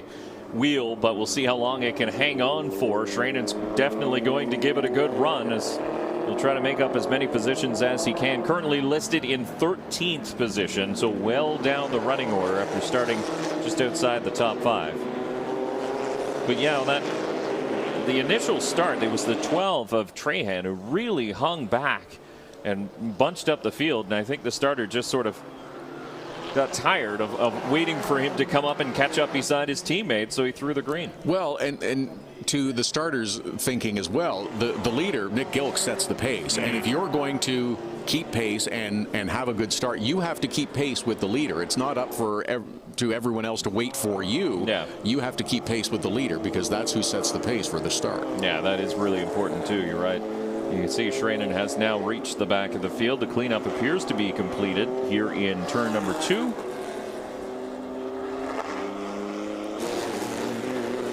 And so it looks like we should soon be ready to go back to green. Coming up after this race will be qualifying for the NASCAR Pinty Series. So 3 different groups will be out on track at the same time, or different times, I should say. So the field split into 3 groups, and there you can see the initial contact with the 83, and then into the wall goes Brosseau. And Schranen with damage to the left front corner of that car as well. The team looking on, Didier Schranen's team. But that replay definitely showed that the 83 came up across the track. Yes, he'd like to blame the competitor, but there's a lot of responsibility held there as well. Yeah, for sure. Pace car lights are out. The field getting ready to come back to a green flag. We'll resume racing and hopefully continue racing for the final 20 minutes of this 30-minute time session. We'll watch for Didier Schranen, who has found the rear of the field. Oh, looks like he did get to say hello. Oh, yes. Oh, and an acknowledgement of concern by Didier Schranen as Brosseau realized that the 94 was coming, so he went out and gave him a good hearty wave in turn number 2. So tempers getting a little bit hot here in the Formula 1600 series, and we've barely completed a green flag lap. As the field lines up, we'll do a single file restart as they come back to green. Onto the front straightaway. Now the field picks up the speed a lot earlier than they did the initial start. Green flag is out, and they'll be spread out nicely before they reach turn number 1.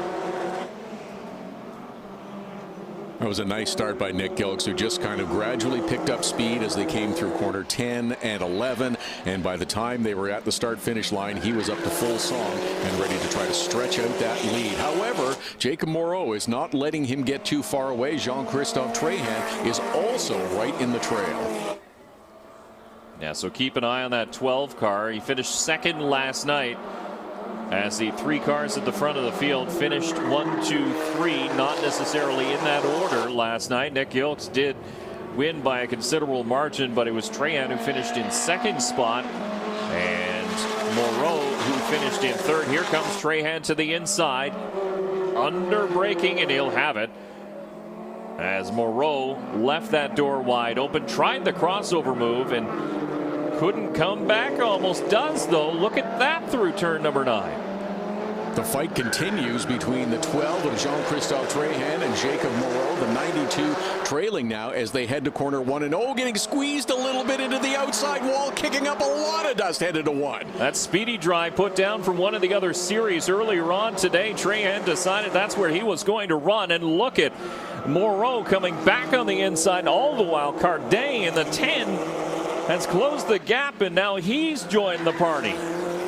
And Nick Gilks up front is loving this. He finally put in a green flag lap, posts the quickest lap of a 1:13.4, and it's the 12 of Tréhan, Moreau, and Cardin that are 3 abreast behind him, all fighting for position now. And you saw the arm go up for the 92 of Moreau, who locks up the tire in turn number 6. That leaves the door open for Tréhan.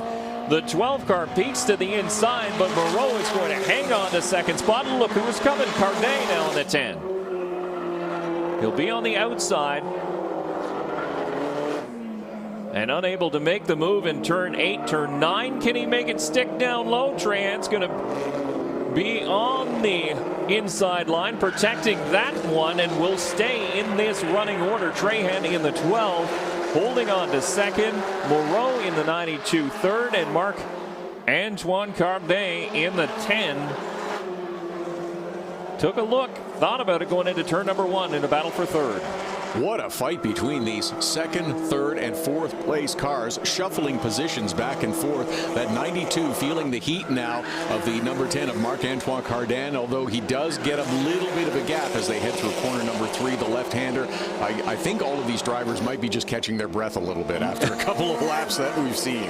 Let's let the heart rate settle just a little bit, as the 92 especially, Trahan had run him nearly up against the wall on the front straightaway. You can see he shook his fist in displeasure after he went by, but definitely the 92 of Moreau had a gripe with the 12 of Trahan. It's not up to the other drivers to allow you space, though. He is perfectly within his rights to take the outside of the racetrack, and if you feel that you want to force yourself up the inside, that's your business. That's your problem.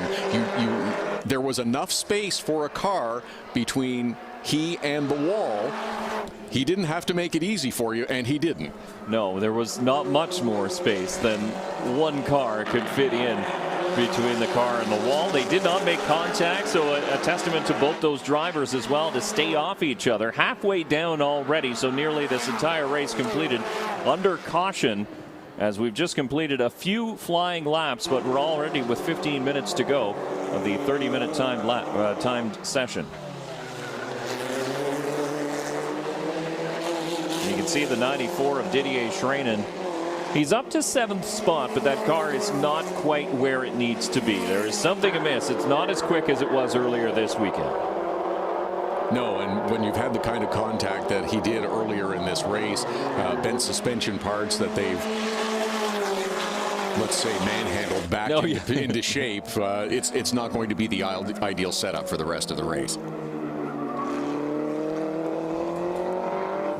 There is your race leader, Nick Gilks, in the 64, the Britain West Motorsport, number 64. I keep seeing a little puff of smoke as he heads onto the front straightaway, and then I don't see it anywhere else on the racetrack. So it's where he grabs a gear getting onto the front straight that the engine does puff a little bit of smoke. I keep thinking there's an issue with the car or something is going amiss, but then it obviously doesn't show up anywhere else around the track, and it obviously doesn't show up in the time charts as well, as Nick Gilks has just set his fastest lap time of the afternoon, a 1:12.775, so that's half a second quicker than Jean-Christophe Trahan.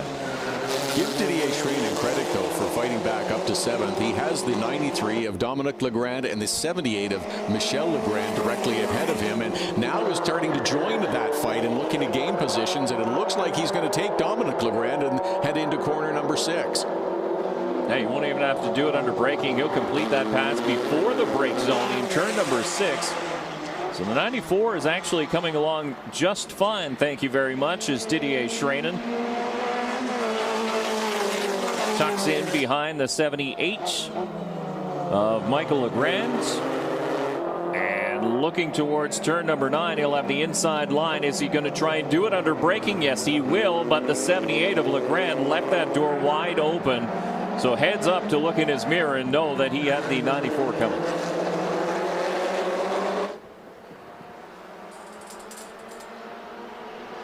So all this happening behind your race leader, Nick Gilks, who's ahead by about 3 seconds on the track, and then a further 2 seconds back to the 3rd place driver of Marc-Antoine Cardin, who has managed to get around the 92 of Jacob Moreau, although those two are pretty close on the racetrack right now. It looks like Moreau is not willing to give up in that fight. No, that fight has resumed between the 10 of Marc-Antoine Cardin and Jacob Moreau, the 3rd and 4th place drivers. Nick Gilks enjoying that, and there you see they are nose to tail once again, the 10 of Marc-Antoine Cardin and Jean-Christophe Trahan.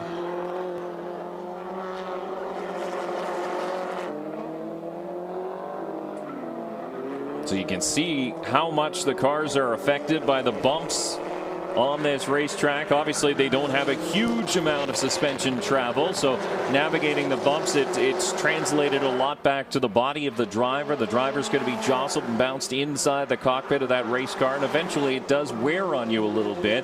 It affects your arms. Sometimes you get arm pump. If you've ever ridden a jet ski hard in a bunch of waves or a motocross bike, your arms tend to tense up. Sometimes you get that just from squeezing a steering wheel in a race car, especially on a bumpy track, and some of these drivers may be starting to feel that. Good fight between these two. I said it was Trahan, but it is the 10 of Marc-Antoine Cardin and the 92 of Jacob Moreau that are fighting for a position, and it looks like the 92 would like to take that spot, and they drag side by side, headed to the left-hand corner at 6, and yes, he will complete that spot. Oh, but is going to give it up on the exit. Hazes the Toyo tire going into turn number 6 and then loses the drive off, and the 10 of Cardin does exactly what he needs to do, a little crisscross, and now Moreau is all about lighting up that left front tire under braking, so he may have a flat spot issue on the Toyo tire as he keeps pushing that number 92 to try and gain an advantage on the 10. Good head-to-head fight between the third place car, the 10 of Marc-Antoine Cardin, and the 92 of Jacob Moreau.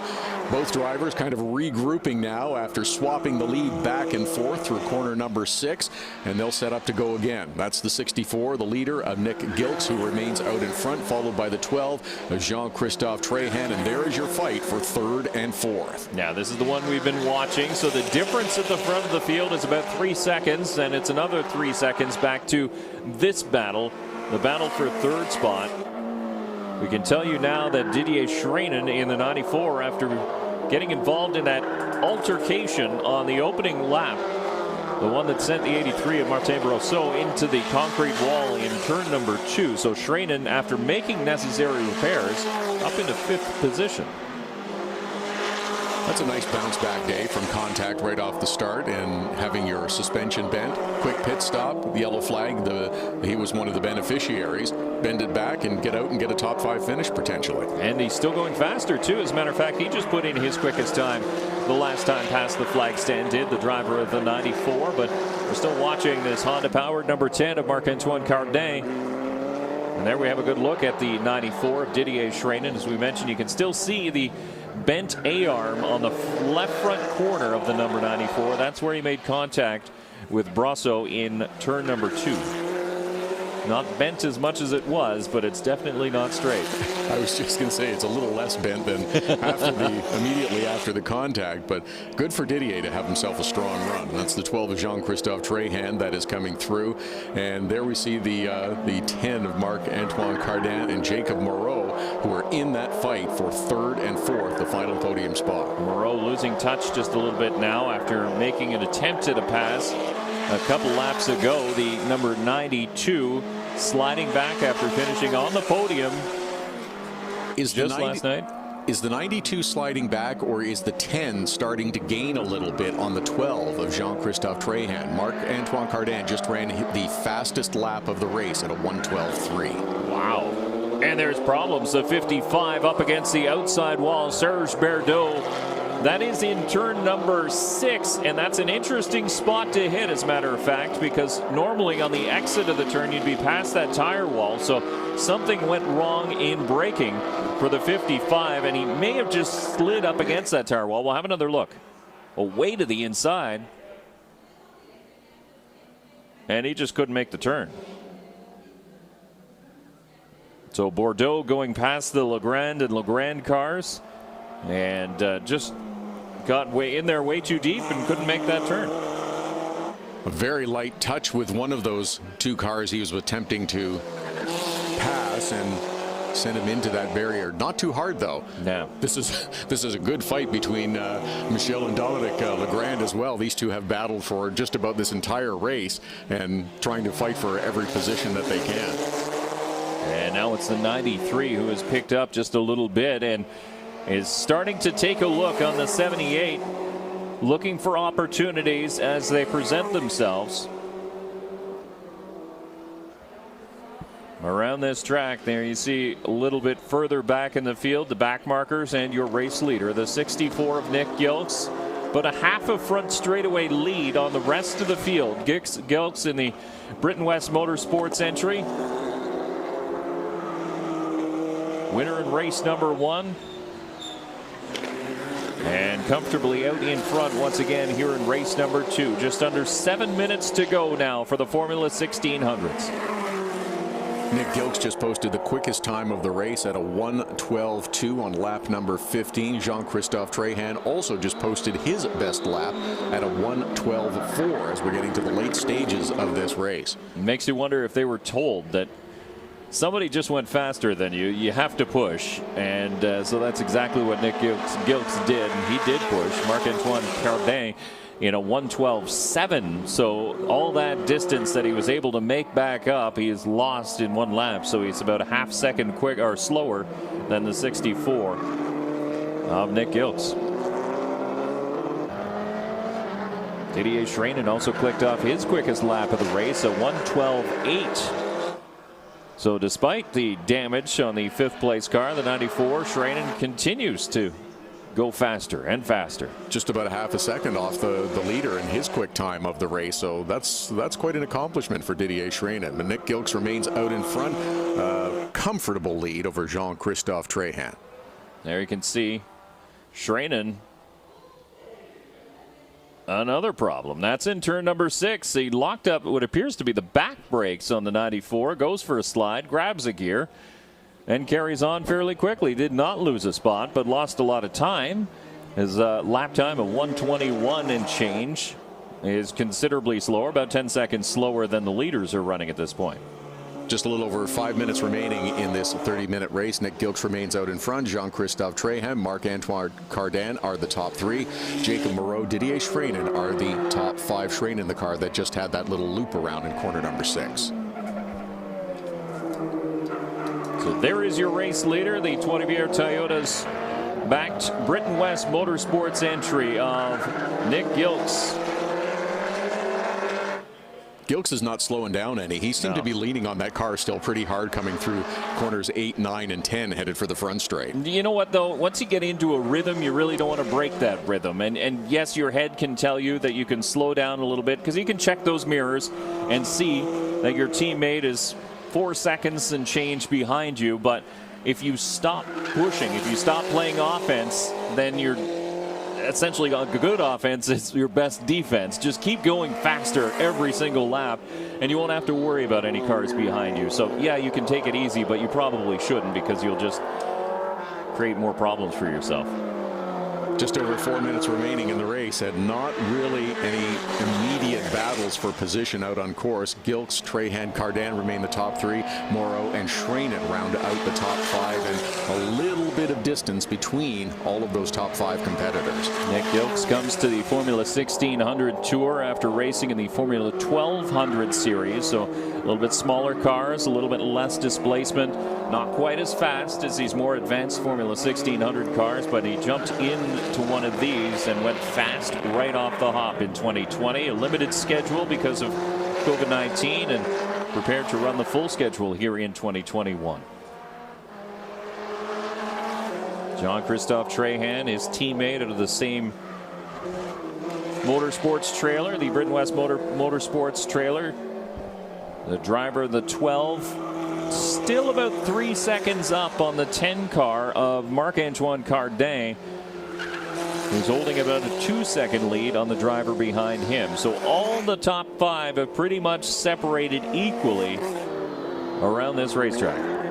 Just about 3 minutes away from a nice bounce back from yesterday from Marc-Antoine Cardin, who did not finish, ended the race early, but to bounce back and come up with a podium position in today's run is a big step in the right direction. Man, trouble with that car late in the going in that race, as a matter of fact. Was in contention up inside the top 4 for most of that race. Unfortunately, something went amiss late in the going, and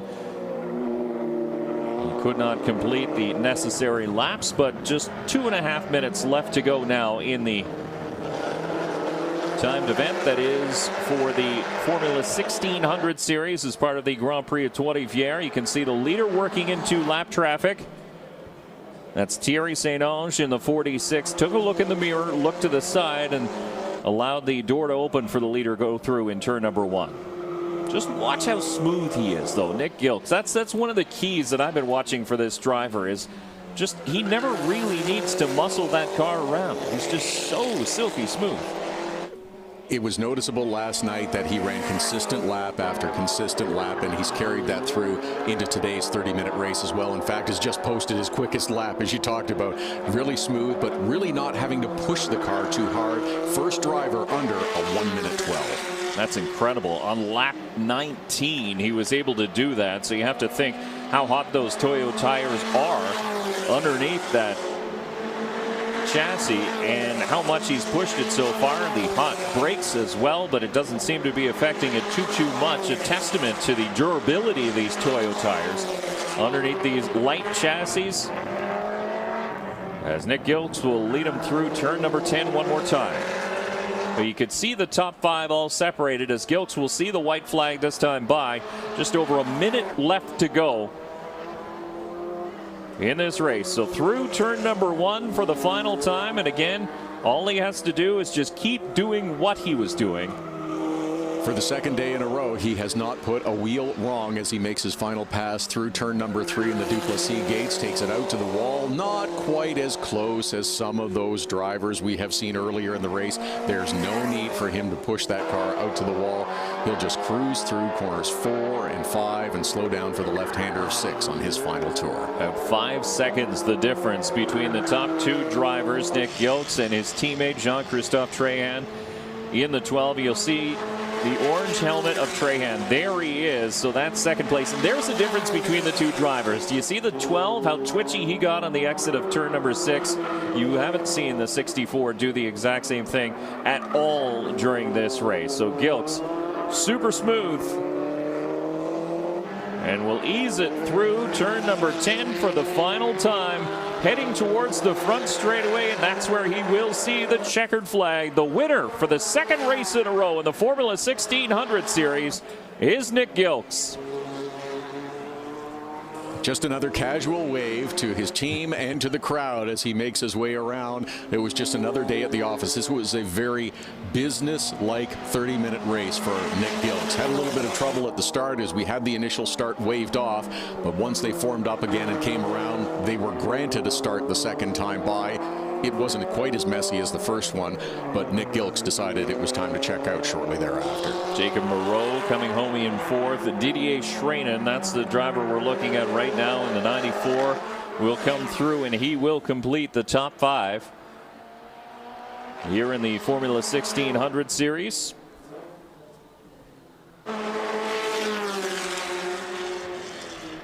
But once again, super strong is a driver from Richmond Hill, Ontario, in Nick Gilks. Can he make it a sweep of the weekend? The Formula 1600 Series will be back for their final race of the weekend just before 11 o'clock. 10:50 is when they take to the track tomorrow morning. So it'll be a pretty quick turnaround for these drivers overnight, but just routine maintenance for the drivers in the Britain West Motorsports entries. Good for these 2 drivers to acknowledge the crowd, and great to hear the crowd acknowledging them and the performance that they have put on as well. Jean-Christophe Tréhan. And another mention of the bounce back from Marc-Antoine Cardin, who had the mechanical issues and the failures yesterday did not allow him to finish, but he will claim the final podium spot today. Yeah, and he'll have a great starting spot for the final event come tomorrow as well. So you're right, the fans cheering on these drivers. It's not easy to do for Nick Gilks. A warm day out there in the sunshine, and you can see the smile through the helmet, the open visor for Nick Gilks as his teammate already starts to hop out of his car. But that just gives you an idea of how big the lead was. You don't even see the other drivers pulling in behind just yet. They're starting to find pit lane now. And now Gilks finally gets the buckles undone inside the tight cockpit of that Formula 1600 car. Steering wheel removed, and the red button is his radio button so he can talk to his team. And out comes Nick Gilks. But we'll take a look back at the race that was the Formula 1600 Tour, and look at the start that Nick Gilks got in the 64, and that's really all he needed at that point. Good battle deeper in the field, though. That was the problem between Didier Schreinen and the 83 of Martin Brosseau. Brosseau, none too pleased when he sees the replay. He may rethink who to lay blame on. Yes, he was not pleased with Didier Schreinen at that particular point. Didier Schreinen exchanged the wave back. He did have to make a pit stop because the left front of that 94 car was damaged. It was a very gentle and very, very simple fix to pound that back into place. And Didier Schreinen did his best to climb back through the field, coming home 5th at the end. And they used precision instruments in the pits of the Formula 1600 series. And this is where things got tense here on the front straightaway. Two drivers almost playing chicken. And it was Trahan and then Fortin. And Fortin went from inside to outside. Then Cardin in the 10 right there as well, watching all of that unfold. There was a little bit of room on the inside, but there really wasn't enough to complete that pass. But we had great wheel-to-wheel action between Trahan, Cardin, Moreau for a number of laps before they sorted themselves out. And it was great wheel-to-wheel action as they swapped positions through 2nd, 3rd, and 4th. And there's Didier Schreinen making his charge back up through to a 5th place finish as he passes Michel and Dominic Legrand. The 92 of Moreau battling with the 10 of Cardin. That battle was a good one for a long time, a few laps anyway. And then once Cardin got out in front of the 92, he was able to gap the rest of that pack. And you saw more trouble deeper in the field. Again, Didier Schreinen finding trouble in turn number 6. That proved to be a calamity corner for the Formula 1600 series here today. But Nick Gilks, stronger than the rest, and he'll take his 2nd win of the weekend in the Formula 1600 series. Coming up next, we will have qualifying for the NASCAR Pinty Series here at the Grand Prix of Trois-Rivieres. I'm Dave Bradley. Along with me is Todd Lewis. Nick is a big winner. And there will be 3 different groups of qualifiers for the NASCAR Pinty Series. An hour total time. And the group set based on their practice time. So they went out, set some practice times, and then the good folks at NASCAR sorted them through. So you put the drivers that are closest to you in speed on the track at the same time, so all drivers have an opportunity to set a quick lap. So we're looking forward to practice or for qualifying coming up for the NASCAR Pinty Series. So we'll take a quick break. We'll come back with the qualifying for the Pinty Series. That's starting very shortly at 4 o'clock. So we've got about 10 minutes to go. So we'll take a quick 10-minute break, and we'll be back with that qualifying for the NASCAR Pinty Series. Again, I'm Dave Bradley for Todd Lewis. Thanks very much for joining us. We'll be back from the Grand Prix at Trois-Rivieres.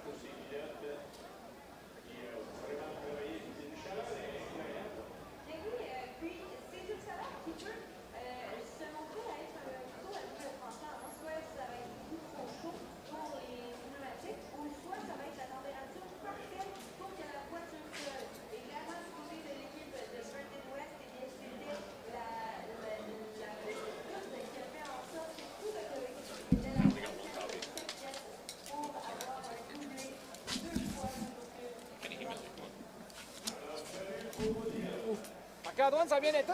Oui, une 3e position. Écoute, on est super contents. Hier, on a eu des problèmes. Fait que là, on est content d'avoir enfin pu montrer qu'on est capable d'être à l'avant. Écoute, ça a été une décision de dernière minute. On a acheté la voiture il n'y a pas très longtemps. Fait que c'était une grosse adaptation. Fait qu'un podium ici, je suis super content. Puis je remercie mon père aussi parce qu'il est un grand support là-dedans. Ça, c'est le fun, ça, honnêtement. Ça n'a pas de prix de pouvoir faire ça avec ses parents en plus. Hey, merci. Puis encore une fois, ben, va savourer le moment. Bravo! Merci.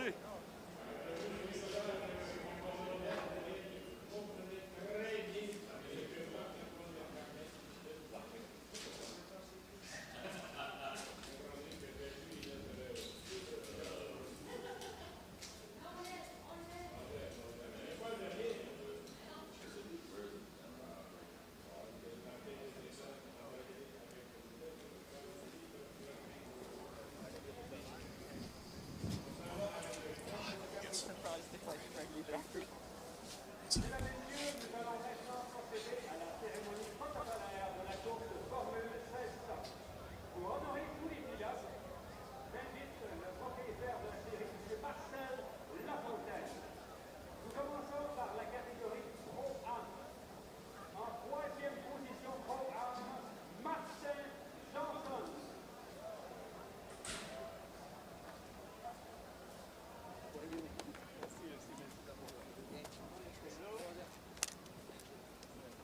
En deuxième position Pro-Am, Serge Boudreau.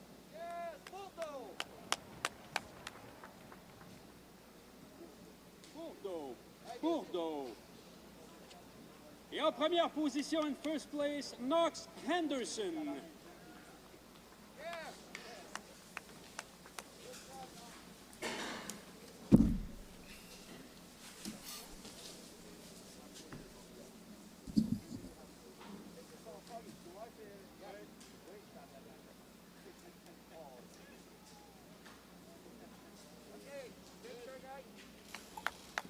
Prenez une photo, Marcel. On essaie encore. Ah oui, attendez. Ben, il y a quelqu'un qui va en prendre, on va le faire. Tu me l'as donné? Oui. On a notre photographe, le meilleur. Bravo, les gars. La champagne, le bon.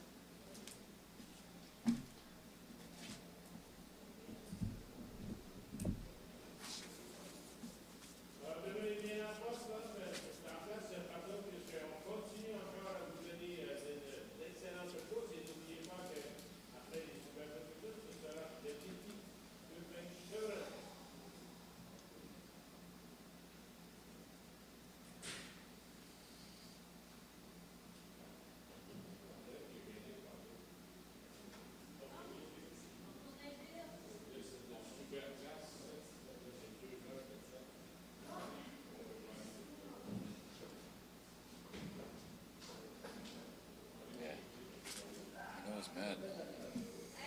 Sorry, I know he's mad and all, but he's got no blame in his side. Perfectly timed that part of the racetrack. He was right. He moved over. Here. Yeah, actually, trained it smart. He has the GoPro. That's old. She doesn't do it. Just to come back and watch the race. It's easy to see. Yeah. Here's your cheeseburger. Oh, for this one? Cameron.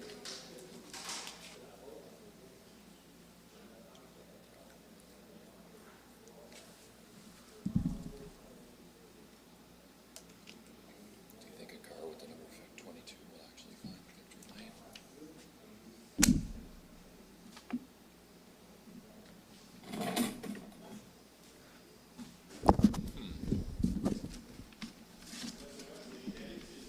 Well, I got to take LP. It's just, it's too easy. All right.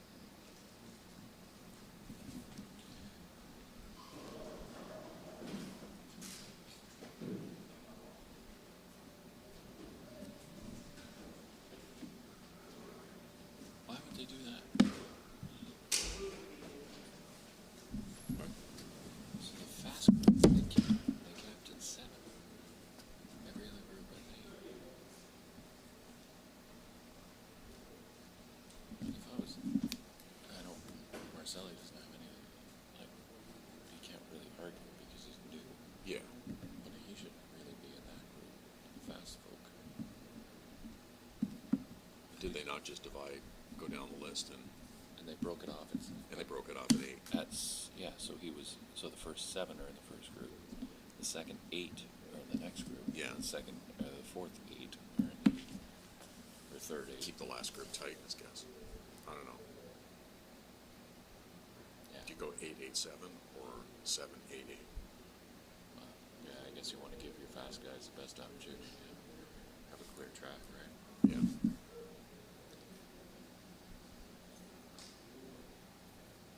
You know, Marcelli certainly wouldn't have been out of place in the fast group. Oh, that's what I was thinking. Yeah. And he could probably benefit from following. Yeah, he should have lobbied to get in that group. By the way, was not by design who he followed. So we gave him more credit. He's like, yeah, it just worked out that way. And I'm like, oh. Here I thought you were smart. Never let the truth get in the way of a good story. Yeah, exactly. I honestly, I wouldn't be surprised if Dave Jacobs sent him out in that group. Like, okay, go out and, without telling the driver. Go follow release him. him. Yeah, exactly.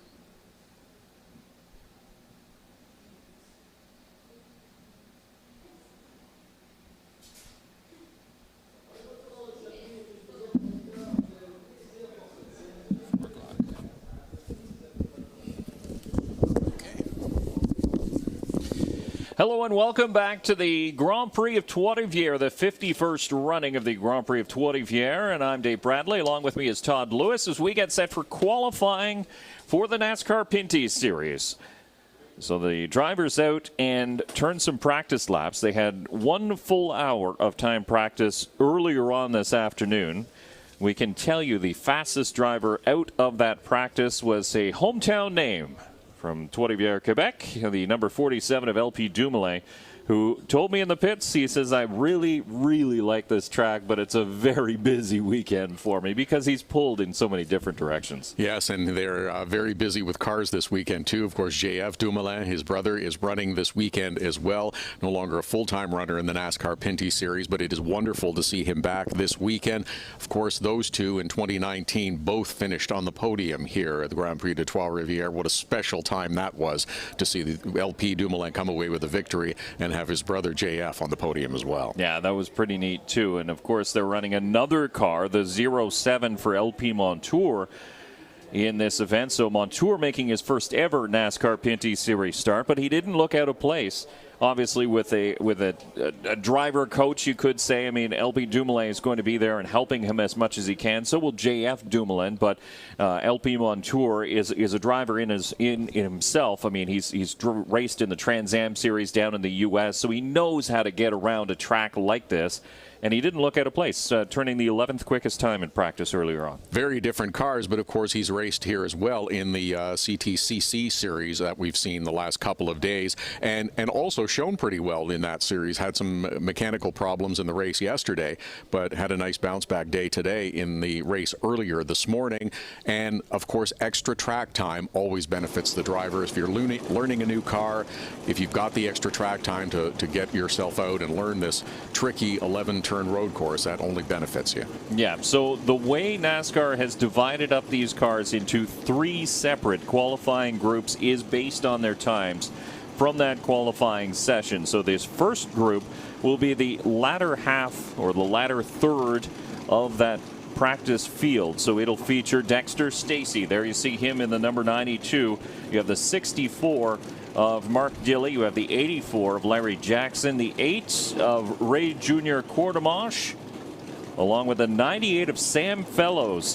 Fellows, yes, he is the son of legendary Ron Fellows, a Canadian Motorsport Hall of Famer. Sam Fellows making his first start in the NASCAR Pinty Series here today. Also, in the 77, Jocelyn Fecteau, then the 2 of TJ Rinamoto and JF LaBarge. will round out this first group of qualifiers. TJ Rinamato had some issues in practice. The car stopped on him, so the crew had to go to work and do a lot of work making repairs to that machine, the number 2 machine. The 64 car, Mark Dilley, that you see in line there briefly, also had some issues during that practice session. It was some of the lead weight in the car that was loose and shifting back and forth, bouncing around, making a noise that was puzzling to the driver and everyone else. Once they diagnosed it, got it bolted down, sent it back out, and everything was fine. But these are the kinds of things that you want to find in practice quickly and efficiently, but a little bit of a hiccup at the start for Mark Dilley. Also did have a chance to talk a little bit to Sam Fellows after his morning run, and he was having fun, and he said that's the most important thing, and couldn't agree more with him. But set to make his first NASCAR Pinty's Series start. He's raced a little bit in touring cars, he's raced a little bit in Porsche GT3 Cup, and this is a very new experience for Sam Fellows, who is also learning to turn left and right. Yeah, for sure. He does have a little bit of stock car experience, getting involved in the Ontario Sportsman Series as well, mostly on ovals. They don't run on any road courses, so this will be his first attempt behind the wheel of a stock car on a road course. It'll be interesting to watch the Curb Records number 98 of Sam Fellows, who will finish up the season here in 2021 behind the wheel of that car, and we look forward to seeing him more often. But a good, solid field of NASCAR Pinty Series race cars, 23 set to take time here in practice. Should be just about set. The cars were all lined up, getting ready to go. Drivers were buckled in, helmets on, everything, and there we are. The go sign has been flashed, and the 84 Larry Jackson leads the group out.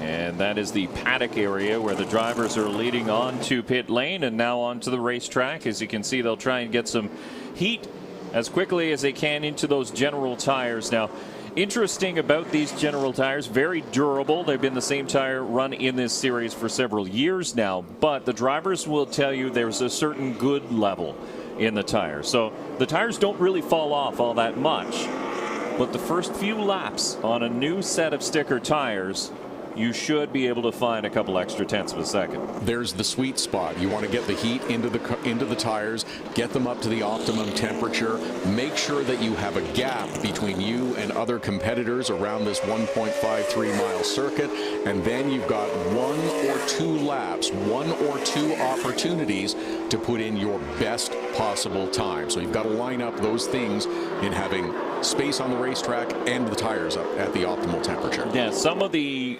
other drivers, once you look towards the third group that we'll have out, some of them may go out and turn 2 laps and that's it. They'll come back in and they'll park on pit lane because they know that's the best they're going to get out of their car. There's really no point in just pushing it anymore and wearing out more equipment, more brakes, and more tires. So you come back, you park it on pit lane after clicking off what you think is probably your best lap. Some of these other drivers could use this as an extended practice session as well. If you weren't quite happy with your long-range drive of your car for longer runs, then just try and work on it right now. It's the 92 of Dexter Stacey, who is to the green flag and is out on what looks to be a pretty good lap so far. He was quick off the mark to try to get some heat in those tires and get a lap in. We'll see how far he goes and how deep he goes in this session. Each of the groups will get 20 minutes of track time. Whether they use the full 20 minutes is going to be the key.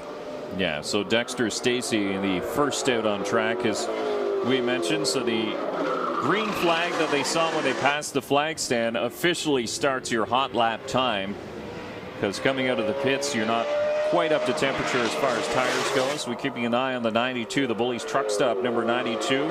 Out of the EHR Racing Stables, Ed Hackinson prepared entry. Dexter Stacey. This will be his second year running out of the EHR shop behind the wheel of that 92. Nice to see him get back in the series last year for the limited 6-race schedule that we did run in 2020, and nice to have him back full-time for 2021. Little bit of a handful going through corner number 9, I noticed, on that last lap, and we'll see how it turns out for Dexter Stacey. It'll be a pretty competitive time. A 1:09.7 is the time laid down by Dexter Stacey. So if we compare that to his practice time, he did, as a matter of fact, pick up a full second over his best practice time from earlier on this afternoon. Mark Dilley also goes quicker at a 1:09. than he did in practice. So these drivers practiced the best they could do in the time practice session, and that's when you were out on track. You were laying down a number of laps in a number of different situations. You could come in, tune on the car a little bit, and the best they could get was a 1:10, and now a 1:09 for both these drivers. Larry Jackson looking pretty racy in that O'Neill Electric number 84 as well. He's right up under the back of the 64 of Mark Dilley. I wonder if he's trying to follow in his footsteps, maybe get a little bit of a draft wherever possible, and we'll see. But Larry Jackson, second quickest right now. Now 109.7, so just a hair, a couple hundredths of a second behind your quickest driver so far, Dexter Stacey, who goes a little bit quicker, a 109.546. And both Dilley and Larry Jackson slowed down just a little bit on their second lap. So they have to be careful racing that hard around each other. You're going to lose the good of the tires racing each other. You're not going to get the optimal lines that you're looking for, but you're going to miss out on the benefits that new tires will give you.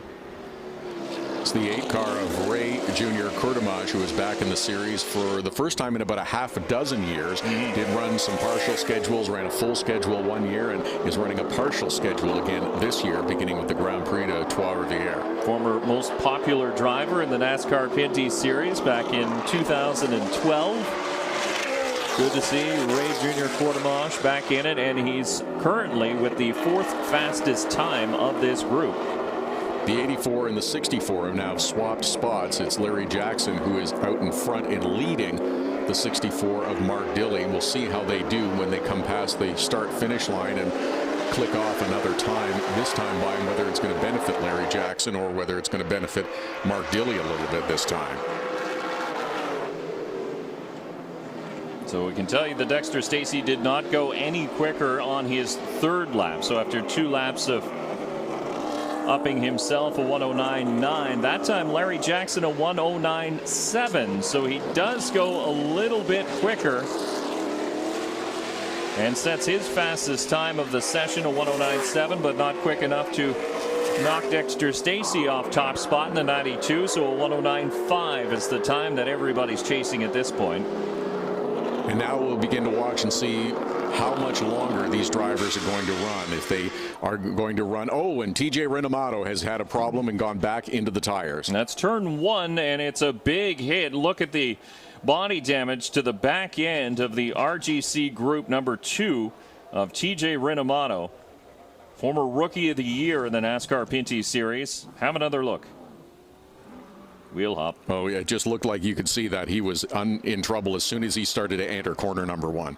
Yeah, the tire wall saved him for sure, as the damage limited to what appears to be bumper bars and body damage. But the RGC Group number 2 will head back to the paddock area. The drivers or the crew will have a lot of work to do here tonight to get that car fixed up. They have been very busy this past week preparing 4 cars for this event here at the Grand Prix de Trois-Rivieres. The 80 car driven this weekend by Raphael Lessard. That's a little bit of brake ducting that's left out on the track, I suspect, from the contact that TJ Renomato had. They'll collect that up before they send out the next group, but also preparing the car for 64 of Mark Dilley, JF LeBurge in the 19, as well as the 2 of TJ Renomato. That has been a very busy WMI team. Yeah, for sure. And parts and pieces falling off this car as TJ Renomato tries to make his way back around the track. Of course, when you crash in turn number 1, it's a long way to go before you can get back to pit lane.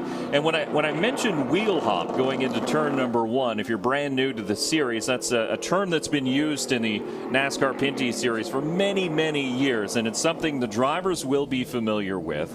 And it's when you're carrying a lot of speed into a turn under braking, if you don't match your revs to your braking like you need to. So if you downshift too aggressively and just sort of let the transmission slow you down, eventually the tires will give up on traction and the back end will literally start to hop.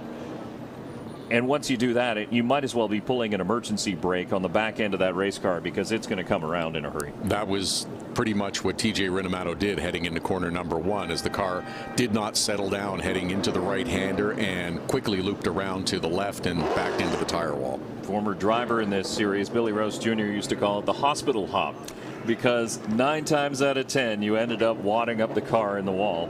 as TJ Renamoto did here during qualifying. So the first group lined up on pit lane. So the back of that car wrinkled up pretty good, but that's not serious damage to repair. It doesn't look like he hit that hard. You have to get underneath that fiberglass bodywork to have a really good look at it, but it doesn't look like it was a really hard hit and will constitute a major repair. Yeah, it's not like it's frame damage or something like that. A lot of bumper bars, which can be easily repaired, and they're made to crumple and crunch because that absorbs the impact and saves those frame rails and keeps the car straight.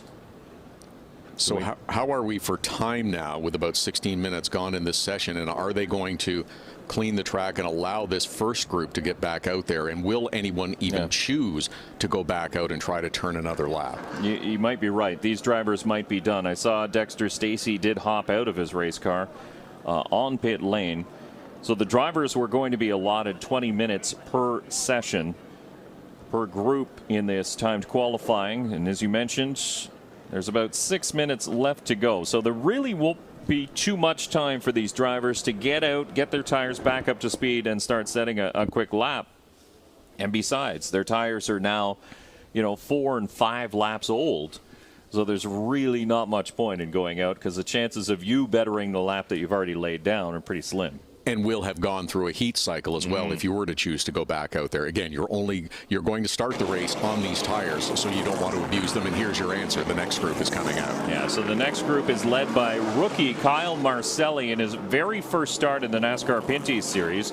Alex Gannett in the 52 will be in this group as well. Simon Zion-Vienne in the 37, who had an adventurous practice session, spinning out a couple of times using an offshoot at 1 point as well in the 37. The 07 driven by LP Montour, and then the 20 Trayton Lapsovich. The 80 your points leader Raphael Lessard coming into this race. The 25 is Luc Lesage, and the 3 car is Brett Taylor, and that will be your grouping for this time qualifying session.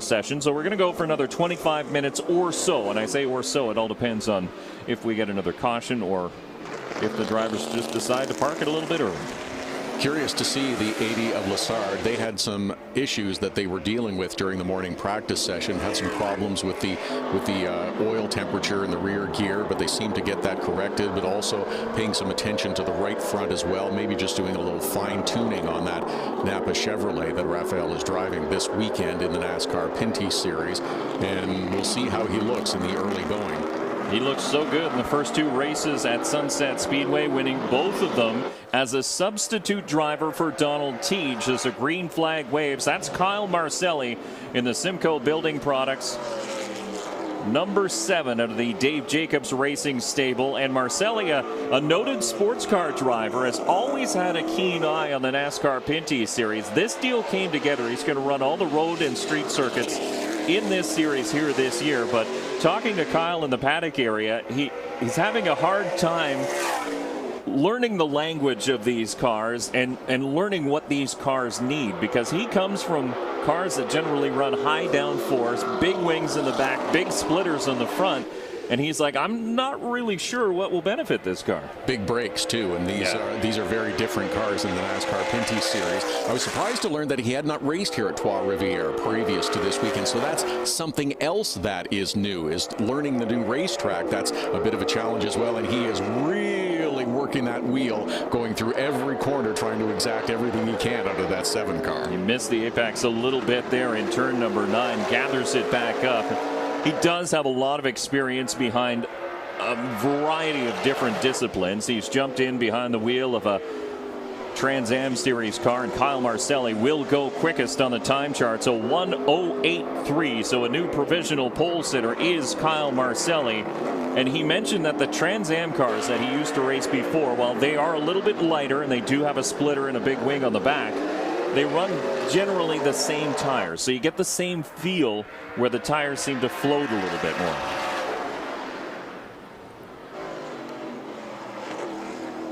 Having a look at the 80 now of Raphael Lessard, sliding a little bit through those first couple of corners, but so far looking pretty good. He did race here a couple of years ago in 2019, started 15th, finished 7th, a very respectable run in his first outing at Trois-Rivieres in the NASCAR Pinty Series, and looking pretty good in that Napa Chevrolet right now. Yeah, he's struggling to get into the top 5 here. Look at that car move around under braking as Rafael Lessard tries to get the most he can. He's sitting in 6th spot right now. Still Marcelli is your provisional pole sitter. Simon Zion Vienne in the 37-second quickest, and then young Trayton Lapsevich.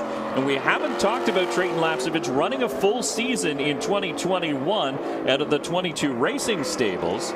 He had a great couple runs going at Sunset Speedway, comes into this one 3rd in points, but this is his very first road course competition. Done a little bit of testing, but first time on a road course in competition, and showing pretty well for the youngster right now. And it is a lot to learn when you are used to turning left, left, left, left, left all the time, and you have to develop the rhythm to go back and forth with the left and right. And now on board with Kyle Marcelli again, who's the first driver into the 107s, a 107.8 at the top of the timesheets. Didn't take him long to figure out how to go fast, so Kyle Marcelli picks up about a second over his practice time. So it may be a case where the track has picked up speed as well, maybe cooler temperatures or the changes that have been made to these race cars between practice and qualifying getting a little bit more. As you take a look at Brett Taylor, currently sitting in 10th spot in the Fast Eddie Speedwear number 3.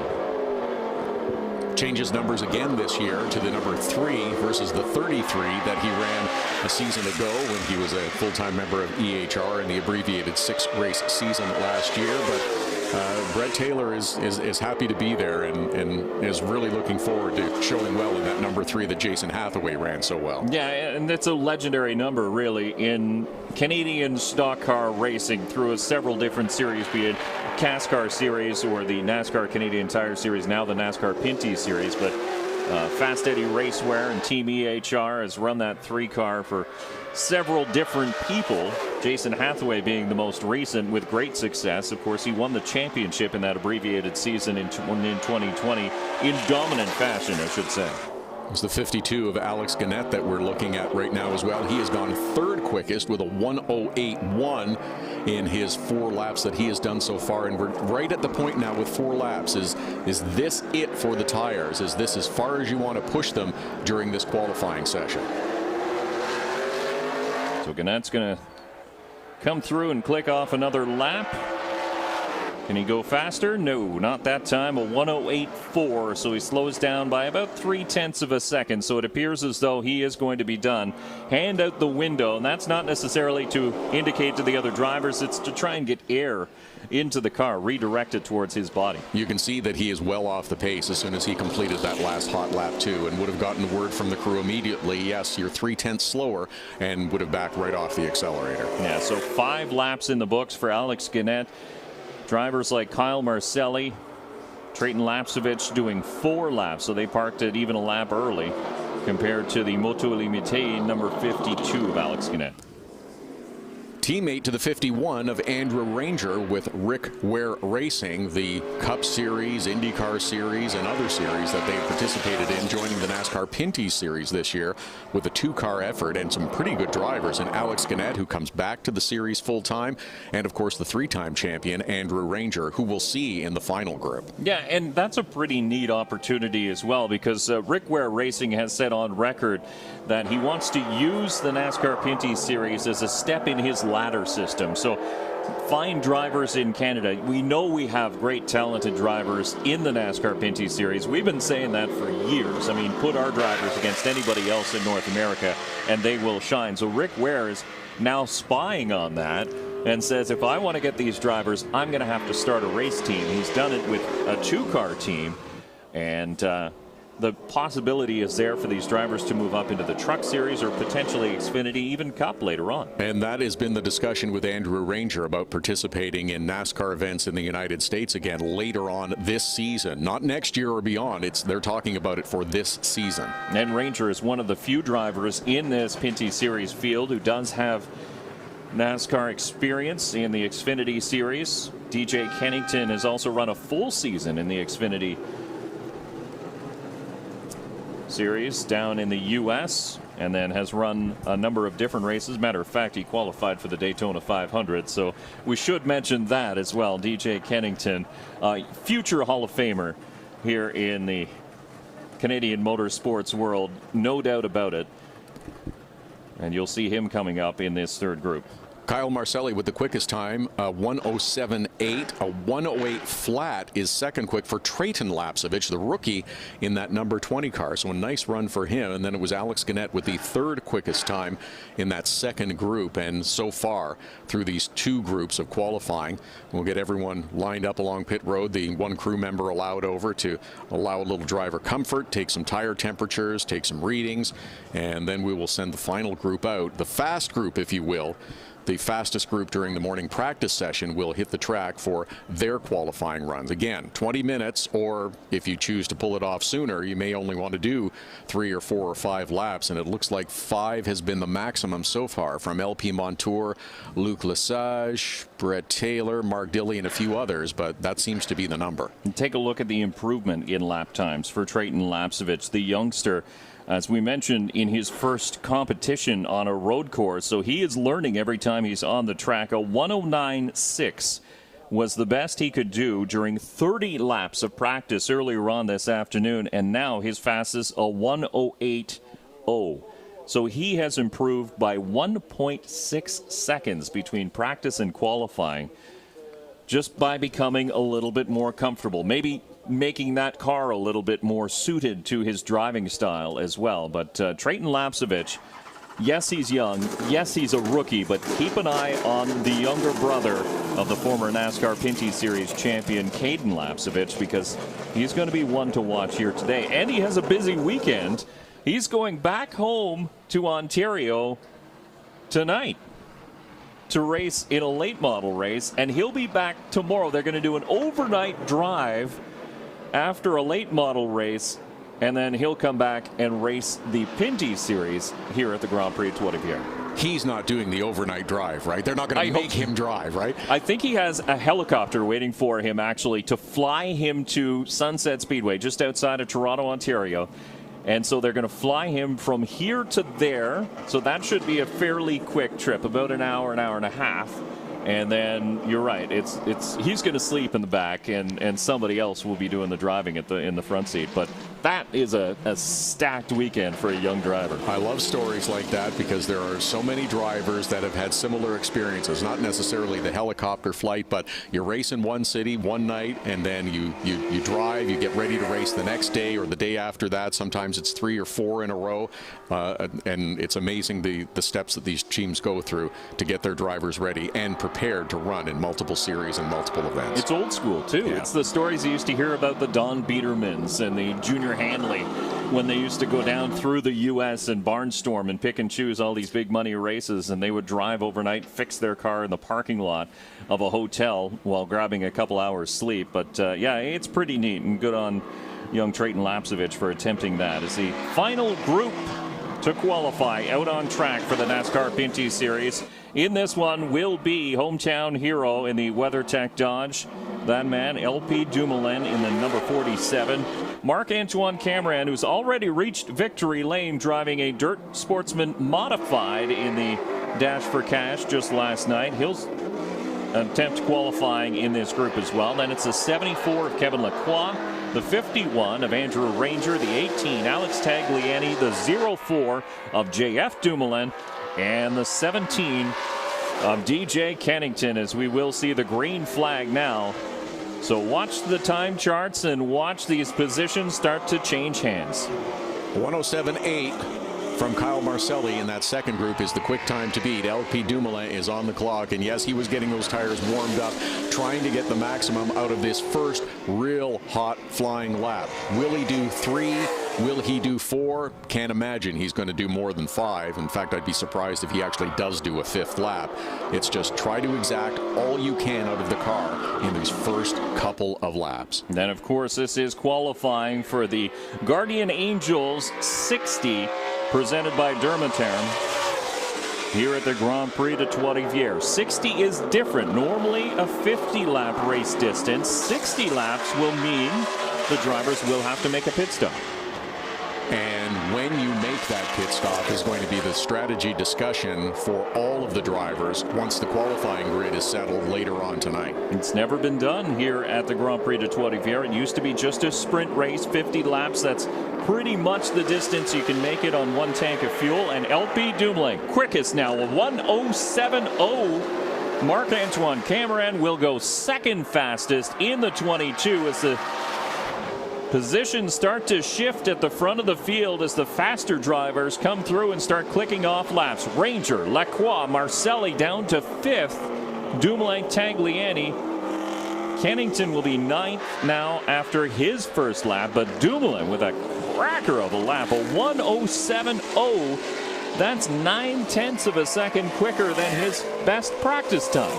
We saw him in the garage area after the morning practice session. He said, yeah, I think we can make it a little bit better. We're good for one lap, but we think we can make it even a little bit better. And there's the 18 of Alex Tagliani, the two-time winner here at the Grand Prix de Trois-Rivieres, in the tire tracks of Andrew Ranger directly ahead of him. Kevin Lacroix, interesting too. He said we were working on long runs for the 74 car, not really focused on a very fast qualifying time. They knew they would be up at the front as far as qualifying goes. He's sitting in 4th spot. LP Dumoulin goes even quicker for lap number 2, a 1:06.7 for the number 47 of LP Dumoulin.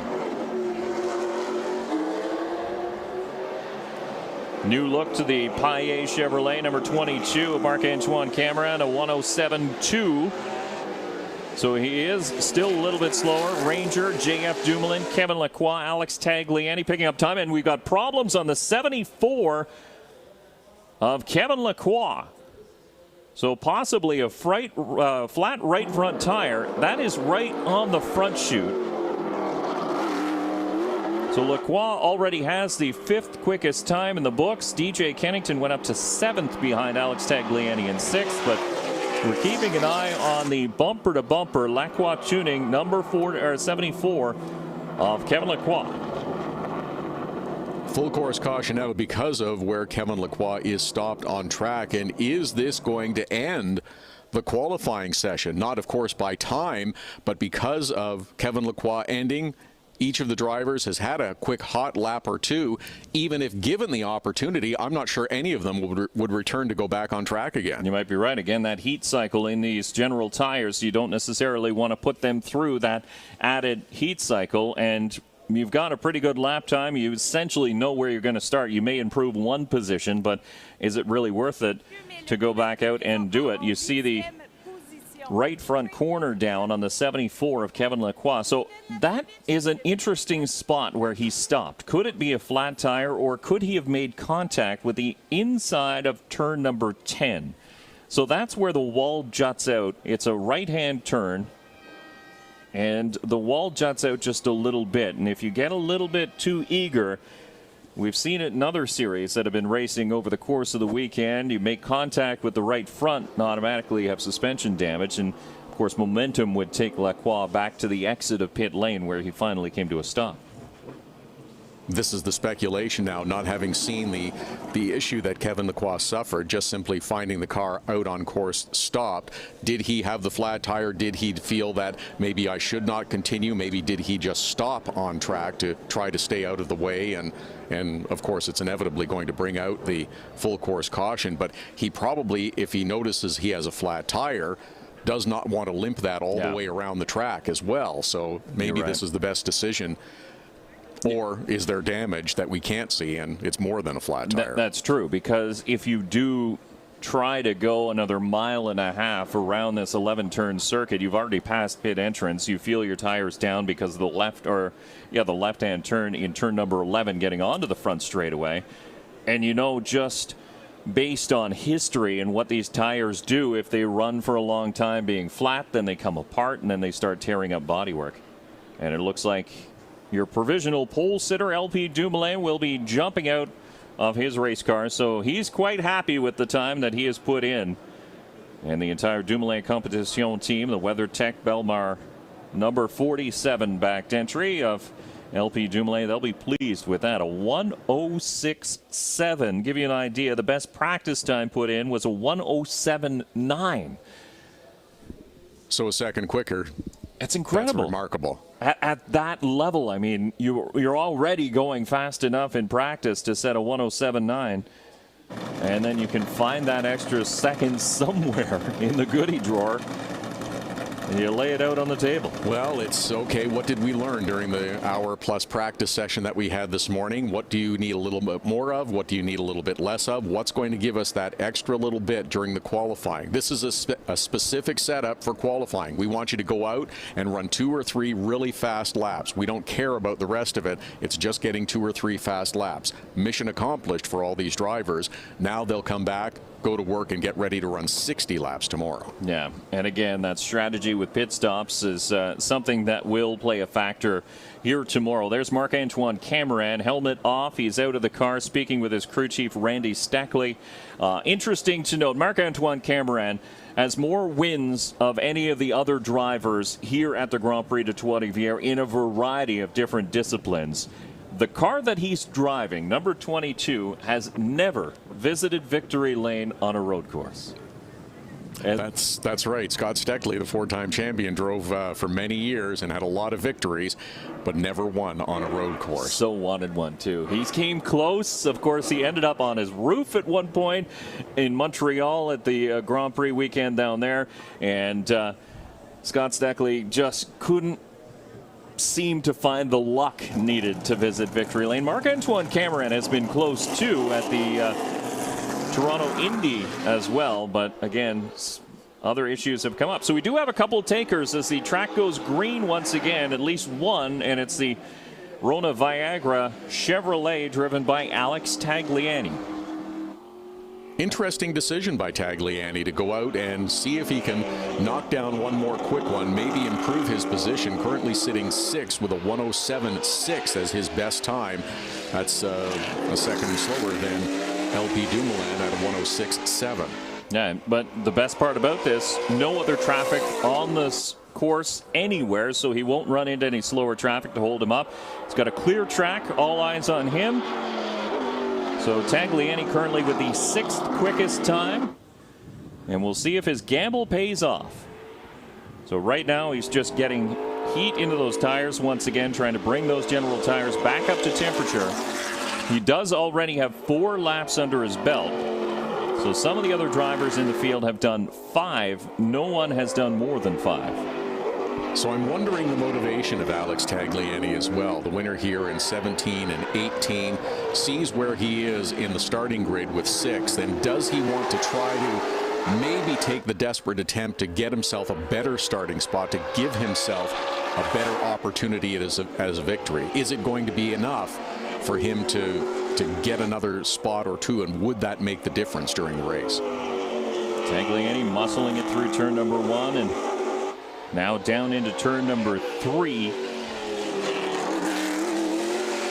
So his best time is, he could potentially, if he picks up about a 10th or 2, he could potentially jump all the way up to 4th spot. So maybe the gamble is real. He is hard on it going through corner number 6. He hammered the brakes to slow that car down and has it come through corner number 6 and now navigating towards 7. He's not out of control, though. That is a very controlled lap. You can see it's smooth on corner exit. The tail is not waving around too much. A little bit there under power, but that's pretty much normal for these NASCAR Pinty Series cars. They do like to move just a little bit as he slides it through the turns. LP Dumoulin is watching on because this is the only threat to his provisional pole position as it sits. Alex Tagliani will come through. And it won't be good enough to knock LP Dumoulin off pole, but will it be good enough to pick up any more spots? You hear the car shut down. 4th quickest, a 107.5, so the gamble pays off. Tagliani picks up 2 spots, and he'll start on the outside of row number 2. What an interesting starting lineup this is going to be for tomorrow's 60-lap race here on Sunday afternoon of the Grand Prix de Trois-Rivieres. And it's going to be LP Dumoulin on the pole with a 106.7. Marc-Antoine Cameron alongside on the front row. Andrew Ranger, Alex Tagliani, and JF Dumoulin are your top 5. And speaking with some of the drivers down in the paddock area a little bit earlier on this afternoon, all of them to a T said no matter what happens on Sunday, as long as you keep your nose clean, generally you should be in the running. So it's all about just weathering the storm, trying to keep all the fenders, trying to keep the nose on the car, and get out of here with a finish. Because if you do have a car in one piece, you'll tend to finish upward near the top 10 or maybe even in the top 10. Sure, the drivers will say that today on Saturday. However, once they get into the race tomorrow, it is amazing the transformation in mentality that sometimes takes place. And you just see what you believe is an opportunity ahead of you, and it's too much to resist. Sometimes when you get that helmet on, you pull the chin strap just a little bit too tight, and it sort of stops the blood flow to your brain. But race car drivers will always go for that open gap. If they don't go for that open gap, they're no longer race car drivers. They're just out for a parade. But it makes it exciting for the fans to watch, and we're looking forward to it. 60 laps. The Guardian Angels 60, presented by Dermaterm, will be run here at the Grand Prix de Trois-Rivieres. We go green on Sunday, so tomorrow at 2 o'clock.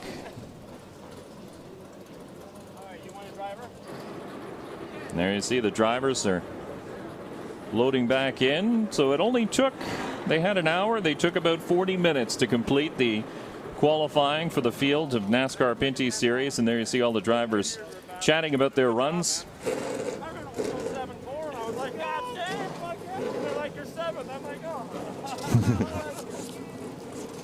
DJ Kennington sharing a laugh with LP Dumoulin on the pit lane, and a congratulations there for your provisional pole sitter.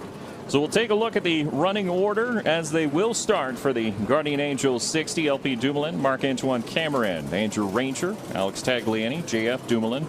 That'll make up the top 5. LP Montour, his first qualifying effort out of the Dumoulin Competition stables in the 07, the Kamloops Foods. He'll start in the 13th position, so great starting spot there. Kevin Lacroix, DJ Kennington, Kyle Marcelli, Trayton Lapsevich, Alex Gannett. They will start in the top 10, so we're looking forward to seeing. That is an interesting top 10 as well, with Trayton Lapsevich and Kyle Marcelli and Alex Gannett in the 8th, 9th, and 10th spots. There's a lot of interesting names in there. Yeah, and then you have to look just a little bit further back because we have our points leader coming into this event, the 80 of Raphael Lessard, who's going to roll off in 12th position. So he has a lot of work to do, and he's not fully comfortable on road courses yet. Not like a lot of these other drivers who have had, 5 or 6 races a year behind the wheel of one of these Pinty Series cars on a road and on a street circuit.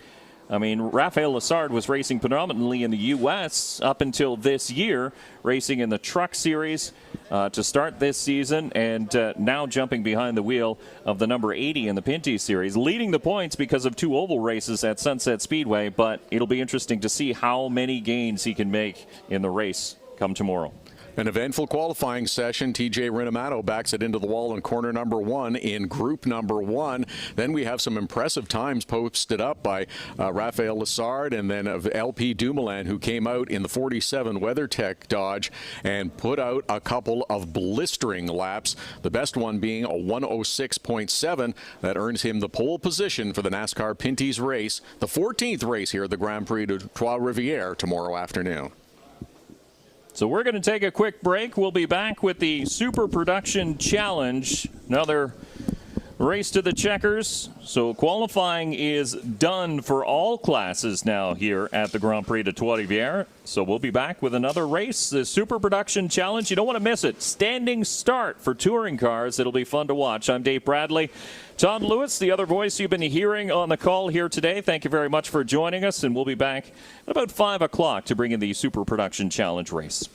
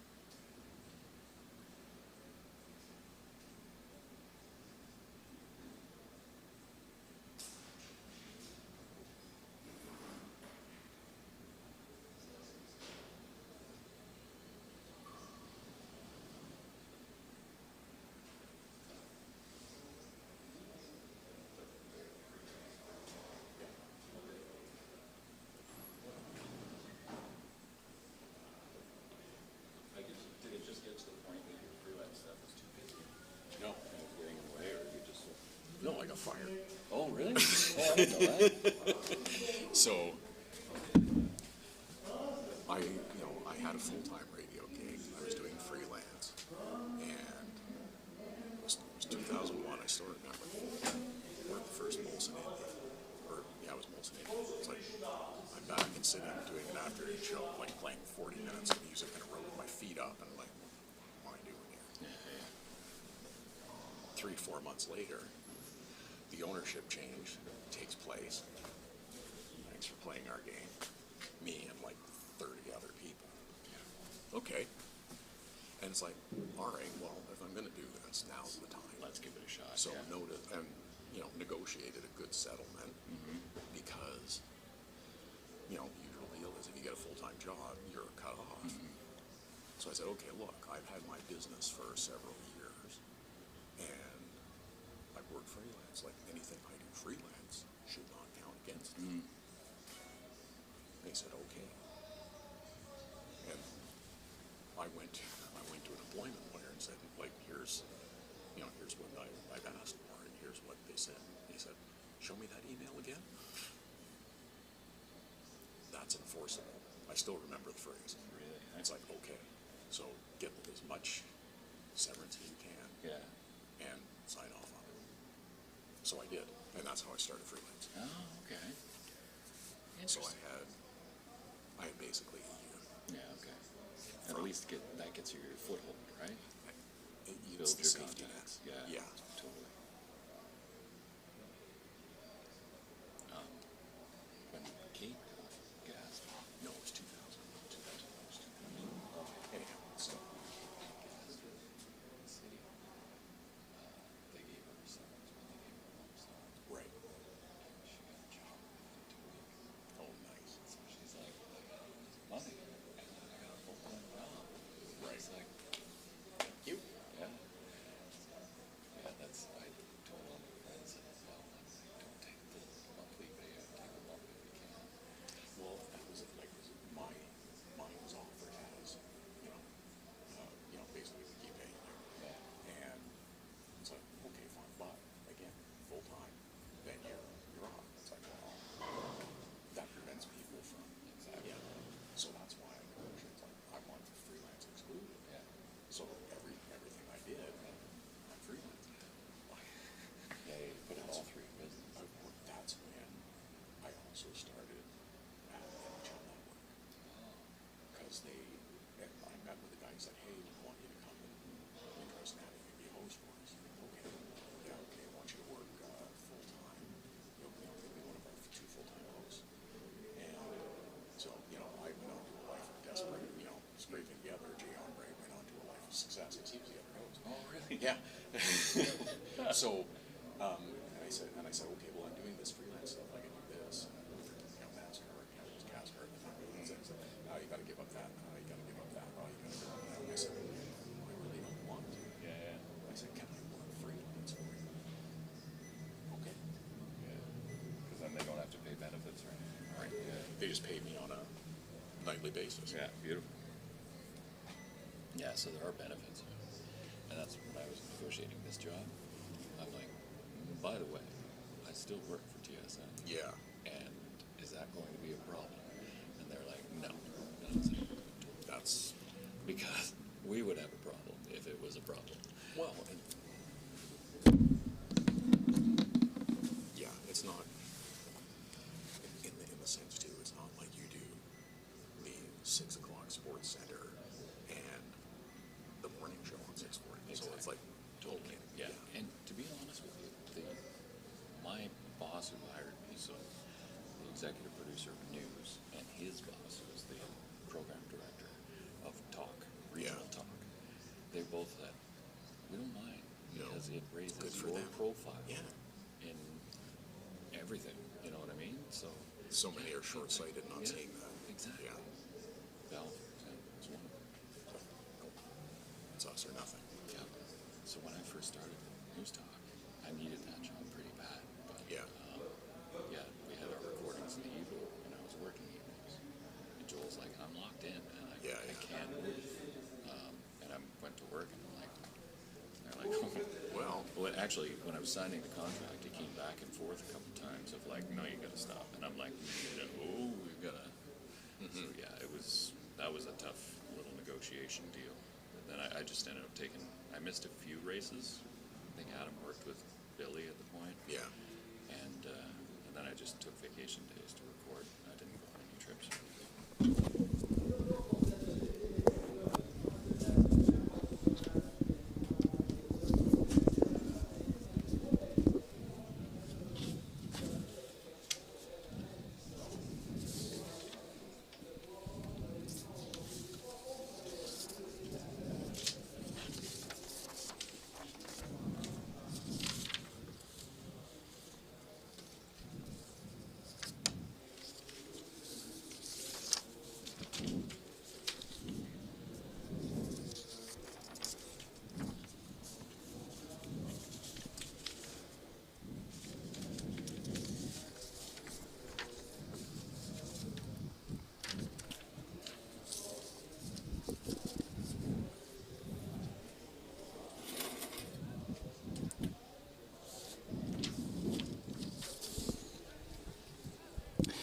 Good afternoon and welcome back to the Grand Prix de Trois-Rivieres. We're setting you up for the Super Production Challenge and the second feature race of the weekend for this group of race cars. The last one, very different conditions. Raced last night as the sun was setting, so we went green at 8:15, and it wasn't much longer before the sun fully setted. The headlights came on these cars, and we continued to race until a late race caution.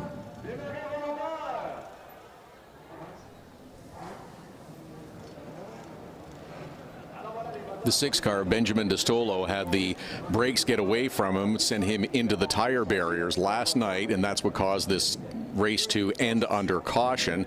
And it looks like we're just about set to go again this afternoon with a full field of 29 cars. A number of different makes and models, and it makes for very exciting action throughout the field. Yeah, so the word to start the engine coming already, so the field will line up, and there are 3 different series running together, 3 different groups of cars. So this is sort of based on an IMSA-like division brought here to Canada. And so you have the super production class, which is about 11 pounds per horsepower, maximum of 300 horsepower, all two-wheel drive. They allow paddle shifts.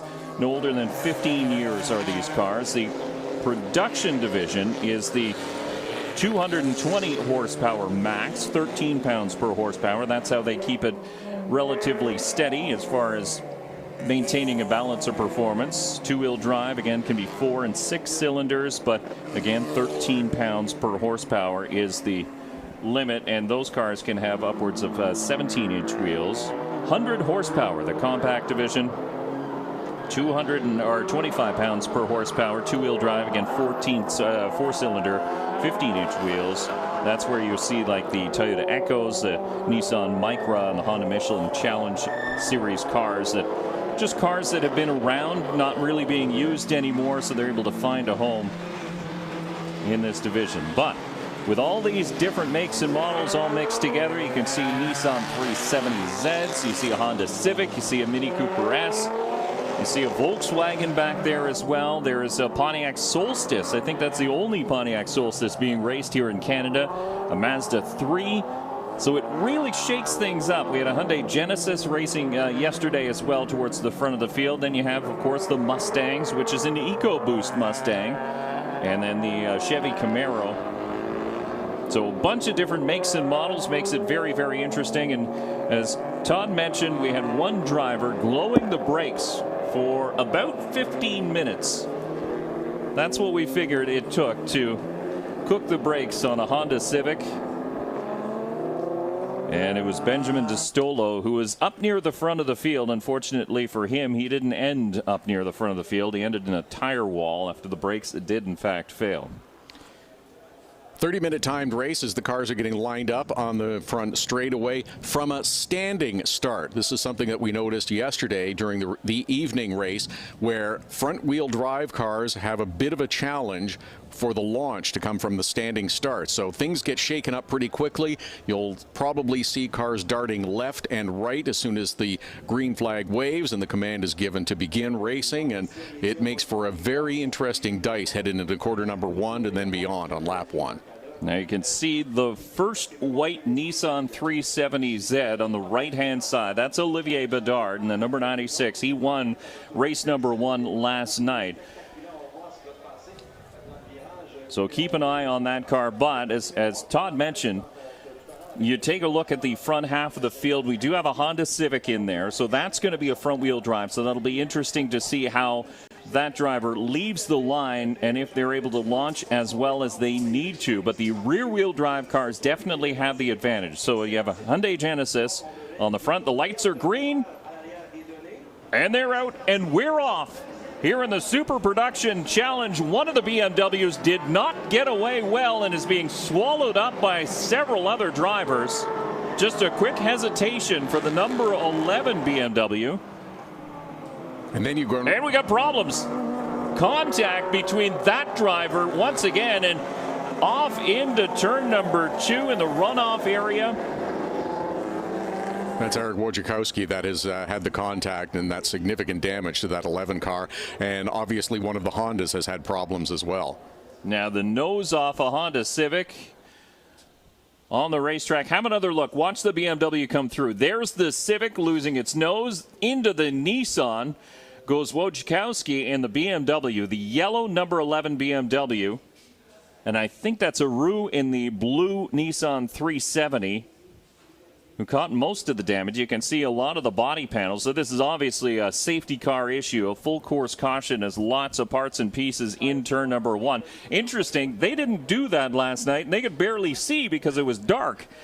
But here tonight going for a little bit more, and I think it was Wojciechowski who failed on the start and was trying to get back all those positions that he lost after the car hesitated for some reason off the start. It was that 11 car that was slow off the start, and as you mentioned, was being gobbled up by their competitors coming around both the left and right-hand side of that yellow BMW. And then what results is you have 3 and 4 cars wide trying to navigate through corner number 1. Wojciechowski, when he does finally get some go in his car, is trying to regain some positions and looked like he may have been a little bit aggressive, and there was contact that ensued between he and a couple of other cars. Now, Jimmy Briere had a great launch in the Hyundai Genesis off pole, and he is your race leader as we complete the first lap under caution. But just a tough start here for the Super Production Challenge. Again, this is a timed race, so a 30-minute timed race, and we still have 27 minutes to go, but there is extensive cleanup happening in turns 1 and turn 2. Good news, the cleanup crew here at the Grand Prix de Trois-Rivieres, very efficient. They know that they're on a tight schedule, and they have to work quickly to keep everything on that tight schedule. Jimmy Briere, Jacques Revel, Eric Laporte are the top 3. Olivier Bedard is the 4th place car now as the cars circulate around while the cleanup continues. They'll need to remove that 11 car and then pick up an awful lot of pieces, as you mentioned, Dave. We saw the debris from that Honda that was laying out on the track, but there's a bunch of others, and you see the Honda is still running. Yeah, Habrich was one of the cars. It was the 8 car of Michael Habrich also involved. You can see the 2 Nissans nose to tail, so the blue and the silver Nissans, they're the 2 Habriches. So that is the one, the 8. Got damage on the side, but not very bad. This one is the one, Lacombe in the Honda Civic, with a lot of damage. You can see the brake ducts are sticking out like robot arms on your son's Halloween costume, but it seems to be working. At least all the wheels are pointed in the right direction, and that is super important. But you hope that nothing dangling from the front of that car is going to cause any further problems, and they'll take the opportunity while the cars are circulating under the yellow flag conditions behind the pace car to have a closer look and just see what kind of bits and pieces might be dangling from that 03 car. And looks like things are okay. I'm just not sure how sharp any of those pieces might be that are sticking out from the sides. Looks like cleanup complete. We're going to go back to green. Gabriel Lacombe failed to finish in the first race last night behind the wheel of that Honda Civic, but a nice tidy start and a slow start as the Genesis brings him a crawl down the front straightaway, and now we go green, looking up the inside. Here comes Olivier Bedard. That is a nice pass for position by Olivier Bedard to move up the inside there. Gravel in the BMW trying to pinch to the inside of turn number 2. He'll slot back into second. I thought Bedard was going to get a lot more than he did. He moves up into the third position in the Nissan 370Z, but situates himself nicely in front of the rest of this group. Bilodeau in the 44. That's the Mustang that was poked out to the outside. And you see Laporte in the 40, the Fix Auto BMW. A little bit of a defensive maneuver going into turn number 6. Heroux is in the 24, and that is the Chevy Camaro just behind the number 96 of Olivier Bedard. Looks like we've sorted things out as we're getting near the completion of the first green flag lap. There's an awful lot of black smoke that seems to be coming out of that car of Jimmy Briere, though, up front. I'm kind of wondering about that. I don't believe it is a diesel, but it looks that way as Jimmy Briere gets back on the gas. It's something we didn't see last night because of the darkness, but we'll keep an eye on that Hyundai Genesis up at the front of the field, showing some black smoke from the exhaust on the back end of that car. Gravel in the tire depot number 43. Good looking BMW holding on to second, but he has his hands full and mirrors full of the 96 of Olivier Bedard. Look how he climbs right up underneath that rear spoiler of Gravel, and Olivier Bedard taking a slightly more inside line through corners 4 and 5. Not going to have an opportunity to make a pass in corner number 6 this time, but just trying to close that gap up as much as he can to set him up for a pass and hopefully pick up another position. This lead group able to open up a bit of a gap on the rest of the field. You see everybody behind the Bilodeau number 44. A car did go straight, and that was Frederic Magny, I believe, who went off straight in turn number 6 into the runoff area as we were watching this lead group battle. It was Habrich in the 75. So Habrich was in 8th position, missed the breaking point, and will lose a lot. He's back with the compact cars, as a matter of fact, towards the tail of the field. So a lot of work left to do, but still that smoke coming from the back of this Jimmy Briere Hyundai Genesis. Good news, bad news for the 75. Going off and not making contact is the good news. The bad news is that he's going to lose an awful lot of positions, and we're just watching that 75 of Alex Habrich is falling down the field well outside the top 10, and is going to have to fight hard to gather back some of those positions as Olivier Bedard is making another challenge for second. Yeah, this is a good opportunity. A good run out of turn number 3. Able to pinch to the inside down this straightaway, but the flex of muscle from the BMW holds the Nissan at bay as Gravel even leads by a couple car lengths into turn number 6. But possibly Bedard had braked a little bit early to back that turn up and try and get a good run off. Try and get a run down towards this turn and a passing opportunity in turn 8. That's exactly it. He did make the look on the inside previously on corner number 6. It wasn't there, so you'll look for a different opportunity at a different part of the racetrack, just as he's doing here through corners 8, 9, and 10, and now trying to maybe test the inside somewhere where you may not want to do that, but he does have a good run down towards corner 1. Yeah, he's going to have that spot into turn number 1. As a matter of fact, he's got it by the time he reaches the start-finish line. So mark the 96 up into second now. And he will go on to start chasing that smoking leader of Jimmy Briere in the 12. 5 laps in the book, still 20 minutes left to be completed here in this 30-minute timed race. 21:32, as a matter of fact, on the clock. That Chevy Camaro has been hanging around inside the top 5 for the last 2 races now. Heroux doing a really, really good job. Marc Heroux in the Chevy Camaro, and now he's just in behind Gravel in the BMW, and really he's starting to poke around and look for a hole to open up. It is. You can notice that the 24 has crept a little closer to the BMW of Gravel and starting to put a little bit of extra pressure on him now as they head out through corner number 9. You can feel that breathing down the back of your neck as they go through 9 and 10. So close. 10 is not a good passing opportunity. It may seem like a good passing opportunity. It is not. So you want to try and maintain your momentum and do exactly what Olivier Bedard did and get your run on the front straightaway. Make your pass going into turn number 1 if you can. Marc Aru not quite close enough that time to make that move to the inside, but he'll still stay in the tire marks of the BMW in front of him. Notice how he went a little bit wider on corner number 1 to try to change the angle heading through 2, and knowing he'll be back single file as they come through corner number 3. Gets way out to the outside wall as they exit corner number 3 and then pinches it back down. Yeah, and that might seem like a good idea, but when you pinch it down at the last minute, that's going to scrub speed, and that takes away from your momentum. You need the momentum down this straightaway to carry it into turn number 6. Good battle behind them as well between the 40 of Eric Laporte and Charles-Andre Bilodeau. Those two cars running nose to tail as well. A good battle of those two white cars.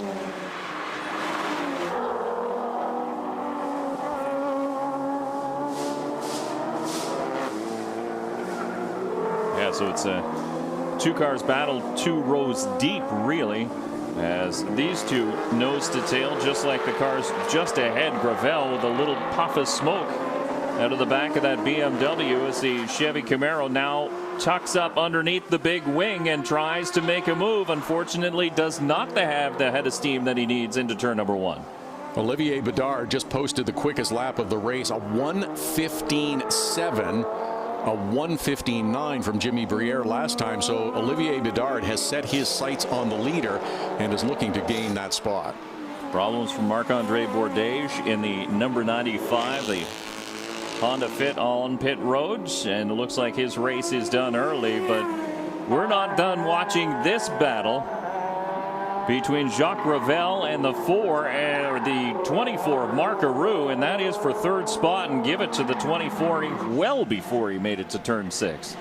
Hanging on through corner number 6, got a little bit loose on the back end as Gravel gets in line, and now the 40 and the 44 are also showing their sights on it. Eric Laporte and Charles-Andre Bilodeau are also becoming part of this battle, making it 4 cars fighting for position. Ooh, and Gravel went off in turn number 8, needing the evacuation area on the offshoot of turn number 8. We've got more problems too. Shelby Mills in the Volkswagen, that's in turn number 3. So it looks like she cooked it too hard. You see the black marks of tire lockup.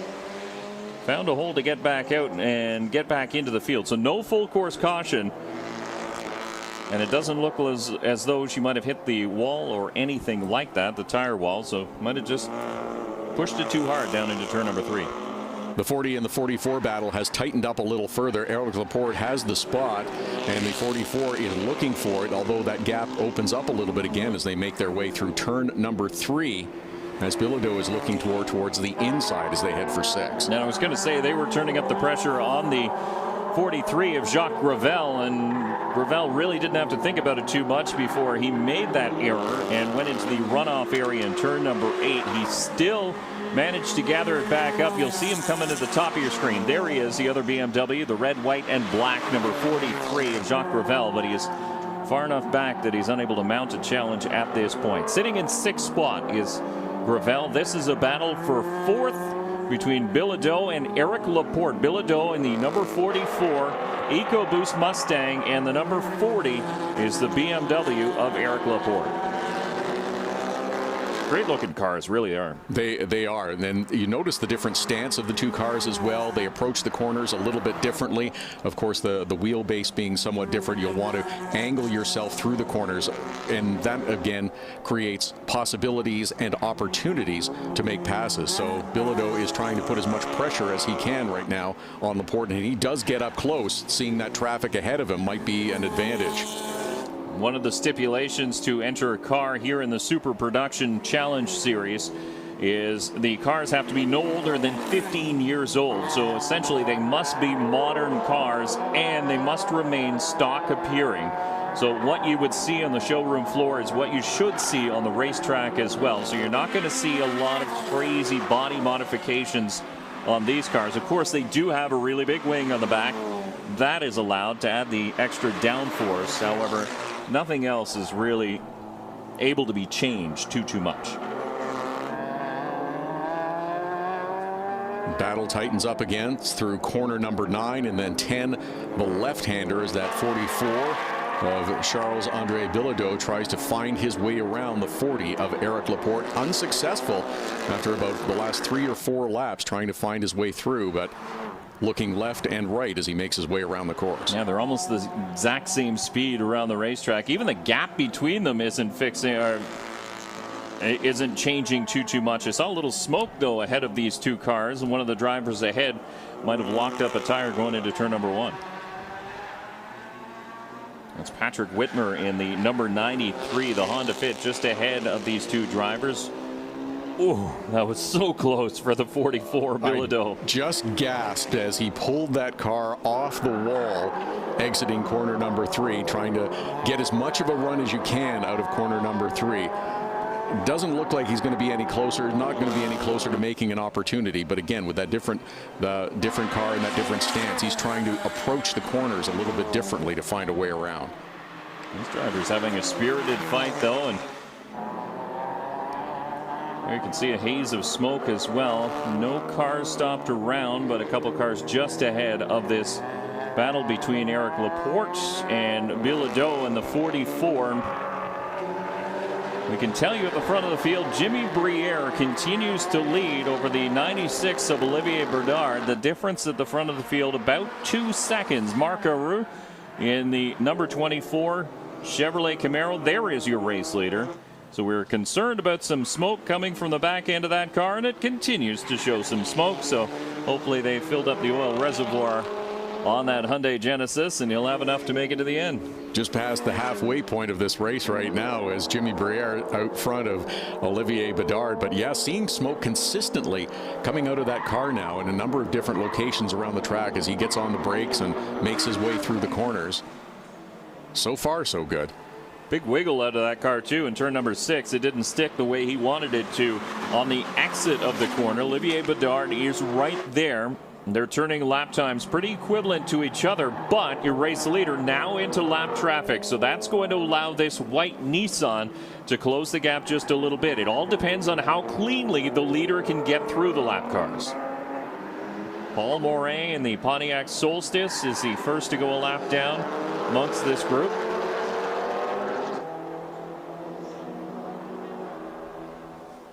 There you can see more smoke coming from the back end of the Jimmy Briere Hyundai Genesis. And the difference at the line, 1 second. So Olivier Bedard cut a full second out of that race lead by Jimmy Briere. So be on notice, the number 96 is coming.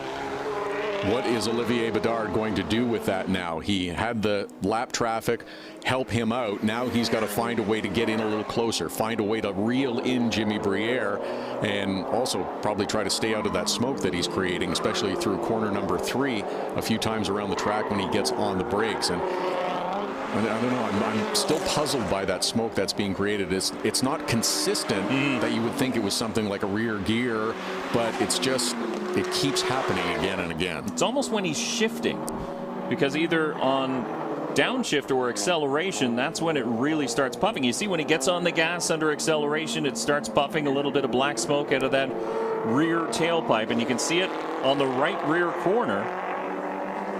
And it puffs a little bit more as he lets off as well. So it is an interesting issue that's showing itself here in that Hyundai Genesis as Jimmy Briere continues to lead. And we'll take a look at the lap times last time through. Again, the 96 of Olivier Bedard, quickest, or quicker, I should say, than your race leader. So he continues to cut into that race lead. And again, the leader coming into lap traffic, and he caught Ontario in the wrong spot there, and the lead has vanished. That's exactly it. Theroux's in the wrong spot, and Briere caught him just where he did not want to. He did get around. Both he and Olivier Bedard now around, but that lead has been cut down substantially. You can see Olivier Bedard is now filling the mirrors of Jimmy Briere. Marc Aru still in third. Eric Laporte, Charles-Andre Bilodeau, they're still fourth and fifth, so that battle has not been settled. And Jacques Gravel in the 43 was up inside the top 5, third for a short period of time before things went wrong. And then things went really wrong, so something has broken underneath the hood of the BMW. The number 43 is Jacques Gravel is on pit lane getting an interview done with the French broadcast team,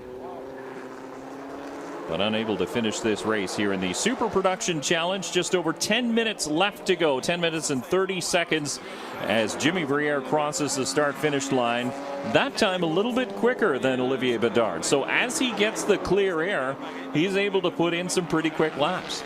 Caught the lap traffic of Christelle Charest in exactly the right point on the front stretch that time. Was able to clear that 51 car and then turn in where he wanted to in corner number 1. And you see that lead has stretched out again over Olivier Bedard. There's a little bit of space as they exit corner number 3. Not quite able to pick up the draft toe down this straightaway as they head towards turn number 6. A quick look in the rearview mirror from Jimmy Briere before he gets on the brakes and turns left through turn number 6. Olivier Bedard smooth through that corner once again. Bedard almost disappeared behind the concrete wall as they were exiting corner number 6 there. You see him really using that and trying to maintain some momentum and regain some of that ground that he had lost to Jimmy Briere in the previous lap. Now they've moved the tire wall in turn number 6 so that if you really go wrong, you're going to hit the tires early. But if you need that extra runoff space, you can use it and get very close to the concrete wall, which is super beneficial. That smoke is now turning white. It's getting a little bit heavier. So 9 minutes to go as we'll put the stopwatch on the 12 car of Jimmy Briere, because that may be all that this engine's going to last in this car. It's been smoking since the drop of the green. Still running fast at a 15.7 as his last time by. His best time was a 15.73, and able to pull out a little bit of distance on Olivier Bedard. But that smoke, I think, is becoming a little more consistent around the entire track now. And as you mentioned, the color has definitely changed to white.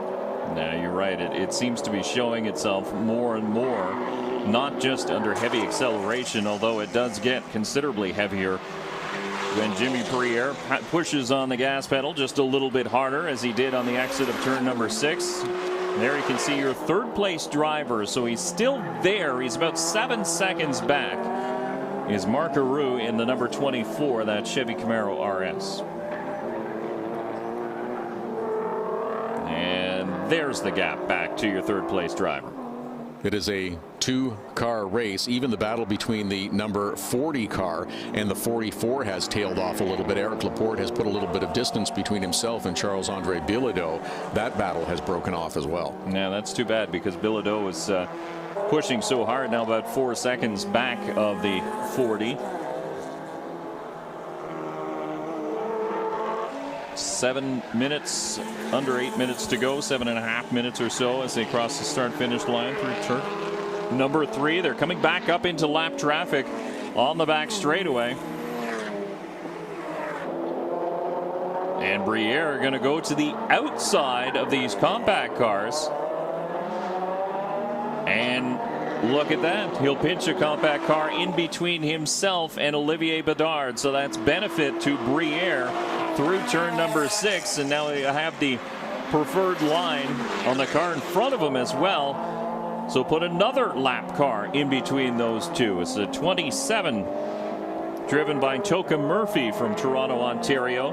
Goes a lap down to your race leader. That's a great story about Toka Murphy. If you're unfamiliar with this driver, he grew up in community housing, always had an interest in motorsports, could never afford to get involved with it, worked hard, and there you can see Lacombe in the 03, who had problems off the start, lost the nose off the start, and now in a runoff area. I believe that's turn number 6 as well. That's been a big problem area for some of these drivers here today. But Toka Murphy, just to complete that story a little bit, grew up in community housing, got a job, got involved in racing, and actually used his part-time job money to get his competition racing license. So we got problems for the leader almost as Jimmy Briere gets squeezed by one of the back marker cars in through turn number 6. But to finish that long story, make it longer, that Toka Murphy eventually got into this car, and now he's been a champion several times, so it really has worked out, and it just shows that you should never really give up on your dreams. That is a wonderful story. It's nice to see, and it's not been easy for Jimmy Briere this last few minutes as well, trying to navigate his way through that lap traffic. You usually don't have lap cars that are trying to race the leader as they're making their way through, but a little bit of that was happening. Olivier Bedard has also successfully navigated his way through. I can tell you, though, that Jimmy Briere, despite the problem with that lap traffic, just posted the quickest lap of the race at a 1:15.3. So he knows it's time to go. He saw the white number 96 of Olivier Bedard coming. The gap about a second at the line the last time they went by in through turn number 3. There are no lap cars in between your leader and second place. However, there is one just ahead. And it's the 75 of Alex Habrich. Habrich, who had some trouble going into the runoff area earlier in that Nissan 370Z in turn number 6, and he'll do it again almost. He decided to keep that door open for the 2 leaders to go by. It's a gentleman move. That was a nice move. He saw that the 96 car of Olivier Bedard was also coming through, so altered his line, went very wide in corner number 6, allowed the 2 leaders to run smoothly through. 4.5 minutes to go, so it'll be about 4 minutes when they cross the start-finish line the next time by. So about 3 laps left in this race, and that smoke that we've been watching, it is changing colors. It's been omnipresent this entire race distance, and yet it's still strong. The engine's still strong. 19 laps in, and still a 15.794 for your race leader. So Jimmy Briere has figured out something, that the car just likes to smoke. As long as it can go another 4 minutes, he'll be fine with it. It's got to cross the start-finish line as the checkered flag waves. But there's the one spot, a little puff of smoke always as they enter corner number 3. You've mentioned a couple of times that it's been present as they accelerate out of corner number 10 and 11, getting back out onto the front straight as well. And you'll also see the smoke puff out here occasionally as they enter corner number 6. And once again, the leader finds himself in lap traffic. Yeah, big time lap traffic. He built up a 2-second lead over the 96 of Olivier Bedard, and now he finds himself in this heavy traffic. Now you have to wonder if these drivers have seen. You saw the first car pull up and out of the way. Not everybody is going to give the same courtesy, though. No, that 73 is definitely not making it easy for the leader, Jimmy Briere, to make his way through this lap traffic and to try to maintain that lead. That 73 car of Marie-France Gagné is holding up the leader right now. Yeah, very much so. And there is Bedard. Bedard has drifted back just a little bit, though. So surprised to see him so far off the pace, as a matter of fact. The leader is mired in that lap traffic. I would have thought that Bedard would be on his back bumper at this very moment. He's noticeably slower. Yeah, I think something's wrong with that car. Briere finally manages to get around the number 73 of Marie-France Gagné. So your leader works through turn number 3. We're having an eye, trying to keep an eye out for the 96 of Olivier Bedard. His last lap time, 1:23.3. So that's about 5 seconds off the pace of the race leader. And so that would be a strong indication that something has gone wrong. Curious, isn't it, that we've spent so much time focusing on the smoke that's been coming out of the 12 of Jimmy Briere, and it's now Olivier Bedard in the 96 that is a half a dozen seconds off the pace of the leader. We saw this in one of the classes that ran earlier on today. The race leader, as a matter of fact, had mechanical problems creep up with about 2 minutes left to go. And this time it's the second place driver, the winner, one race ago. Olivier Bedard won the Friday night event here on Fast Friday at the Grand Prix de Trois-Rivieres, and now after running second for nearly the entire race distance, off the pace in the 96. And Jimmy Briere continues to lead. I want to watch the 24 of Marc Hérault, and yes, he does take over second spot. There is definitely a problem with Olivier Bedard, who has posted another 124 and has fallen further down. Eric Laporte in the 40 has also gotten by. Now, at this point, Olivier Bedard appears to be just willing to try and limp that car home and get his best finish as he possibly can. But this is great news for Jimmy Briere. So the red car that passed through your screen is your race leader. We're looking for second place, and there it is. Marc Hérault in the number 24 is currently in second. Third place will be the 40, and there is fourth Olivier Bedard, well off the pace. And he might even lose that because the 44, the Mustang coming into screen, that's going to be a battle for position. So I don't think Bedard will be able to hang on to fourth place. He'll be lucky to get fifth. Bilodeau is definitely breathing down his neck as we're under a minute remaining in this timed event. But Olivier Bedard is definitely falling back in this field. The 12, despite the smoke, continues to remain up front and has just taken the white flag. One more lap to go for Jimmy Briere. At this point, he can almost shut it off and push it home. And the lead he's built up over the rest of the field is substantial as he's masterfully worked through lap traffic. And he still has a lap card to contend with. Just ahead, that's Michael Habrich in the H, the Nissan 240. That's 9th spot on the track, so it gives you an idea of the pace that Jimmy Briere has been able to run in this 30-minute timed event. Briere finished last night in 4th spot in the dark in a race that was cut short because of a late race incident. So the cleanup would have taken too long and the checkered flag was flown. But this time we will run the full 30 minutes. Bedard is continuing to hang on to 4th spot, but Bilodeau is running about 3 seconds faster per lap, and will he have enough time to catch him? So Jimmy Briere weaves his way through turn number 9. Smoke even heavier than before. It's celebratory smoke from the back end of the number 12 Hyundai Genesis off of turn number 11. He'll see the checkered flag this time. It waves. Your winner in the Super Production Challenge, the number 12 of Jimmy Briere.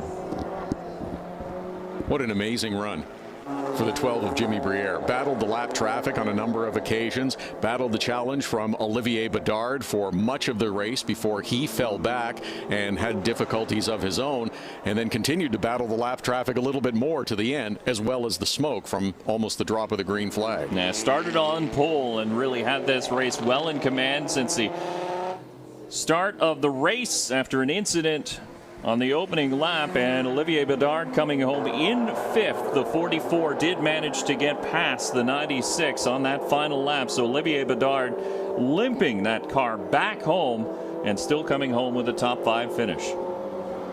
That's making the best out of a bad situation when your car is underpowered in the closing laps and you realize that you are under attack from behind.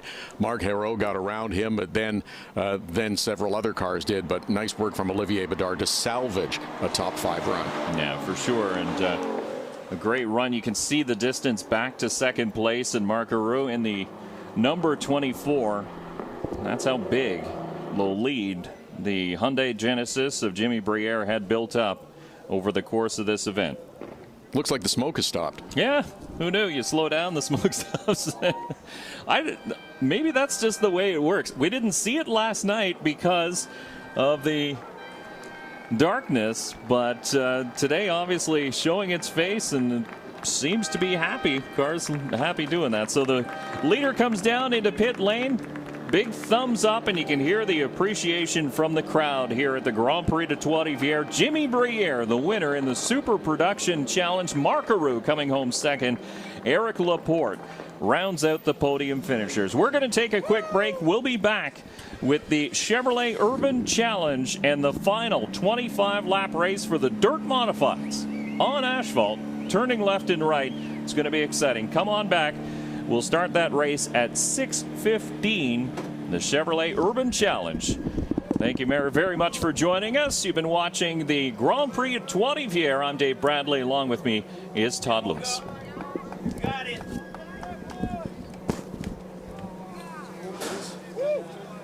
tag? Think you're trying to do a little Toronto? Yeah, baby. Another Toronto. Ça, c'est pour mon père, celle-là.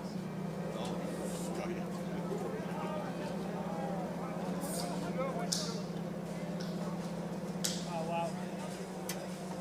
Laisse les virer un peu, OK? Puis le turbo, là. Yeah. Yes.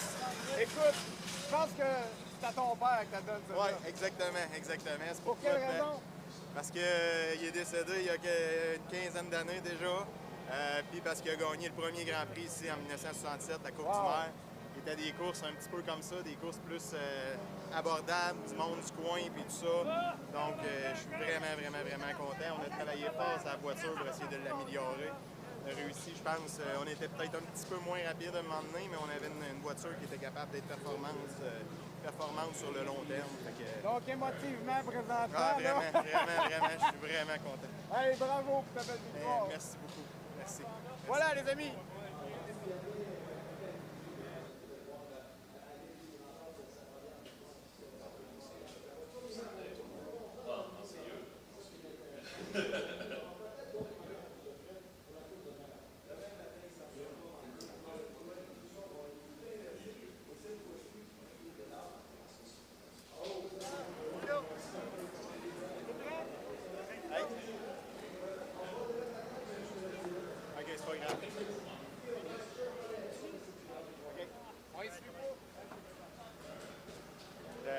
C'est là-bas, quoi.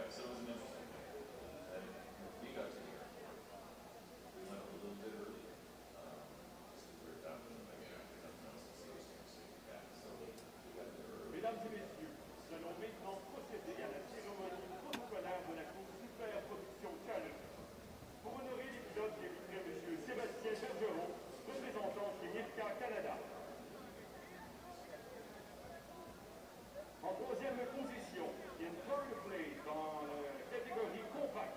S'il vous plaît, monsieur Marc-André Baudard. En deuxième position, in second place, Yves Legris. Le gagnant, the winner, Patrick Whitmer.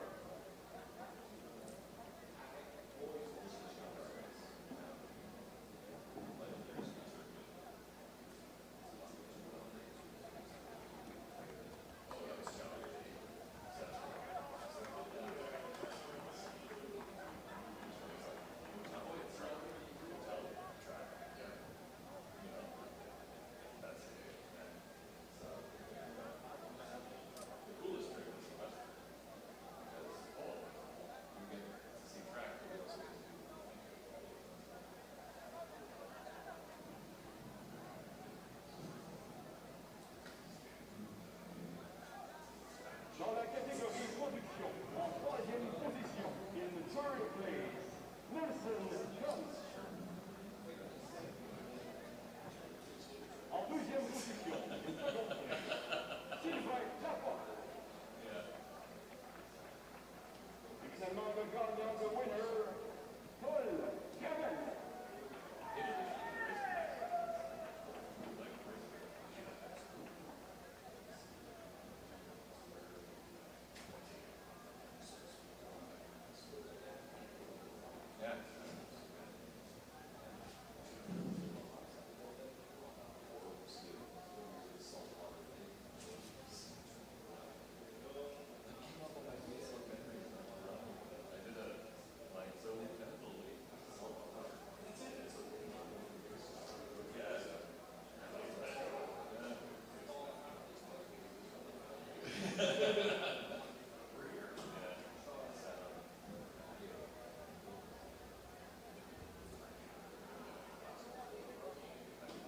Dans les catégories super production, en troisième position, in the third place, Éric Laporte. En deuxième position, in second place, Marc Giroux.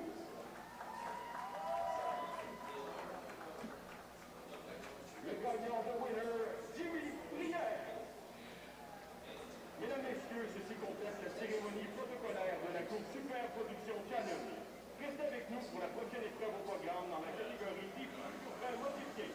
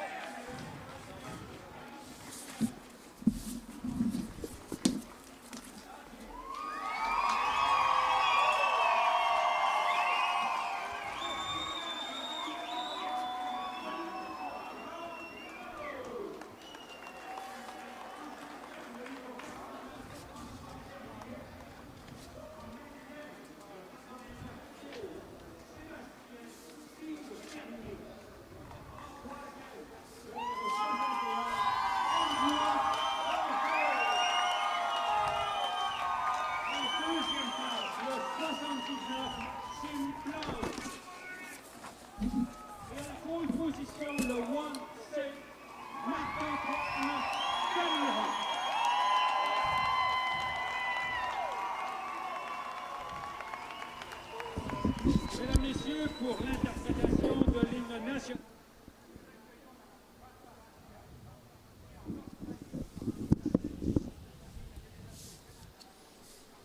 Jeune. Son bagage musical s'inspire du gospel, du roots américain, du blues et du son tamouin motown. Ces deux albums intitulés The Blues with Love et Mojo Woman, acclamés autant au pays qu'à l'international, connaissent du succès sur les ondes de la radio. Mesdames, Messieurs, veuillez donc vous lever pour entendre l'hymne national du Canada, interprété par Madame Barbara Diab.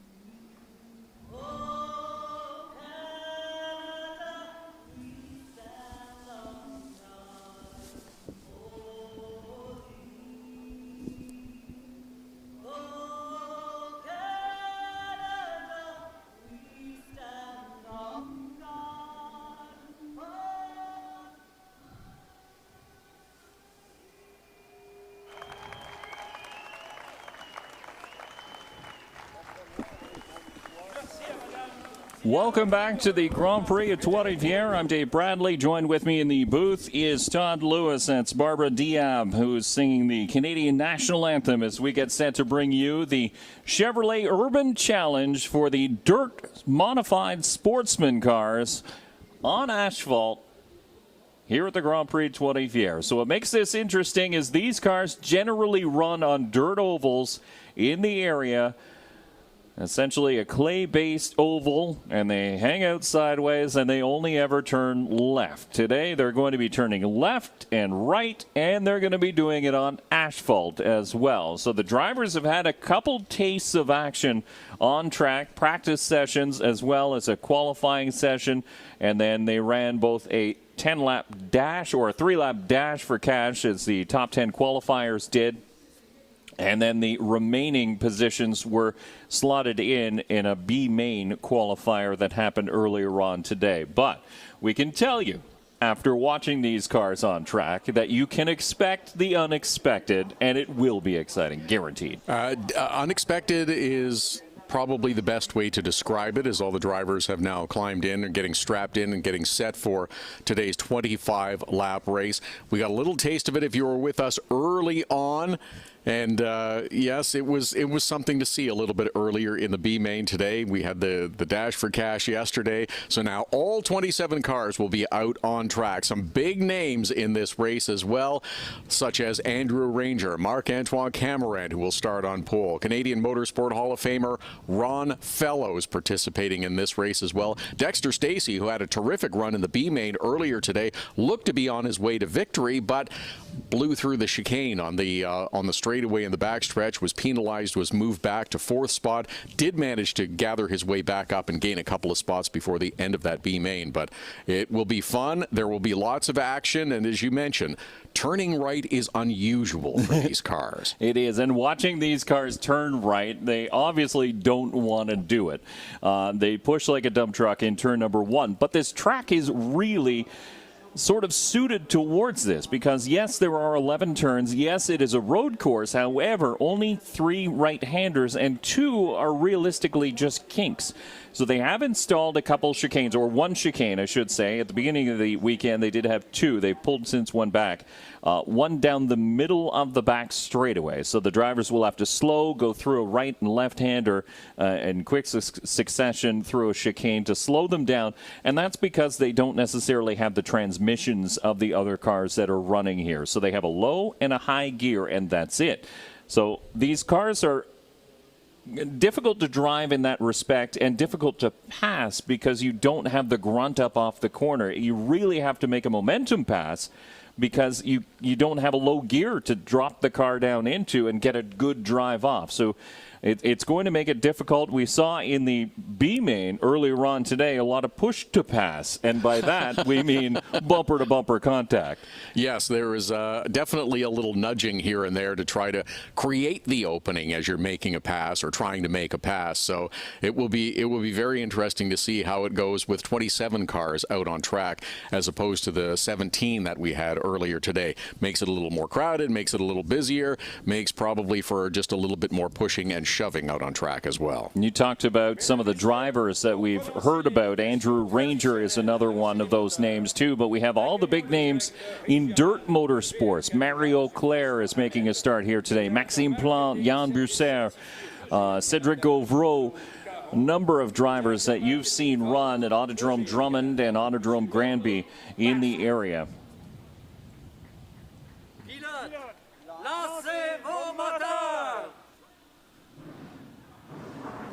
Raphael Lessard is another driver making a start here today as the 358 cubic inch motors come to life in these dirt modifieds on the front straightaway. This is the Chevrolet Urban Challenge at the Grand Prix de Trois-Rivieres.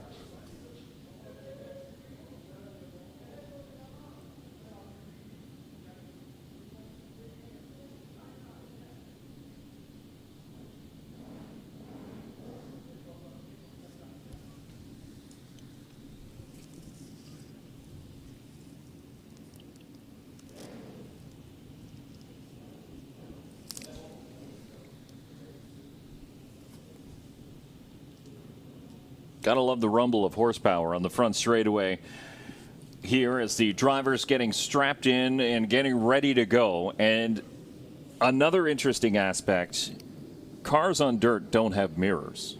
You need mirrors when you're on a road course. They come in very, very handy because you don't know when a driver is looking to the inside. You don't know when something is happening. When you're on a dirt track, there's lots of room in the corners. The cars are sliding and you can look around and you can see a little bit better.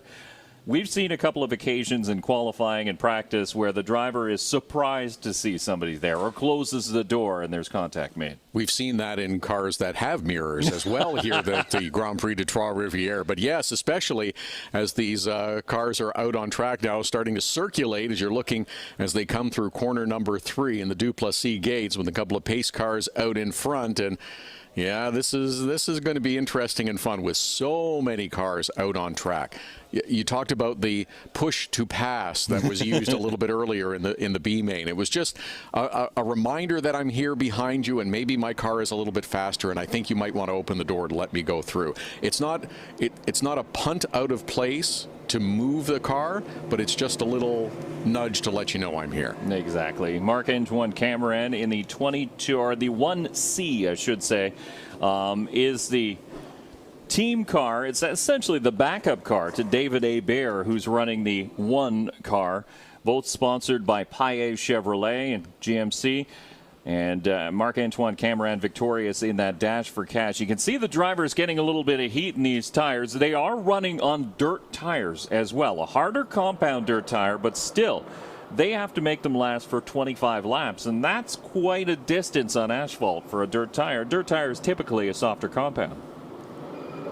Everyone running through, getting a little warmth in the tire, getting themselves familiarized with the chicane and the placement. Because it's removed and placed back on the track for each session, it's going to be a little bit different. So you'll want to run through once or twice just to make sure that you have the feel and get that rhythm developed as quickly as you can. Raphael Lessard had problems in qualifying.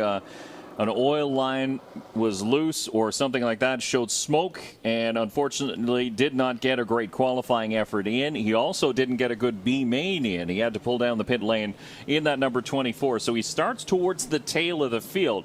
Now, why are we mentioning Raphael Lessard if he's starting towards the back? Well, because he had the fastest practice time when these machines first made it to the track. So he does have speed in that number 24, and we will be keeping an eye on that blue white, and yellow, number 24, as it comes in on the top of your screen right now. Did run as part of the B main before being forced to the sidelines, and he was quick. He was starting at the back and had moved well inside the top 10, up to about 7th place, if I remember correctly, before the mechanical issues surfaced and forced Rafael Lassard to retire. So that car is fast. Yeah, he's a little bit like the Honey Badger, too. He just doesn't care because he was the one making a lot of those moves aggressively to try and move up through the field. So we'll keep an eye on that as the field works through turn number 10. I don't believe we're going to go green this time. And we are.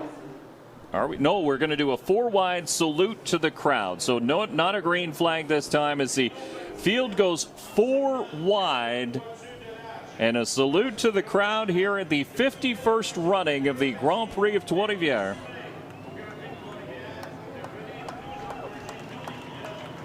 And you can hear the appreciation of the crowd. They're not going to do it all the way around the track, and for good reason. Because can you imagine trying to fit 4 cars around through turn number 3, for example? It's challenging enough to get 1 car through there at speed as opposed to trying to go 3 or 4 wide. And we've seen that in a number of other series. So now they'll take the rest of this lap to get sorted out and get settled back into place. Double file as they make their way around the circuit. They'll be double wide as they come to the front straightaway to get the green flag this time by. And there will be action from the start of the green flag. Will they be 4 wide again going into corner number 1? That is a distinct possibility. Will they be 4 wide as they come out of corner number 1? I find that highly unlikely. They may be 4 wide in the tire wall at that point because these cars don't necessarily stick all that well turning right. Turn number 1 is a right-hand turn, just for the record. So the 4 wide salute is something that is often done in dirt car racing. Sprint cars started it, then the dirt modifieds picked it up as well. Just a cool salute to the fans who come out to support these cars at the small dirt tracks in western Quebec and eastern Ontario, even through the northern part of the U.S. These cars have been running for many, many years. These types of cars are very exciting to watch. And when you finally move away from the Grand Prix at Trois-Rivieres and you're looking for your racing fix on a Saturday night, find a dirt track and find one that's running these dirt modifieds, because you won't be disappointed in the show that they put on. Double wide coming through corner number 9 as they head towards 10. Pace car is peeling off at this point to head for pit lane, and we are getting set for green flag racing. 25 laps from 27 competitors. It will be Marc-Antoine Cameron in the orange and white 1C. Maxime Plante in the 79 will start alongside that. Andrew Ranger and Steve Bernier make up row number 2. Andrew Ranger driving the unfamiliar number 61. As we look for the green flag, we are underway in the Chevrolet Urban Challenge for the dirt modifieds here at the Grand Prix de Trois-Rivieres. Told you we'd get 4 wide. Maybe even 5. And we're gonna, nope, we didn't make it. That's your pole sitter. That is Marc-Antoine Cameron into the wall, and I believe the front end damaged on the 1C. The 89 collected in this as well. That's Steve Bernier, 89L.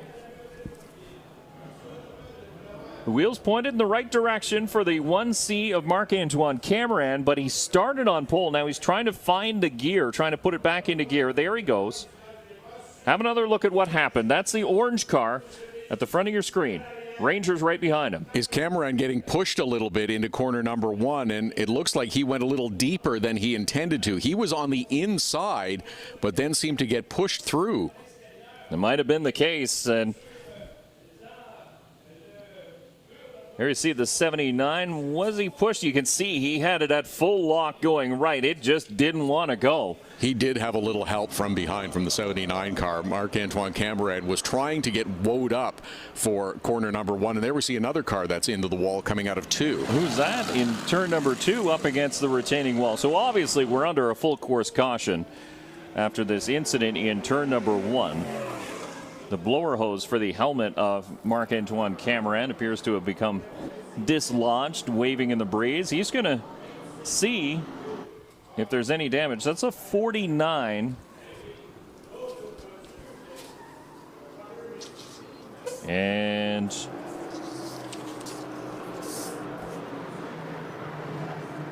.49 was... We see all the drivers getting reshuffled here at the front of the field, but the 33 of Alex Lajoie is also going to lose some positions. Ron Fellows is way down the running order as well. So there you can see the knotted up rear bumper of the 1C of your pole sitter. 49 is Francois Bernier, who is against the wall in quarter number 2. That's right, yeah. So Steve Bernier caught up in that incident in turn number 1. Marc-Antoine Cameron. Ron Fellows was as well. And I didn't see Ron Fellows get into it too badly. We saw Andrew Ranger obviously getting on the back bumper of the 1C on the initial start. But where did Fellows get damage? Fellows started on row 3, and it looks like he must have been caught up with the drivers ahead of him, the cars ahead of him getting piled up into corner number 1. The 79 was assisting the 1C, as we mentioned, but Fellows must have been caught up in that as well. So 2 Berniers, Francois and Steve, are out of this one early.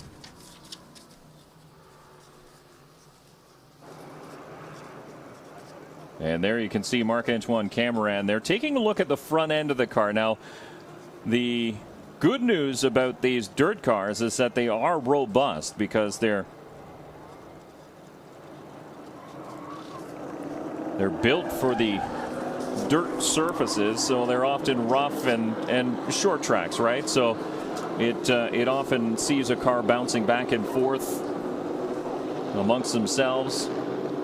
And so they're not very delicate. Like we saw the Formula 1600s race on this track a little bit earlier. You make a little contact with a Formula 1600 car, you're going to be bending something. With these, you can make a pretty significant contact and you'll bend up an earth bar or back bumper.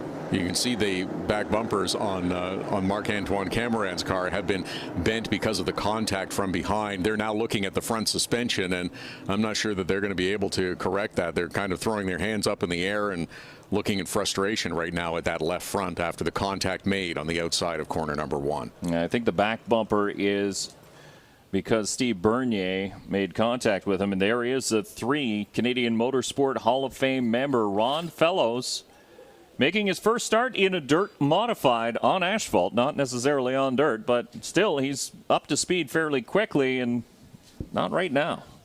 Looks like that's a problem, and he stopped out after corner number 6 on the track, and I'm not sure what the issue would have been that he was able to get all the way around and through corner number 6 before stopping. So we thought that he was involved in some sort of incident in turn number 1. It looks like it might be mechanical in nature because that car doesn't have a mark on it.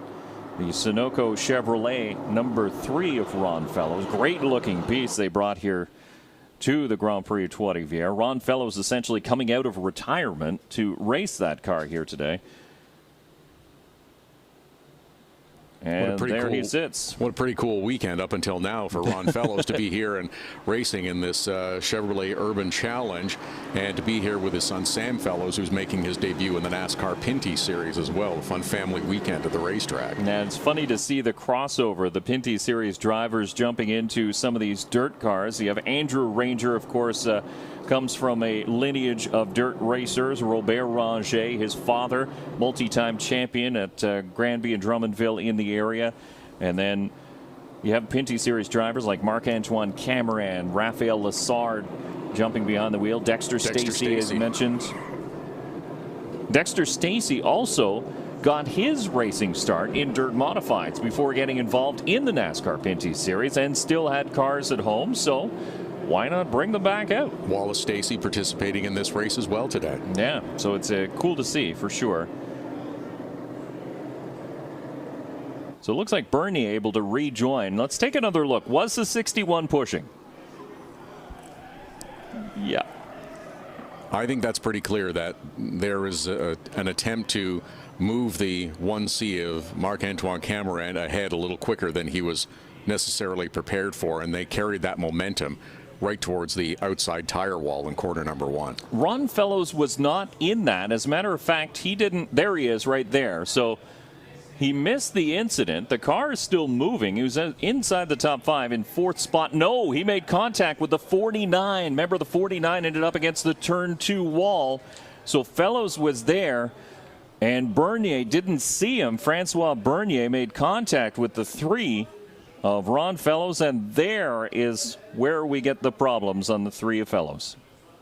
It looks like they've hooked the strap up to Ron Fellows, and they're going to try and tow him back to pit lane, and they'll have a chance to have a look at that car and see if it's able to be refurbished to get him back out on track. There's the 49 directly ahead of it as well. Both of them headed back to pit lane. You know what it could be is that when they touch tires, that impact may have affected the driveline in some way. So it may be a rear end gear, it might be a transmission as well, because again, the cars have a low speed and a high speed gearbox, and that's pretty much about it. So any sort of contact against a solid surface like another wheel that's planted on asphalt could have lead to problems in the driveline. So that's just speculation, but a possibility. That's a disappointing first lap, not even a full lap for Marc-Antoine Cameron, who was the pole sitter and had a very fast race car that we're not really going to get a chance to see out here on course because of the contact with the outside wall in corner number 1. A little nudge from the 79 from behind sent him into the outside wall, collected the 89 car as well, and it looks like we're getting close to having everything cleared off the track so we can get back to racing. Yeah, so this is not a timed race. It is a lap race. So we still have 22 laps to go, and there is Fellows, and this is where it finally gives up the ghost and comes to a rest on the outside of the track, and Fellows knows something is wrong, so he's like, I'm just going to park here and let somebody come and get me. He's driven enough race cars to know that when he was coming out of corner 6, this is not behaving as it should be, and I'm just going to pull over to the side. And if it is a driveline issue, you worry about fluids being put down on the track, so why not just pull it off the racing line, get it out of the way. That's just a veteran move by a driver who's, like you said, been in a lot of race cars. Several-time winner of the Daytona 24-hour race, as well as Le Mans 24-hour race, is Ron Fellows. Is a factory Corvette driver for many, many years. Of course, a champion in endurance racing and the winningest foreign driver in NASCAR after winning in the Xfinity Series and Truck Series as well. It's pretty neat to add to your resume. You can put that on there. His list of accomplishments is almost endless for Ron Fellows, and whether it's sports car racing, whether it's stock car racing as well. And it looks like we've got cars lined up pretty much side by side now, and we should be almost ready to get going. Hopefully we can get a green flag this time by. Lights are still on for the pace car. Maybe we'll just be getting the one to go. No, they're off out of turn number 6, so we will be going green as we pass the flag stand this time. So it'll be Maxime Plante and Andrew Ranger. Ranger actually has the lead as Plante has decided to take the outside starting spot going into turn number 1. When you're on the right side, that gives you the outside into turn number 1. Ranger will have the preferred line, quote unquote. I'm not sure what a preferred line is when you're turning right in a car that normally turns left, but Ranger's going to try and make it work on the inside. That's an interesting decision to take the outside of row number 1 for this restart.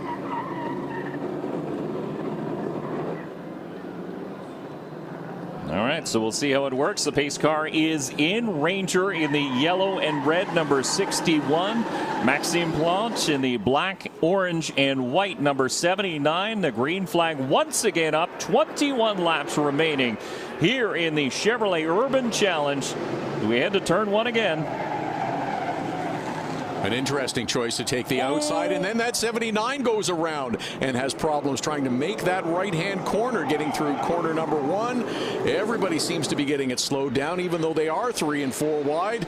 Everybody else escapes through unescaped, but Maxime Plante looked to be making the right move, having the outside of row number 1, but then looped it before he completed the corner. Did everybody make it through that without being collected? Wow, a testament to the drivers in these cars able to get around that spinning number 79. And I think Maxime Plante wanted the outside because he was flicking it in and trying to drive it as a dirt car, but it just went and over-rotated in turn number 1 and didn't stick as it needed to. So now, so that, of course, has shuffled things up again at the front of the field. There's the 22C of Cedric Gavreau, who is now running second. And oh, look at the fight for position with the 32 car and the 92 car as well. Dexter Stacey had such a great run going in the B main before blowing through the chicane. He was penalized 3 spots, had to move back to 4th, ended up coming back to finish second in that race. But now it's Francois Bellemare in the number 35, who is your race leader. Cedric Gavreau, after facing the gauntlet just a short time ago. And there's the driver who was involved in that turn 1 incident. Steve Bernier, the 89L, comes to a rest. That's on the exit of turn 10, I believe.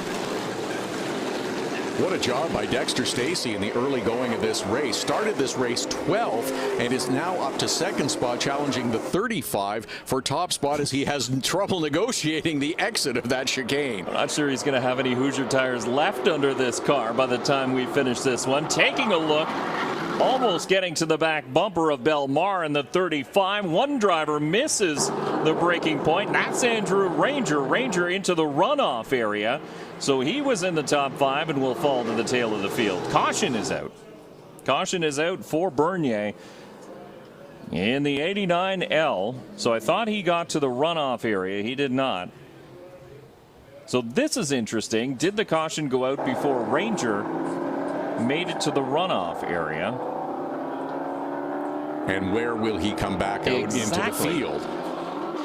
So if the caution came out and then he went into the runoff area, he should technically keep his spot, which would have been about 4th, where he was running on the track. You can bet that he will be trying to get back up to 4th, and he'll feel that the caution came out before. All of a sudden, drivers turn into lawyers, and very good ones when they want to argue their position like that. But no damage, it appears, to that 61 car of Andrew Ranger. He's now hustling his way back up to catch up to the rest of the field as they make their way down the straight, as the 89 remains stopped out on track. And that was Andrew Ranger that just whistled by, and they'll go retrieve that 89 car of Steve Bernier. Let's see, the front bumper is torn up pretty well. That was from the contact with the 1C of Marc-Antoine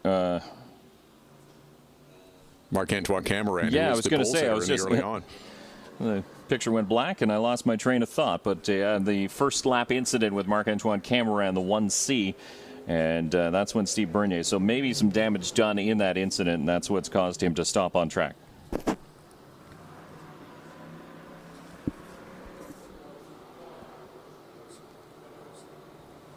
So Dexter Stacey has been one of the most aggressive drivers in that number 92. Really, we've seen all day. I mean, through the B main, he didn't want to make any friends. He wasn't interested in having a tea party. He just wanted to get to the front, and he did it fairly well. He snuck in and stole second place away in the final 100 meters before the start-finish line, and look at him now sitting in second. So you can expect the 92 to come out hungry when we go back to green. He's had a real charge so far in just a very limited amount of green flag racing. He's been able to gain 10 positions since the start of this race. Francois Bellemare is the leader. Dexter Stacey second. Cedric Gavreau is third. Remember when we talked at the beginning of the show about the 24 of Raphael Lessard and why we should mention him despite the fact he was starting 26th of 27 cars on the track right now? That's because the youngster is up into 12th in the 24. So he's managed to navigate all of the issues on track at this point, and he's found himself just outside the top 10 in a very racy number 24. Maybe starting further back in the field was not such a bad thing in this Chevrolet Urban Challenge, because Dexter Stacey started mid-pack. He's now up to second. Raphael Lestard started at the back because of his troubles in qualifying into the B main. He's now up to 12th. There are positions to be gained throughout this field if you can stay out of trouble. And realistically, all the trouble has happened at the front. I mean, we had Marc-Antoine Cameron on the first lap. He was your pole sitter. And then we had the 79 of Maxime Plante, who started on the outside of the front row, decided to take the outside starting position for the restart, and then they spun in turn number 1 as Ron Fellows able to rejoin the field. So that's some good news. Fellows, though, 4 laps down to your race leader, sitting in 25th. Still good to have him out there and see him battling in one of these cars, and I suspect enjoying himself immensely as he's back in the fight. Now, they should put a sticker of a smile on the front of his helmet, because that's what you would see if you cut the front of that helmet off, for sure, for Ron Fellows. And the field will line up 2 by 2. You saw the last time they went past the flag stand, the 1 to go sign from the flagman. 17 laps left to be completed here out of a scheduled 25 for the Chevrolet Urban Challenge. Dirt Sportsman Modifieds on asphalt, turning left and right. And Ranger has lost his case. The judge has decided he should restart at the tail of the field. I think that's the right call. It did appear as if he had gone off into the runoff area prior to the yellow flag coming out. But lucky, because he doesn't lose that much track time. He's able to tack right back onto the tail of the field and gain positions as we go back to green. Lights are out in the pace car, getting set to make the turn down to pit lane. Field is doubled up. We'll go back to green flag racing. Francois Bellemare leads them. Dexter Stacey in the 92. Bellemare has chosen the inside line this time. Yeah, so the leader does have the choice to decide whether or not they want to restart on the inside or the outside. Last time Maxime Plante went to the outside, spun out. This time Bellemare goes to the inside. The green flag is up once again, and here we go. Thundering towards turn number 1. Gauvreau in the 22C. You can see how twitchy those cars are, and contact made. Around goes the 92 of Dexter Stacey. We've yet to make it through turn number 1 cleanly in all 3 starts so far. Couldn't tell if that was the 22 that had contact with the 92, and it is Gauvreau, who is also tangled up with that 92 of Dexter Stacey. And it looks like all 3 of those cars, including the 16, will get going. 16 is Daniel Demare from Drummondville, Quebec. He's the slowest to get going right now, but the 92 of Dexter Stacey is right up behind the 22C of Gauvreau as they work through turn number 3. No caution, we should mention, still under green as those cars trying to get back up to speed. Again, a low speed and a high speed. It looks like problems on the 92. That car's got a pretty significant lean going to it as it makes its way to the chicane down the back straightaway. You can see it might be a tire down or possibly suspension. It is leaning towards that right front of that 92 of Dexter Stacey. Yeah, there's something amiss on that Bullies truck stop number 92, but your leader is still Francois Bellemare, Donovan Lucier, and Sebastien Gaujean. That's your top 3. David Hebert in the 1 car. No, that's not Marc-Antoine Cameron. They were team cars and big problems now. This is on the exit of turn 11, and someone has wadded up the front end of that car. The 29 is Steve Turcotte. And that's big damage. They've hit something hard. We didn't get to see it on camera at the time, but you can see the front bumper is mashed right up back into the chassis. The shock towers have been knocked over as well. Now we'll get another chance to see. Have a look at the top of your screen. Ooh. That is a big hit. He was assisted from behind, didn't catch the number of the car that had contact from behind of the 29, but that was a big hit into the wall. Good to see him out of the car and walking away. Yeah, you hate to see when those cars go head first into the wall, but the only good news is that that's a relatively low-speed corner. You're gaining speed from turn number 10. These cars don't pick up speed that quickly, but you can see all the damage to the front end. I mean, the left front wheel is even bent and broken. So that's going to be a pretty lengthy repair for the driver of the number 29. Steve Turcotte is out and has exited, climbed into one of the safety vehicles, and he'll be helped back to pit lane.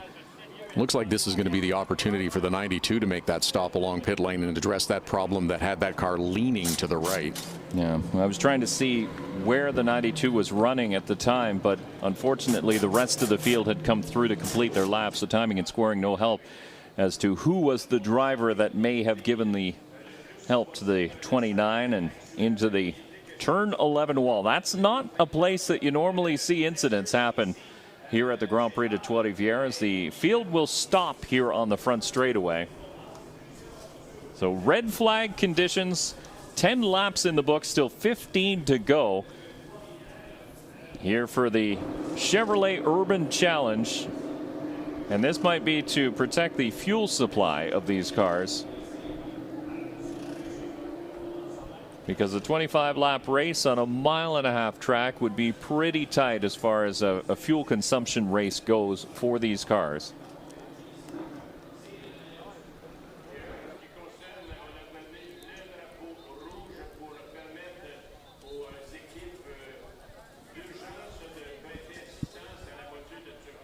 So it's really just, it seems to be turn number 1 that is the big issue for these cars, and that's not surprising. I mean, we talked about it right off the top of this coverage of this race, is that turn number 1 is one of 3 right-handers on this track, if you don't count the right and left-hander that you have to make through the chicane on the back straightaway. But it's 11 turns, you have 3 right-handers, turn number 1, turn 7, and turn 10. Also, part of the corner 1 issue is that they are side by side most often going through corner number 1. We've had issues on each of the starts, the initial start as well as the subsequent restarts.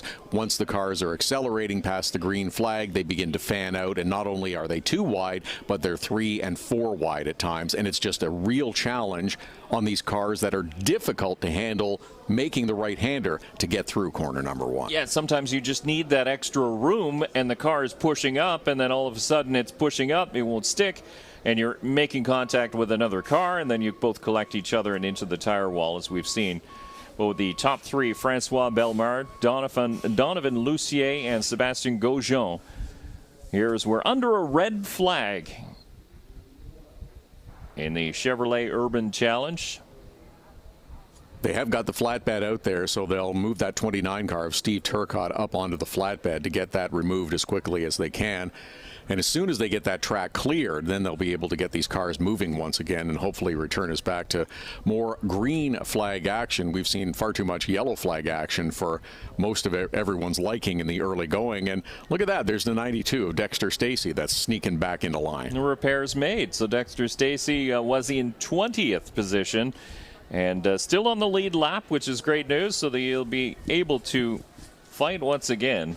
So whatever was causing that car to lean over on the right-hand side has been fixed, and we can give you an update, too, on a couple drivers we've been watching. Raphael Lessard, who started near the back of this field, up to up inside the top 10 now in his number 24th. He started in 26th position,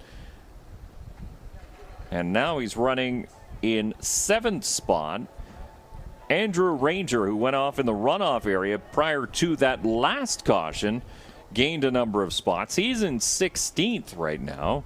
Cedric Gauvreau, who was involved in that turn 1 incident on the last restart, has fallen all the way back to 21st. So those are some of the names that we've been watching over the course of the day.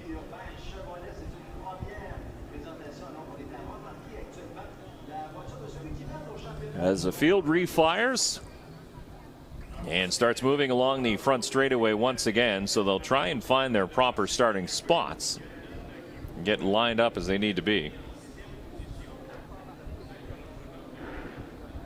Looks like they've just about maneuvered that 25 of Steve Turcotte up onto the flatbed. They'll secure it, then remove him from the track, and then we can get this field moving again and return to yellow flag conditions before getting back to racing action. He'll be out of their way momentarily. They needed the expertise of somebody with a man bun, and that always makes the job go smoothly. One of the people on the cleanup crew with a helpful hairstyle. And it looks like we should be able to. I think you're right. I think once we get that car removed off the racing surface, we'll be able to go back to green fairly quickly. There's an exit close by. That flat bed should be able to move out of the way. Cars are rolling again, single file, yellow flag conditions. Let's everybody take a breath. We've got 14 laps to go right now. Let's try and have a little more green flag racing to the end of this 25-lap event. I would wonder if they say, you know what, let's just do single file restarts from now on. Double file restarts are a little bit crazy, and we're tearing up a lot of cars. We don't really need to do that here for the Chevrolet Urban Challenge for the Dirt Sportsman Modifieds on asphalt, all running dirt tires, Hoosier tires. And it has been a full contact affair through the first 10 laps or so of a scheduled 25. Francois Bellemare is your leader. The 00 of Donovan Lucier second. Sebastien Grosjean in third place. Up front, all now behind the pace car, going single file as we get set to get cars lined back up again. Should we have probably one more lap before we return to green flag racing. Sebastien Grosjean in third, as mentioned. David Hebert is fourth. Yann Bousser, the top five. The race leader, Francois Bellemare, from right here in Trois-Rivieres, Quebec. How cool would that be? We've seen in the NASCAR Pinty Series a driver from Trois-Rivieres win on his home track, and that's LP Dumoulin. He's done it a couple of times, but really, for kids growing up in this area, coming to the Grand Prix de Trois-Rivieres and watching the weekend's action, to win here is really something special. It is. It's an emotional attachment that you have since your childhood growing up here and seeing this event year after year after year, and to be able to have success here is special. Lights are out in the pace car. We are single file, it looks like, for this restart. That's a wise idea, and hopefully we'll be able to get through turn number one cleanly. Pace car down pit lane. So Francois Bellemare in the number 35, Donovan Lucier and Sebastien Grosjean. That's your top three as we'll head towards turn number one at speed once again. We are back under green in the Chevrolet Urban Challenge. Started single file, but now they're three wide heading in towards corner number one. But it looks like the 35 car is going to be able to get away. And yes, that single file restart made all the difference. Francois Bellemare looks to have a little gap now to second. Did it ever. Still racy at the front, but at least it's clean. Gave them a little bit extra space to move through that right-hander. David Hebert hard on the brakes, makes contact with Yann Bousser in the number 21. As Bousser goes through, picks up a spot. David Hebert drops back one in the Paille Chevrolet backed number one entry. All smooth so far, it looks like, through the field, making their way through the chicane. The 35 making his way now through that left-hander in corner number 6, followed closely by the 44 car, who is running second, and no one is really getting away. Excuse me, that's the 00. Francois Bellemare, Donovan Lucier, Sebastien Grosjean, the 44, has moved up to second. Yeah, so Grosjean with a great restart, and you can see the cars leaning as they work their way out of turn number 8, catching the rumble strip, and it really sort of upsets them because the cars will slide on the asphalt and then they'll catch the rumble strip. But you can see the front end of these cars as well. They don't really, they're not happy at this point. They're made for dirt surfaces, so that the front end sometimes gets a little choppy. That's the steering box, sometimes just the way that the tires are set up with tire pressures and everything like that. And that makes it flop the wheels back and forth. The 44 of Grosjean smoking, I think, pretty much all 4 tires as he was going through corners 1 and 2. Flying through 3, and now a little bit of a gap between first and second, Bellemare and Grosjean, and the rest of the field starting to string out a little bit as well. Yeah, so this is what we needed to see. A few laps under green flag conditions, stretch the field out and allow the drivers to start making moves, and that's exactly what Sebastien Grosjean is doing in the 44 on the exit of turn number 6. Look at the run he's got to the inside, and again, no mirrors, so your race leader Bellemare does not even know he's there. He's not there now as they make their way into turn number 8.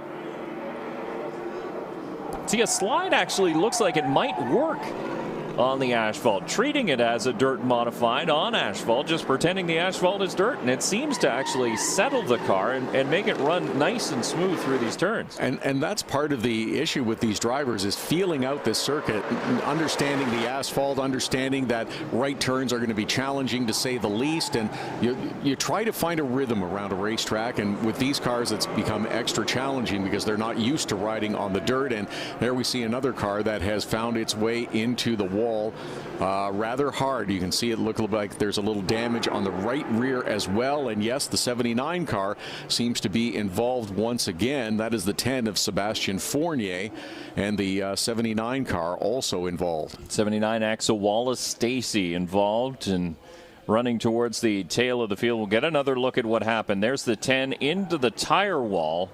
So it looks like Wallace Stacy just spun to avoid, and that's probably wise, because the 10 hard into the tire wall, and that's where the damage came from. I thought that it might have been another car that jumped the rear tire of the 10 of Sebastien Fournier.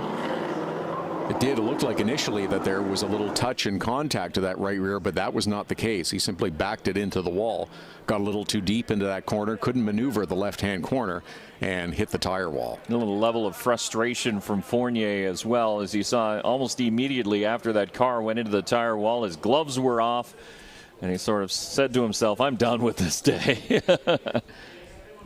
It's something to try, though, and this was it was an idea floated by the promoter here at the Grand Prix de Trois-Rivieres, Dominique Fougère. And he thought, why don't we try this? Why don't we try running dirt cars on asphalt? Why don't we try turning them left and right and see how it goes? And he just sort of put it out there. And then the drivers responded, and they came in hordes to come and race here at the Grand Prix de Trois-Rivieres. I mean, 27 cars taking the green for the final here today. That is almost unheard of. You don't get that kind of reaction, that kind of excitement and anticipation and sign on for something like that unless it's an idea that is intriguing to drivers and to teams. Yes, this is something that we would like. The Grand Prix de Trois-Rivieres has always had different series, unique series to street racing, some of them, and this is just another evolution in the process of better than 50 years of racing here in Trois-Rivieres. Seeing it for the first time, and it has provided some good racing action previous to this event where we've seen an awful lot of caution, but the B main this morning was sensational racing. It really was. And the Dash for Cash yesterday, late yesterday afternoon, also fantastic racing, limited cautions as well. So you know what, it could just be a case where the drivers have built up some confidence, and with confidence comes a little bit more risk. And wait a second, I'm comfortable now. I can turn left and right. I can do this. And then they start putting themselves in situations that tend to end up looking like this. Just got a little too deep into the corner, and the number 10 of Sebastien Fournier got around, had hard contact with the wall. That's the damage you see on the right-hand side, and looks like it'll take another couple of minutes before they can retrieve that car and get them out. Under 10 laps to go now in this 25-lap race. Now, we talked about downforce in some of the other series that have raced here at the Grand Prix de Trois-Rivieres, but you want to talk about downforce, look at the body styles of these modifieds, and you look at the side pods, the areas right beside the driver compartment. That's all a big wing. So that's a big surface that's pushing this car right down on the racing surface. It's got a lip at the back that does even more to jam the back end down. It's normally used on a short track, so really aerodynamics don't really come into play, but when you're hauling down the back straightaway here, it's going to push that car down. And if you saw on the 10 car of Fournier that was stopped up against the wall, you'll notice there is a rubber strip at the bottom of the right-hand side, and that essentially is ground effects. And if you remember from the Formula One cars from back in the 80s and into the 90s, ground effects was a very big advantage for aerodynamics. So that's what they're trying to create here with dirt modifieds, obviously on a less technological scale than a Formula One car, but it works. Sure, there is not the sophistication, but when you do have enough surface area like you do have on these modified cars around the driver, that you can create airflow, especially when you're on some of the longer straightaways than you normally see at the short tracks, the short dirt tracks that these cars run on, it will have a big effect on the handling of those cars. 1 to go before we go back to green. 10 laps to Now 9 laps to complete it, and you saw some damage. I was looking down the running order to try and find where Raphael Lessard was running. Remember, he started at the back of the pack, worked his way up into the 7th position. He has had some issue on track. He's now running 15th, and I saw the car pass through the screen, and he's got damage to the right side of the body on that number 24 car. Didn't hold that shot quite long enough to see the 24 come into frame, but keep an eye out. He's running in 15th. It still seems to be running, which is good news for Raphael Lessard. But 61 of Andrew Ranger has also climbed back up to 12th after having his issue and going through the runoff area in that short green flag stretch. He was able to climb back up to 12th position. So passes can be made, and they can be made cleanly, because obviously these drivers, there you can see Lessard, and you can see the body on the right-hand side pushed right in towards the driver compartment. So he's made contact with something, either a tire wall or another car. We're not sure. One more time, drivers doing a little weave back and forth. Make sure they have some heat in those tires. We're single file as we head down through quarters 4, 5, and towards 6. The left-hander, once we get clear of that, pace car lights should go out, and the field will get lined up for the restart.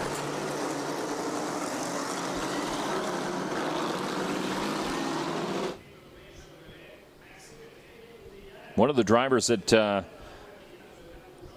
has been hanging out inside the top 10, Josiane Plante in the 97. So one of the female drivers, there it is, the pink roll cage, the pink numbers, the black and white cars. It just passes through your screen. So she's having a quietly solid race here in the Chevrolet Urban Challenge. Quietly, I think, is how everybody wants to race the remaining 9 laps in this one. Is just we want to have just an effective race. Let me go through and race and have a little long stretch of green flag running. Yeah, exactly. And once they got a couple in, you see the 44, the front wheels on the 44 starting to bounce back and forth. So that'll be settled once they go back to green. As soon as those cars get up to speed, that's when the front wheels start to settle down a little bit. I just don't really like going slow on the asphalt in a straight line. Green flag once again up. There'll be 8 laps to go as they cross the line here in the Chevrolet Urban Challenge. Look at Hebert on the inside. Oh, that's not going to work. Oh, it does. How did everybody get through there? I'm really not sure. The 44 and the 00, Sebastian Grosjean and Donovan Lucier battling for that second spot again. It's the 00 that tucks in behind the 44 going through the Duplessis arches. Francois Bellemare is the 35, and he is out in front as you see this field of dirt modifieds racing on asphalt here at the Grand Prix Trois-Rivieres. But how long will Bellemare be out in front? The 44 is coming. Sebastian Grosjean is right there. Did he make contact in turn number 6? I don't believe he did.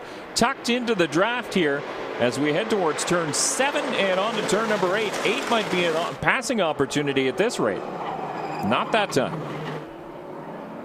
44 trying to put the pressure on the 35 of Francois Bellemare. Sebastian Grosjean is trying to get as close as he can, taking a peek up the inside of corner number 9. Gets back in line as they go through the right-hander in corner number 10. Will he be able to get the draft going down the straightaway? This will be a good opportunity into turn number 1. Goes right to the outside, though, does the 44 of Grosjean. And here comes Jan Bousser back to the inside of the 1 of David Hebert. Contact between your 2 leaders. The 44 goes through. New leader is Sebastian Grosjean. I'd say that was an aggressive pass. It was a move where he was trying to stick it up the inside, and he did manage to get through in corner number 2 to complete the pass. There was a little contact of left and right side together. Bounced off the tires to one another, and the 44, Grosjean, keeps on going. And once again, it's something we talked about earlier. He drifts the car like it's on dirt, even when he's turning right, and it seems to work because you saw the 35 of Francois Bellemare. He was almost on full lock turning right. The car just did not want to steer, and he had to really back out of it, and sliding to the rescue comes the 44 of Sebastian Grosjean. And Grosjean has put a little bit of space between himself and the 35. And Bellemare is now feeling a little bit of pressure from the 00 of Donovan Lucier. David Hebert is mounting a charge, though, in the Paillet Chevrolet 1. He knows it's time to go. 6 laps to go as they cross the start-finish line. This time he's managed to get around the 21 of Yann Busser. And now he's looking at the back bumper of Lucier, Donovan Lucier, in the 00. A little deeper in the field, Andrew Ranger has picked up 1 spot, currently running 11th, and Raphael Lessard has also picked up a couple of spots. He is currently running 13th with 6 laps to go. Now you see into the chicane. The drivers try to keep the momentum up through that chicane because the cars take a little bit of time to come back up to speed. Couple of Plants racing side by side into turn number 6. Maxime Plante will steal away that spot over Josiane Plante. That's a battle for 6th position. So Maxime Plante in the orange, black and white number 79. Remember, he was at one time your race leader.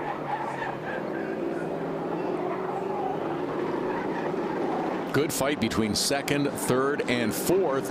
The number 1 car is trying to put a little bit of pressure now on the 00 of Donovan Lucier. That's David Hebert in that 1 car is trying to make himself a spot on the podium. Look at your race leader, though. The 44 Sébastien Grosjean from Drummondville, Quebec, has opened up a bit of a gap, and smoke now coming from the 00 of Donovan Lucier. And you can see, look at the back end of that wing on the bodywork on the 00. So there is oil or something coming out of the 00 of Donovan Lucier. Yeah, that was definitely not just tire smoke making your way through the corner. That looked to be a little bit more substantial. And right now the 35 is trying to hold off the 00 of Donovan Lucier, but David Hebert wants to get into that fight as well. He's trying to find himself a position up onto that podium and starting to put a little pressure on the 00. Maxime Plante is now, and that is Raphael Lessard into the tire wall in the chicane. So he completely missed the chicane. And can he get going? I think this is going to call for a full course caution. It does, as they'll have to repair that tire wall. And look, there you can see that residue on the back end of the 00, Donovan Lucier.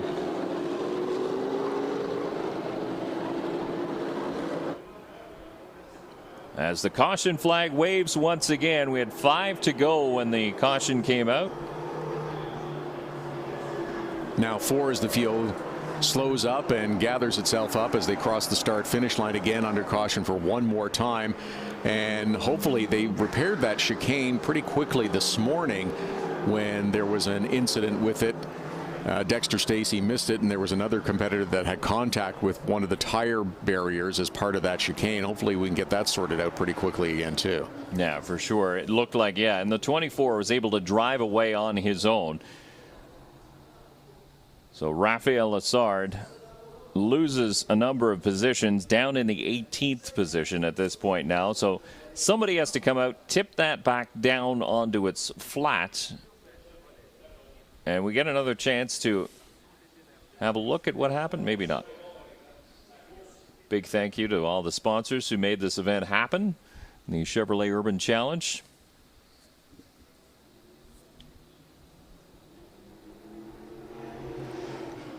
Should be a pretty quick fix. As you mentioned, just tip that tire barrier back over and it's pretty much back into place, and we can be able to resume these final couple of laps here in the Chevrolet Urban Challenge. We need the guy with the man bun. He gets things done.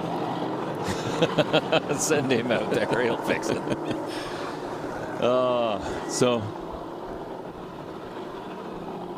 a race that we thought would be pretty quick to complete is taking a little bit of time. So we're 45 minutes into running this race. There are 4 laps to go according to our official timing and scoring.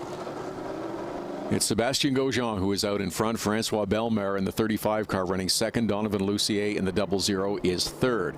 The 1 car of David Hebert was fourth, but really pushing to try to challenge for third and maybe even a little higher step on that podium as we went to the yellow flag caution condition after the contact from Raphael Lessard into that tire barrier, the latest caution in these closing laps, and we'll have 3 to go as we get across the line. I'd be really keen to see what the rear tires look like on the 44 of your race leader, Gaujon, as he has been sliding that car all around the racing surface. Right-hand turn, left-hand turn, it doesn't matter.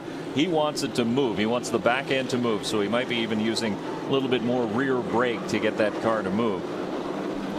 But it seems to be working. He is fast. He has turned the fastest lap of the race. We got 1 more lap to go before we go back to green. 4 laps, so we stop, or 3 laps now, officially left to be completed. What's interesting, too, after that initial puff of smoke out of Donovan Lucier in the 00, it doesn't seem to be trailing any more smoke or losing any fluid at this point. That has been a hard 22 laps for the 24 of Raphael Lessard. You can see a little bit of body damage, as we noted earlier, on the one side, and then after some pretty significant contact with that tire barrier. Still able to drive away, but yeah, that car has been driven pretty hard. Yeah, it's been a hard day, really, for the 24 team, even if you date back to yesterday, where they had issues once again. So they've been working hard, and Raphael Lessard has been trying to give it a good ride. Unfortunately, catching the tire wall. Now we only have a few laps to go before we'll see the checkered flag.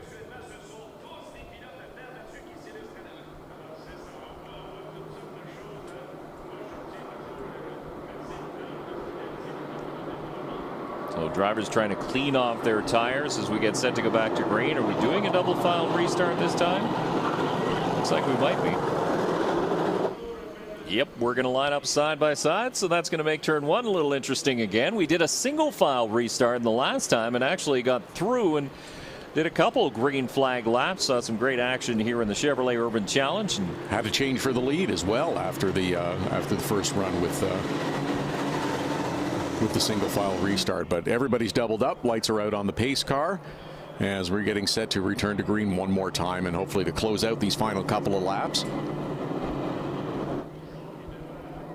So it will be Belmar on the right-hand side of your screen.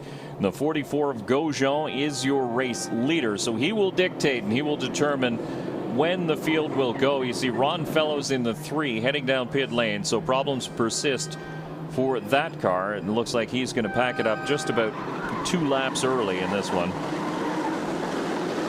But here we go. We're going to pick up the momentum coming off turn 11. The green flag waves, and it is a gold rush start here into turn number 1, and there's contacts. Around goes Josiane Plante in the 97. So that appears to be the only casualty so far. Couple cars slowing here into turn number 3. Don't try and pass. They did try and pass. Maxime Plante tried to get underneath the 21 of Jan Bousser, and Bousser saved it. How did he do that? I'm not sure how he kept going there, but he did, and it remains the 35 of Francois Belmar out front, hounded by the 44 of Sébastien Gourdier, and now the 1 car with a beautiful move up the inside of corner number 6 to take the lead. David Hebert from nowhere to the top spot in the 1 car, sponsored by Paillet Chevrolet GMC. David Hebert under braking in turn number 1, and then he loses it in turn 7. Back around comes Belmar, and Hebert hungry to get back to that top spot now. Turn 10 is not a passing opportunity unless you're the 44 of Sébastien Gaujon, and he's going to make it work. White flag. 1 more lap to go. We should have seen this action right from the start of the green, but everybody was too busy spinning out. Now they managed to figure it out, and they're getting hard at it. The 44 has fallen to second. Belmar in the 35 is your race leader from right here in Trois-Rivieres, Quebec. It looks like David Hebert had a little bit of an issue and has shuffled himself back into third now. He looked like he had trouble gathering it up out of corners 1 and 2. Back on the throttle now, but is he going to have time to run down those two front runners? He has really struggled in those right-hand turns in the 1 car, but look at the 44 up to the outside. Can't make it work in turn number 6. Gaujean will dive to the inside. Not quite enough of a run. Tuck back in. Catch the draft as the 79 Maxime Plante goes around, and that is a full course caution. I can't tell what turn that is in, as Plante is already unstrapped and climbing out of the race car. So we had seen the white flag. Will we do a 1-lap dash for cash? We will have to wait to see. But it's when did that caution come out? It looked as though it was after the white flag had been waved. So that's Maxime Plante, turn 11. That's why the caution came out, because you can't put cars at speed going through there with him in the runoff area outside of turn 10 into turn 11. So good call by the safety crew here at Grand Prix de Trois-Rivieres to slow up these cars, but it looks like we may actually not finish this under caution. We may go back to green. There are no events scheduled for the rest of the day here today. We're going to start things off tomorrow morning at 9 o'clock. The first race on track, the first event is a demo, modified legend demo, coming up at 9 o'clock. The gates open at 9:45. The Super Production Challenge back on track, standing starts for that touring car series. Then we'll have the Formula 1600 Tour, the Nissan Sentra Cup, and then the NASCAR Pinty's Series will finish things off. So we must be going back for at least a 1-lap dash to green. That's how the race finished this morning, was a green-white 1-lap dash. And they sent the pace car back out to finish this event under green. They'll remove that 97 car as quickly as they can, and then we'll get this field gathered up for what we believe will be a 1-lap dash under green to the finish. Yeah, because we're already 26 out of 25 laps, so we're already into an element of overtime. Andrew Ranger hanging out there in the top 5, number 61, behind all of that jockeying for position within the top 5. The 4 cars ahead of him were moving so much back and forth. David Hebert, where did he come from to take over top spot at that one point in the orange and white 1?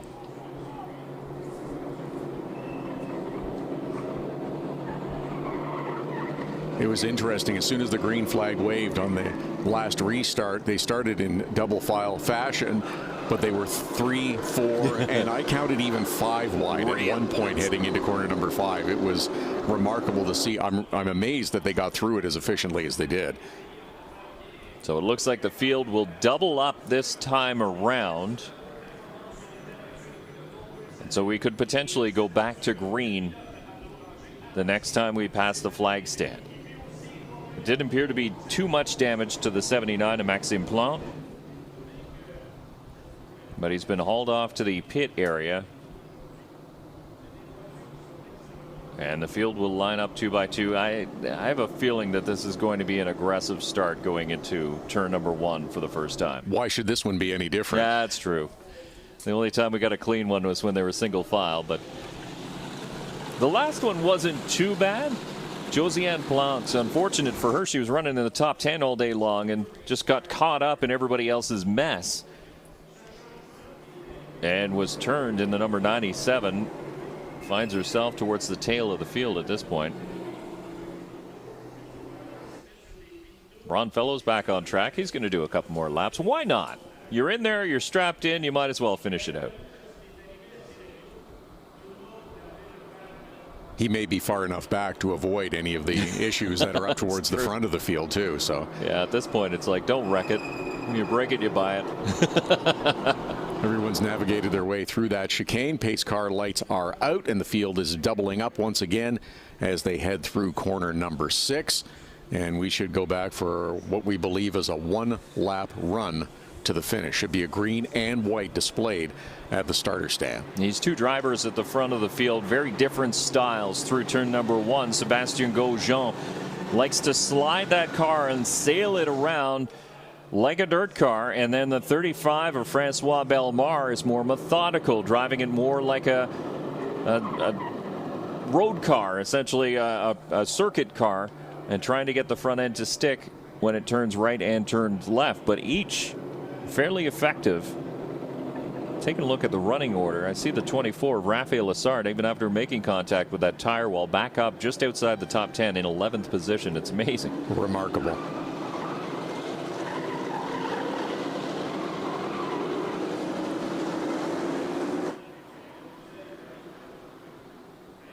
No, we're still under caution. I thought we were going to go back to green. Yeah, the pace car lights came back on afterwards, so looks like we'll have to do one more lap before we can get going again. Is there an issue with the lineup?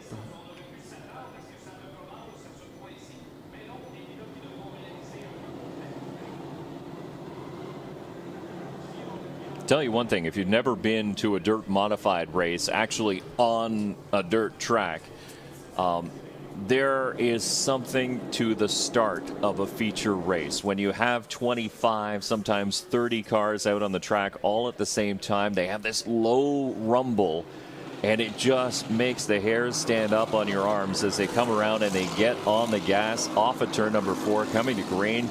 The sound is incredible, but the feeling is even more so. So I mentioned it earlier. If you do have a chance on a Saturday night or Friday night or even a Sunday night, some tracks do run Sundays, head out to your local speedway and check out dirt modifieds on dirt where they're meant to be. In their natural element, if you will. Natural habitat.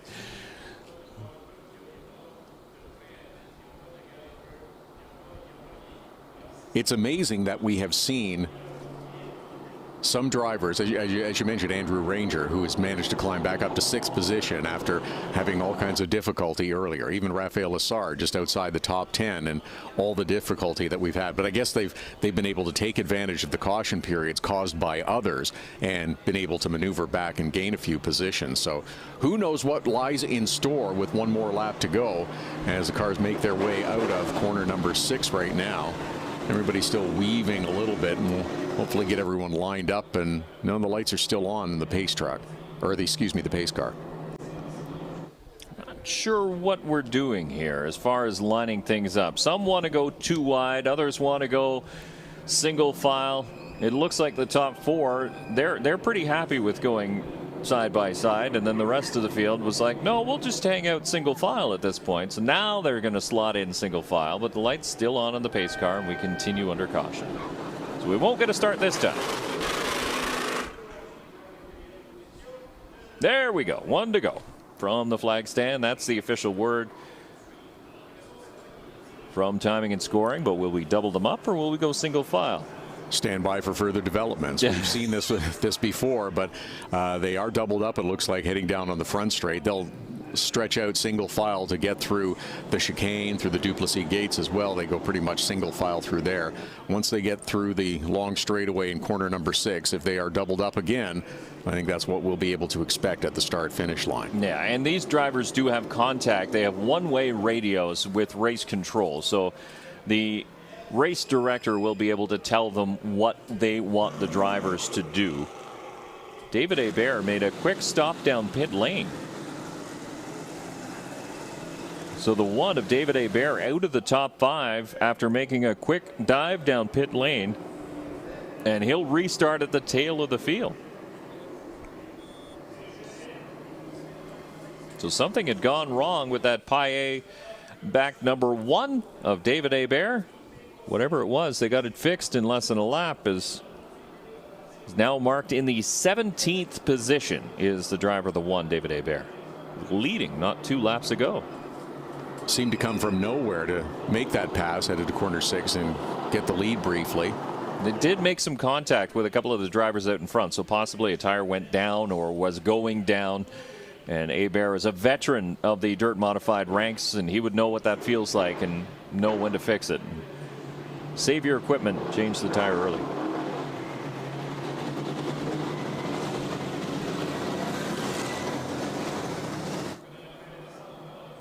field is all lined up. It will be a double file restart as they get back towards the start-finish line. The lights are out on the pace car and now makes the exit to the left to come back down pit lane one more time as the rest of the field goes past corner 9 and towards corner 10. Will it be Gaujean? Will it be Bellemare? The 35 of Bellemare will lead him back to the line. He has the preferred line on the inside of turn number 1. Gaujean has shown that he likes the outside and able to sail it around. We're back to green.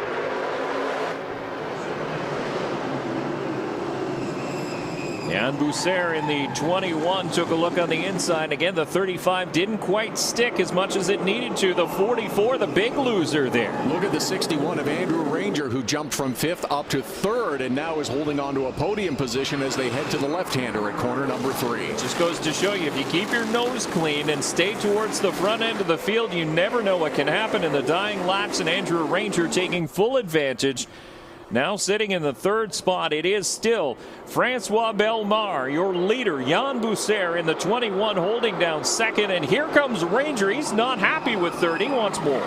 He is looking for a way around, and on the inside of corner number 6, it's going to be a drag race towards corner number 7. Who's going to come out in front? Is it going to be the 61 of Andrew Ranger, or is it going to be the 21 of Bousser? Ranger will have the spot going into turn number 8. Bousser's going to slam the door. They'll make contact, and both will slide off of turn number 8 into the runoff area. Here comes the 44 of Gaujean again.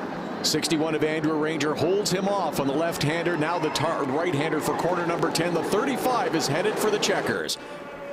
Checkered flag in the air. Francois Bellemare will take the Chevrolet Urban Challenge here in Trois-Rivieres, Quebec. The man who calls Trois-Rivieres home, a fist bump in the 35, your race winner. But man, that last lap was exciting. Jan Bousser in the 21 will come home in 2nd. Andrew Ranger holds off Sebastien Gaujean for 3rd. Gaujean will come home in 4th spot, and Lucier, Donovan Lucier in the 00 will round out the top 5. Took a while to get there, but what a finish. Yeah, really. And Mario Claire, who started way at the back of the field in the 96, comes home inside the top 10 in 6th. Jean-Francois Tessier, some drivers that we haven't talked about, they just sort of found their way to the front towards the end of this race, capitalizing on some of the chaos that played out at times. So Tessier will finish 2nd. Daniel Demare is involved in an early incident. He'll finish in 8th. The 44P of Gabriel Pepin-Phaneuf in 9th. Raphael Lessard, after all the issues he had, will finish with a top 10 here in the Chevrolet Urban Challenge. I think Raphael Lessard will be pretty happy and satisfied with that, because he had problems during the qualifying run, was forced to run in the B main, had problems there, and still comes out in this long, lengthy race that ran longer than the 25 scheduled laps with a top 10 finish. No, it was 25 plus, but we got it done, and exciting to finish it off. A little bit tedious at times with the number of cautions, but hey, you run dirt modifieds on asphalt, and you never know what can happen, and we found out it can be very, very exciting. So we have another full day of broadcasting coming up tomorrow. We'll start things off with the Super Production Challenge. 9:45 will be the start time for that race. For Todd Lewis, I'm Dave Bradley. Thank you very much for joining us from Saturday here at the Grand Prix of Trois-Rivieres.